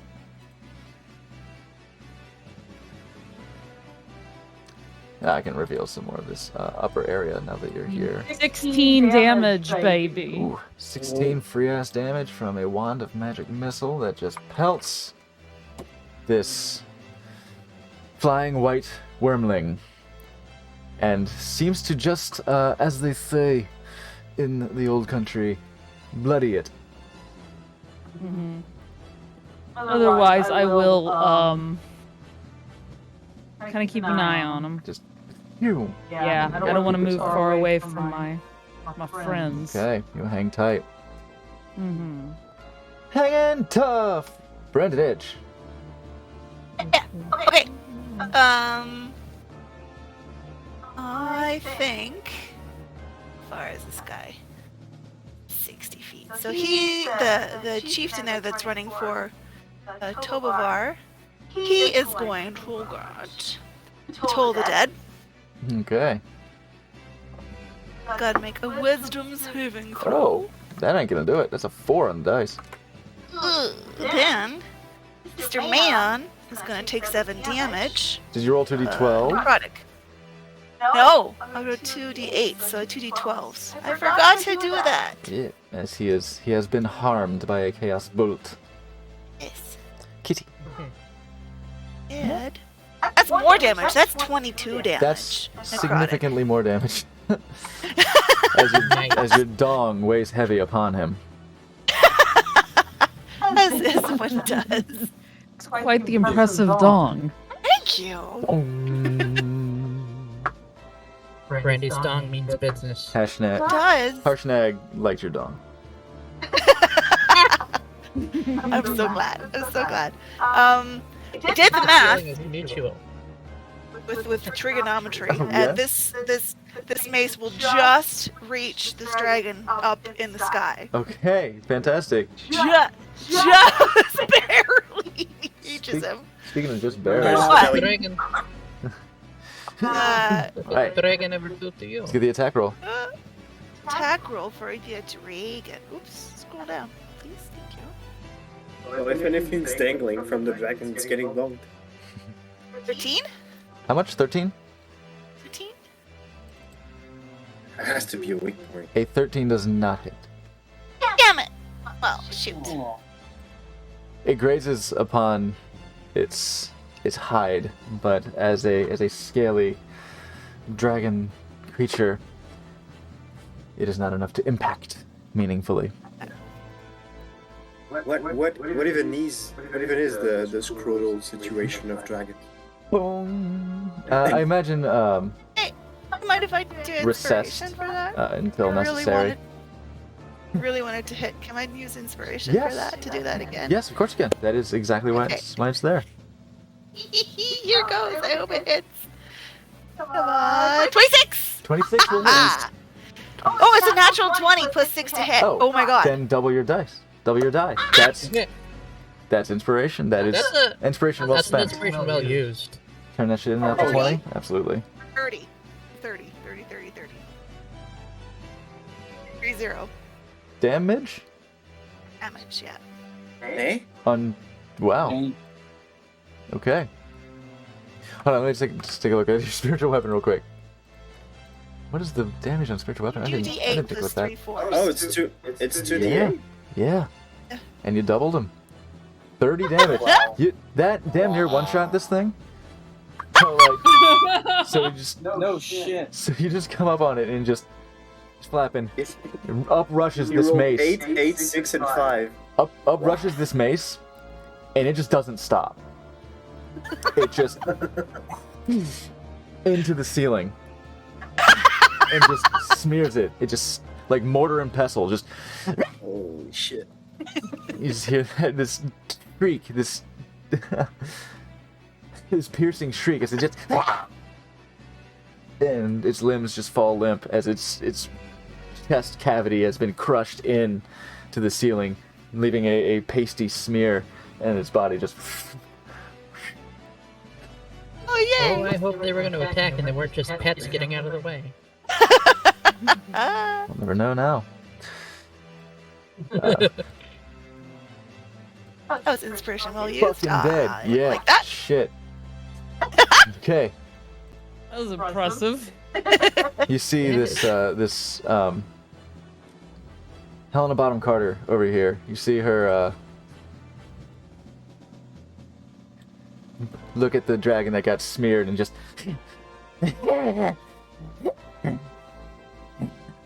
and reach into Precious! No! her like a satchel, a leather pouch on her belt, and pull out this mess, right? Like this, it's kind of like a bundle of like twigs and what appears to be organs. It's dripping. It's this oozing ichor coming from this bundle, this nest of indeterminable materials.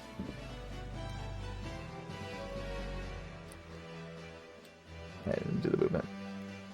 30. So move forward. And let's say here-ish, shall we?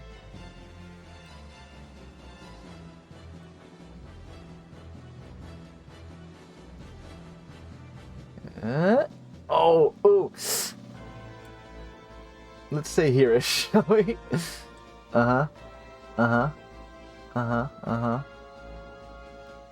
A little off the ground.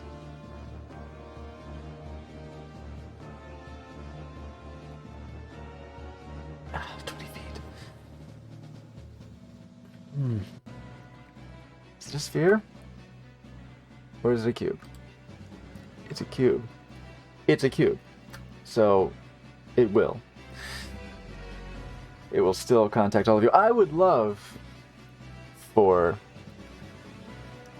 Morgden, Tobavar, Mew, Dane, and Shidani, and Harshnag, of course.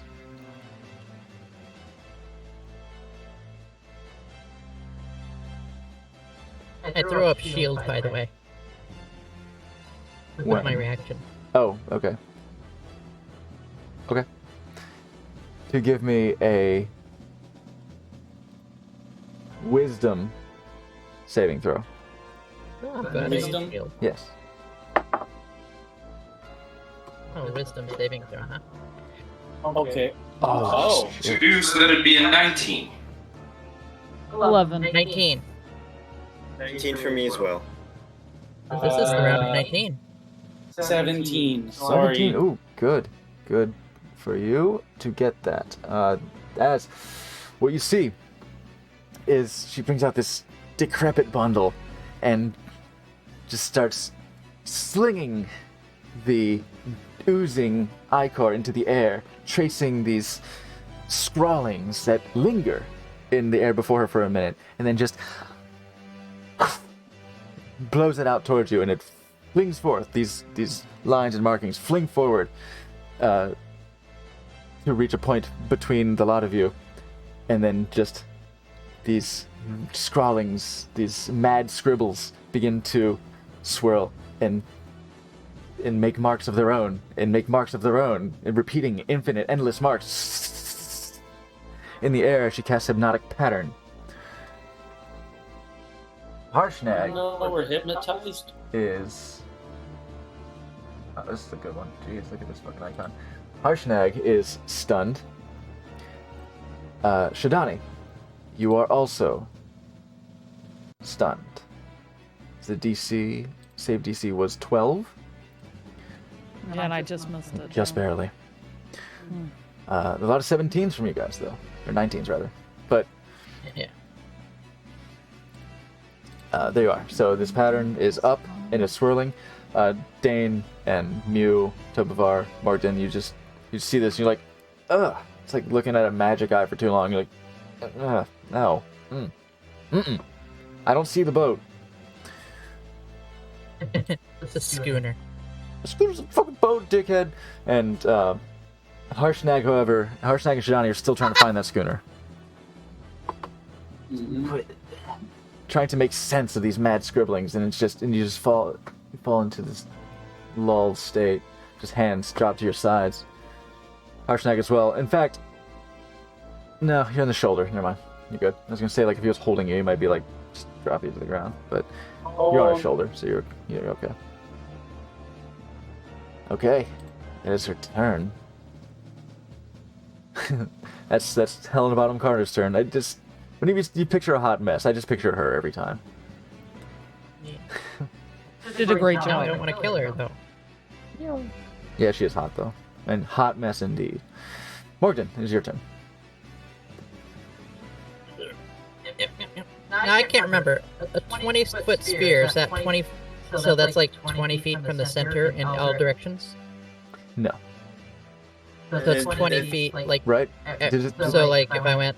20 foot. When they say 20-foot sphere, they should. If they don't indicate it, it's diameter, and if they indicate it, it's radius. Yeah. Diameter until stated otherwise. It's, this says radius. Oh, then shit. Okay. There you go. I'm pretty sure. Let me double check that. Vitriolic sphere. 20-foot radius sphere, yes. There you There go. you go. So I could drop it potentially, like, directly between them? That's your prerogative. You get them? Between Yeah, whom? I'm gonna do that. Between these two? Yeah. Because they're the Just ones barely, pissing me yeah. off the most. Yeah, that would just Yeah, it barely was catch him. very barely. Certainly could. Yeah, so I do that. Do me a favor and roll a d20 for me, please. Alrighty. It's level 4. That's 6. How much? 6. 6. You're good. You're getting close, but you're good. Dexterity saves, I believe. No, why not? Oh, that's 10d4 for each. Dexterity. Yeah, 16. 3. Sorry. 10. Okay. Just had to make sure that these are both d20s. I'm like, this is really low. Okay. They both fail. They both fail their dexterity saving throws. Picking these up, so.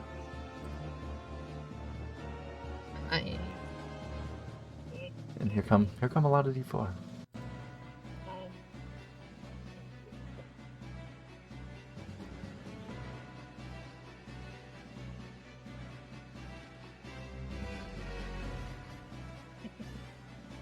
Alright, so first up is going to be the chief. They'll take the same damage. Oh, that's right.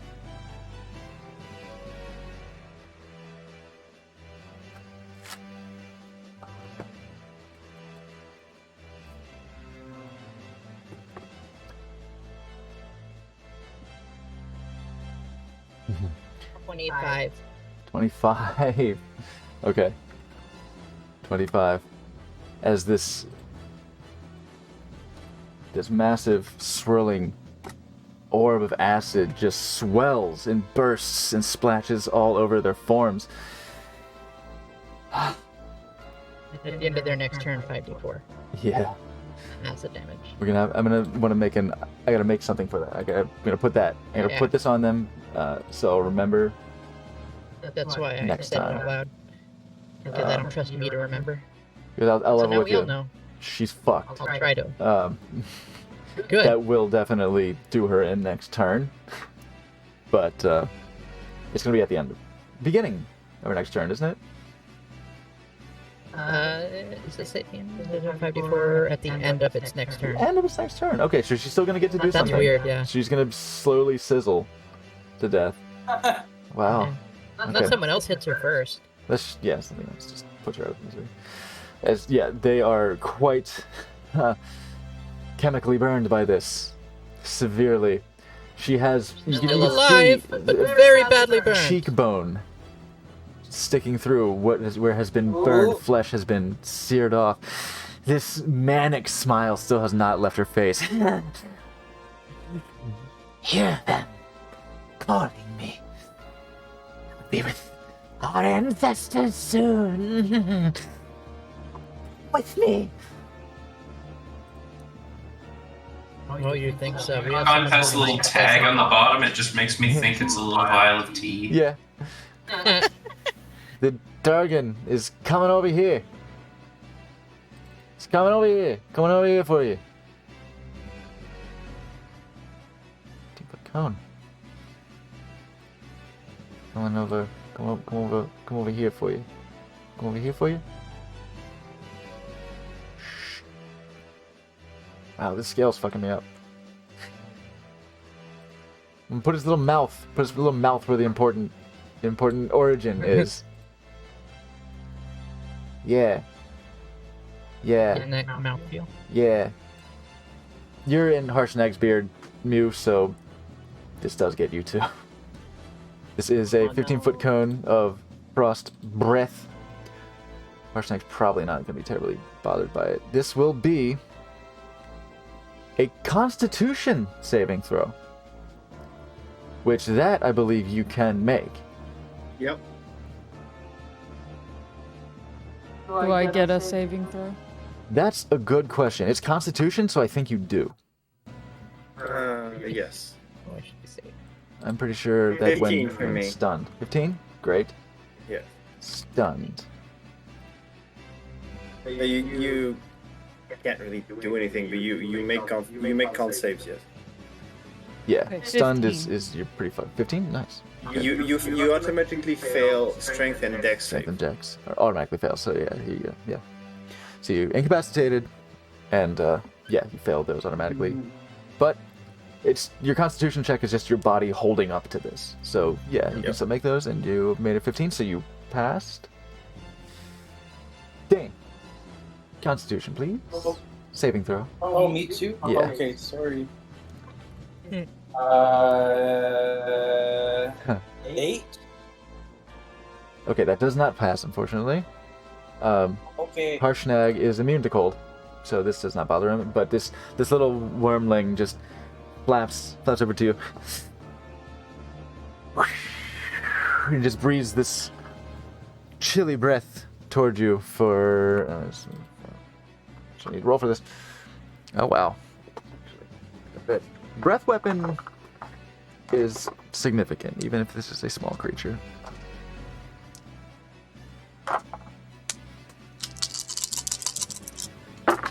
Don't run. Okay. It's, oh, it didn't run. Bring it on back now. 1, 2, 4. 19 points of cold damage to Dane. And 9, rounded down, to Mew and Shadon.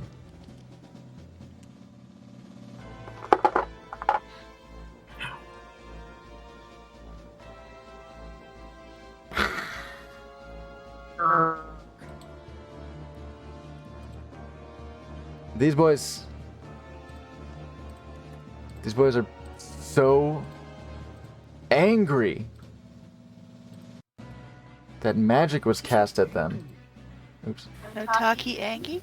They're so fucking angry. Oh, right. Those guys don't like magic. Yeah, but they had someone More who of had them. magic with them. That is hypocritical. Yeah. It is different. I know ours. As far as they're Arcane concerned. versus- Yeah, that is something that I think Dan and Mew came to maybe understand about their Yeah. cultures. That like Yeah. it's powered by the spirits of their ancestors, or whatever the fuck. So they're like, that's good. Or ancestor magic. Good. they- Your magic Your magic's bad. stupid and smells Yeah. bad. They have what we call convenience faith. Yes, Yeah. Yeah. exactly. Yeah, that's what her fucking Yeah, you guys, anyone with any knowledge of these Uthgardt barbarians would know that that's what that fucking gross bundle is like her ancestor, maybe not the ancestors themselves, but a like sacrificial communion bundle to channel this power of the ancestors. It gets pretty gross. It's pretty fucking, it's inscrutable what is in this fucking thing. I like it. Yeah, me is down. It smells like kombucha. Oh, Dane. Oh, shit, hold on. Sorry. 25 damage to her. Oh. Who? What? So, the 25 damage, acid damage. So that's a round down. That's a 12 on the It's not her turn. What? That's a 12 on her concentration. Yeah. Oh. That's a 12 that she needs on her concentration. Which she did not do. She rolled a 5 plus not enough. So the hypnotic pattern has released on Shidani and Harshnag. Ugh. It was weird. Ugh. Couldn't make heads or tails of that. Ugh. Yeah. Did you see the ship? What? No. So nonsense. Dane, it is your turn. Okay, perfect. The question is in terms of how they're all healing health-wise. Pretty rough. Oh, okay. This one down here is in a little bit better shape. He didn't suffer quite as much burn. They're looking pretty beat up. She's low. She's extremely low. She is hanging on by a thread. Okay, Physically and mentally. What about her? Our boy here? Oh, he's a bit past bloodied. He's looking quite rough as well. The dragon. And then, like, what about the dragon? Right in front of you, he looks exactly what one would describe as bloodied. He looks like he's feeling at about 50% today. Fine. Psychic glance on the dragon. Dragon? Okay. Intelligence save? I believe? Yes, please. DC 16? What is his intelligence? Oh, it's a white dragon, and it's a baby. So it's fucking dumb. -3, so it rolled a 5 altogether. Okay, yes, get the full damage. Yeah, white dragons are the dumbest. I hang around with these guys. They weirdly have the best memory out of all of them. But they're stupid. But they're stupid.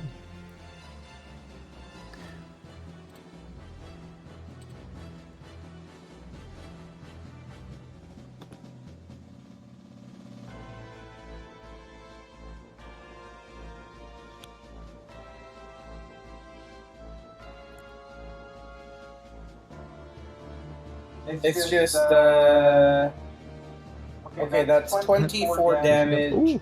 That is psychic.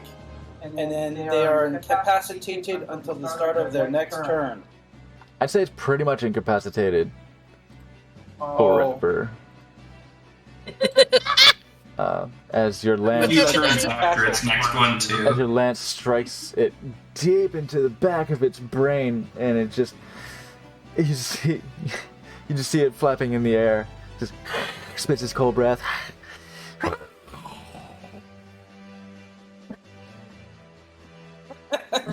It thrashes its little neck about and just and then limply falls to the ground. It's this wild thrashing as the back of its head just this shrieking animalistically, and it falls. It crumples, just crumples with blood leaking out of its little ears and eyes. I say little. It's about the size of you. Ice plants. Yeah, psychic lance on this thing. Ooh, man. Fucked it up. Okay, any bonus action? Or movement?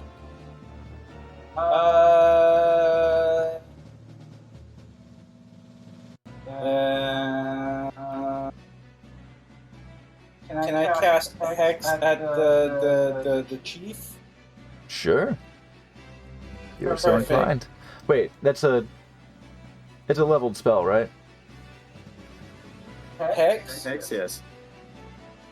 It's a bonus action. Yeah, but Yeah, it's I also think level it's one something spell. I accidentally let slide before. But if a spell is a leveled spell, not a cantrip, then it can only be one per round, unless you have a certain feat. Oh, okay.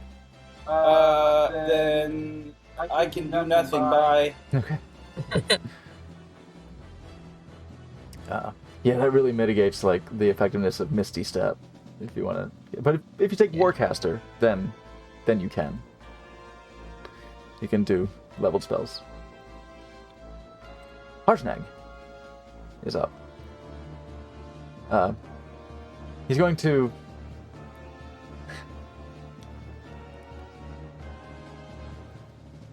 He's going to grab your shoulder and set you down and say, "You might want to stand by for this." Uh-oh. Move this corpse. I like going for rides, though. Take me with you, Papa. He's going to leap. He's going to, in one long stride, leap down.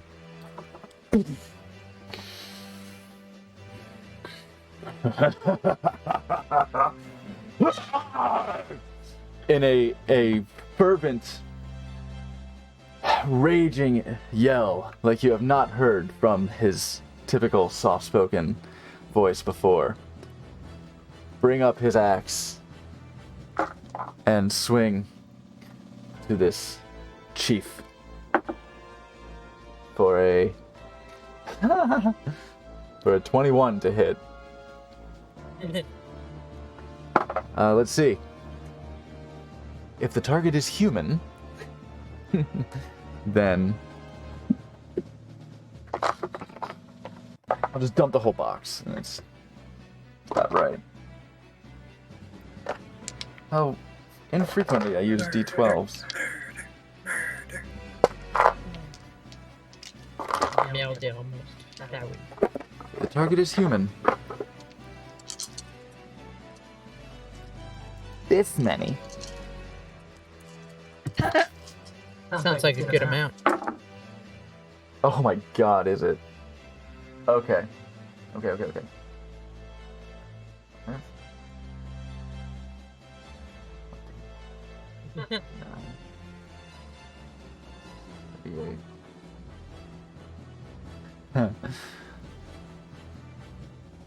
As he brings down this axe and does 45 slashing damage and splits this motherfucker right down the middle. Whoops. Cleaves the axe into the stone by at least 7 inches into the stone ground through this guy as if he weren't there. There's no coming back from that. I started him though. He just like an split orange. Yeah. around the axe in half, leaving just sticky strings as his fucking his viscera flings. How much movement did he use? Oh, he can't quite reach her. That's fine. He did that. As this, especially sticky, as this soupy flesh on the outside was being burned by acid. Just turned this dude into a fucking puddle. I think we should split. Very good. Okay. His axe. wait, I'm gonna you already leave the did? little icon on him because fuck him. He got. Oh boy. Minus It's a 45. special acid that doesn't burn gold and valuables. It's huge. Yeah. To be fair, I would try to work on that There you are. if Okay. I could. You're still in the beard. There you go. Mew. Didn't fall out. That looks great on the token. So yeah, with I'm this gonna- that big bellowing roar.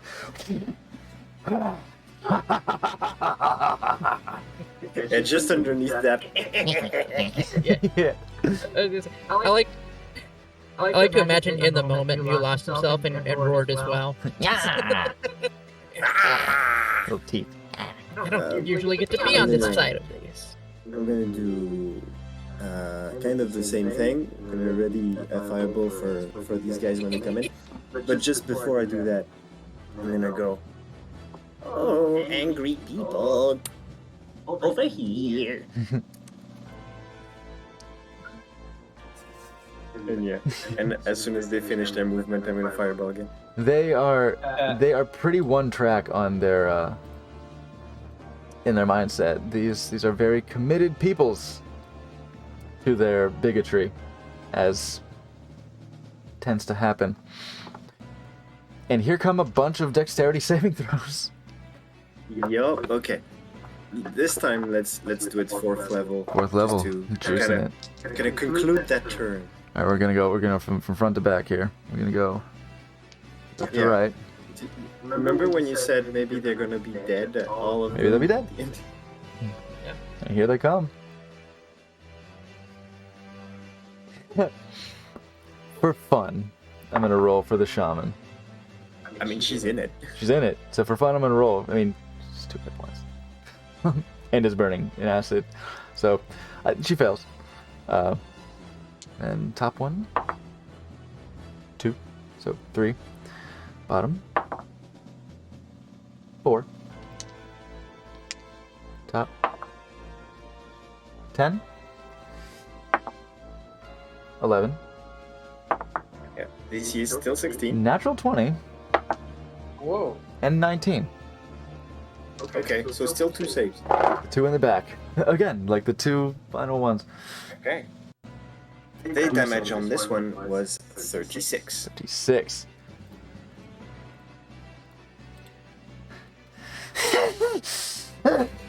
Skin bubbling, boiling. Lights! Grandfather! Ash. The berserkers. Oh, that made me lightheaded. Berserkers just. Ah! You! Foul! God damn! And erased. This one's still hanging in there. 36, so 18. 18 damage for those who saved. They shield their eyes and faces and bodies.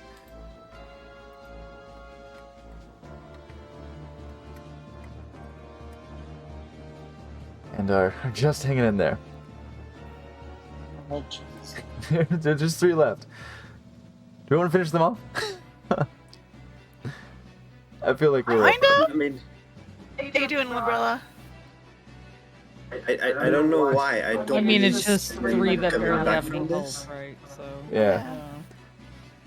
Because we could So far, Mike could just. maybe throw a grenade. We could dust them off at the beginning of next session, or hey, Yeah, I think they let's could get do lucky and escape. Who knows? You know, let's give us. You know, I want a week to think about how I want to kill these last 3. Okay. I don't know, maybe there's something to say about taking 1 prisoner, but I don't. The barbarians. Good I don't know if news, they're gonna Mew. get much. Yeah. Remember the zombies you had to not bring with us? Mhm. Fresh parts. There you go. Okay, so we will pick this up at the top of the initiative order when we hit next session. So we'll have these very formidable contenders remaining. The real staying power, the real champions of this conflict that will surely take you down. Make you pay for the profanity that you wield in battle. She made it. Speaking of profanity, thank you everyone for coming and joining us for this session. I always Hell love yeah. having y'all hanging out. Looks like, oh, this is just starting. That's not a bad one to go to. We could go to Phenomenon. We could go to Dr. Orochi. We could go to Sasha Grey. But she's playing something good. playing Star Wars. Soul Wars. Edward Bosco's playing WWE 2K19. Wow. Alright, I guess. Is he doing a fucking EFED? I don't know. Edward Bosco is a voice actor. Alistair in Has-Been. Whoever doesn't know Has-Been Hotel, watch Has-Been Hotel. And Hell of a Boss. And Hell of a Boss. It's so fucking gay. And awesome. I love it. They're all bad people, and independently of that, they're all a lot of very queer, and it's so it's so refreshing, so satisfying, so quenching. Let's go with Phenomenon. We'll do Phenomenon. And it's always good Pete. Yeah, I designed his new logo. Another one in his title screen. His title screen, or his starting soon screen, it was actually done by WizWario, who was playing at this very table not but a year ago.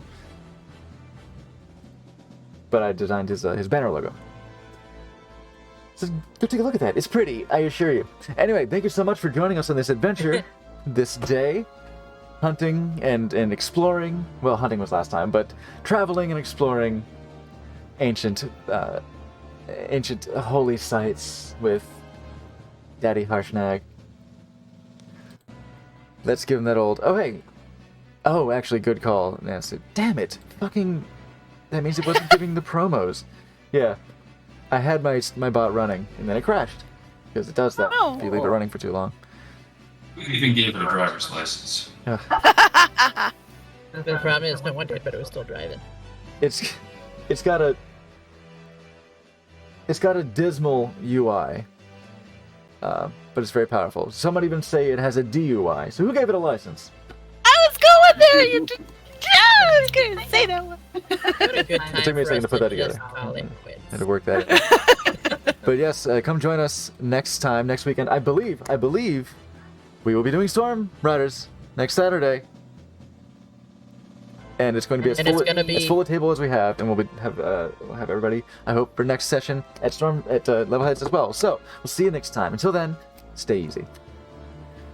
Have a magical day. About that, my punishment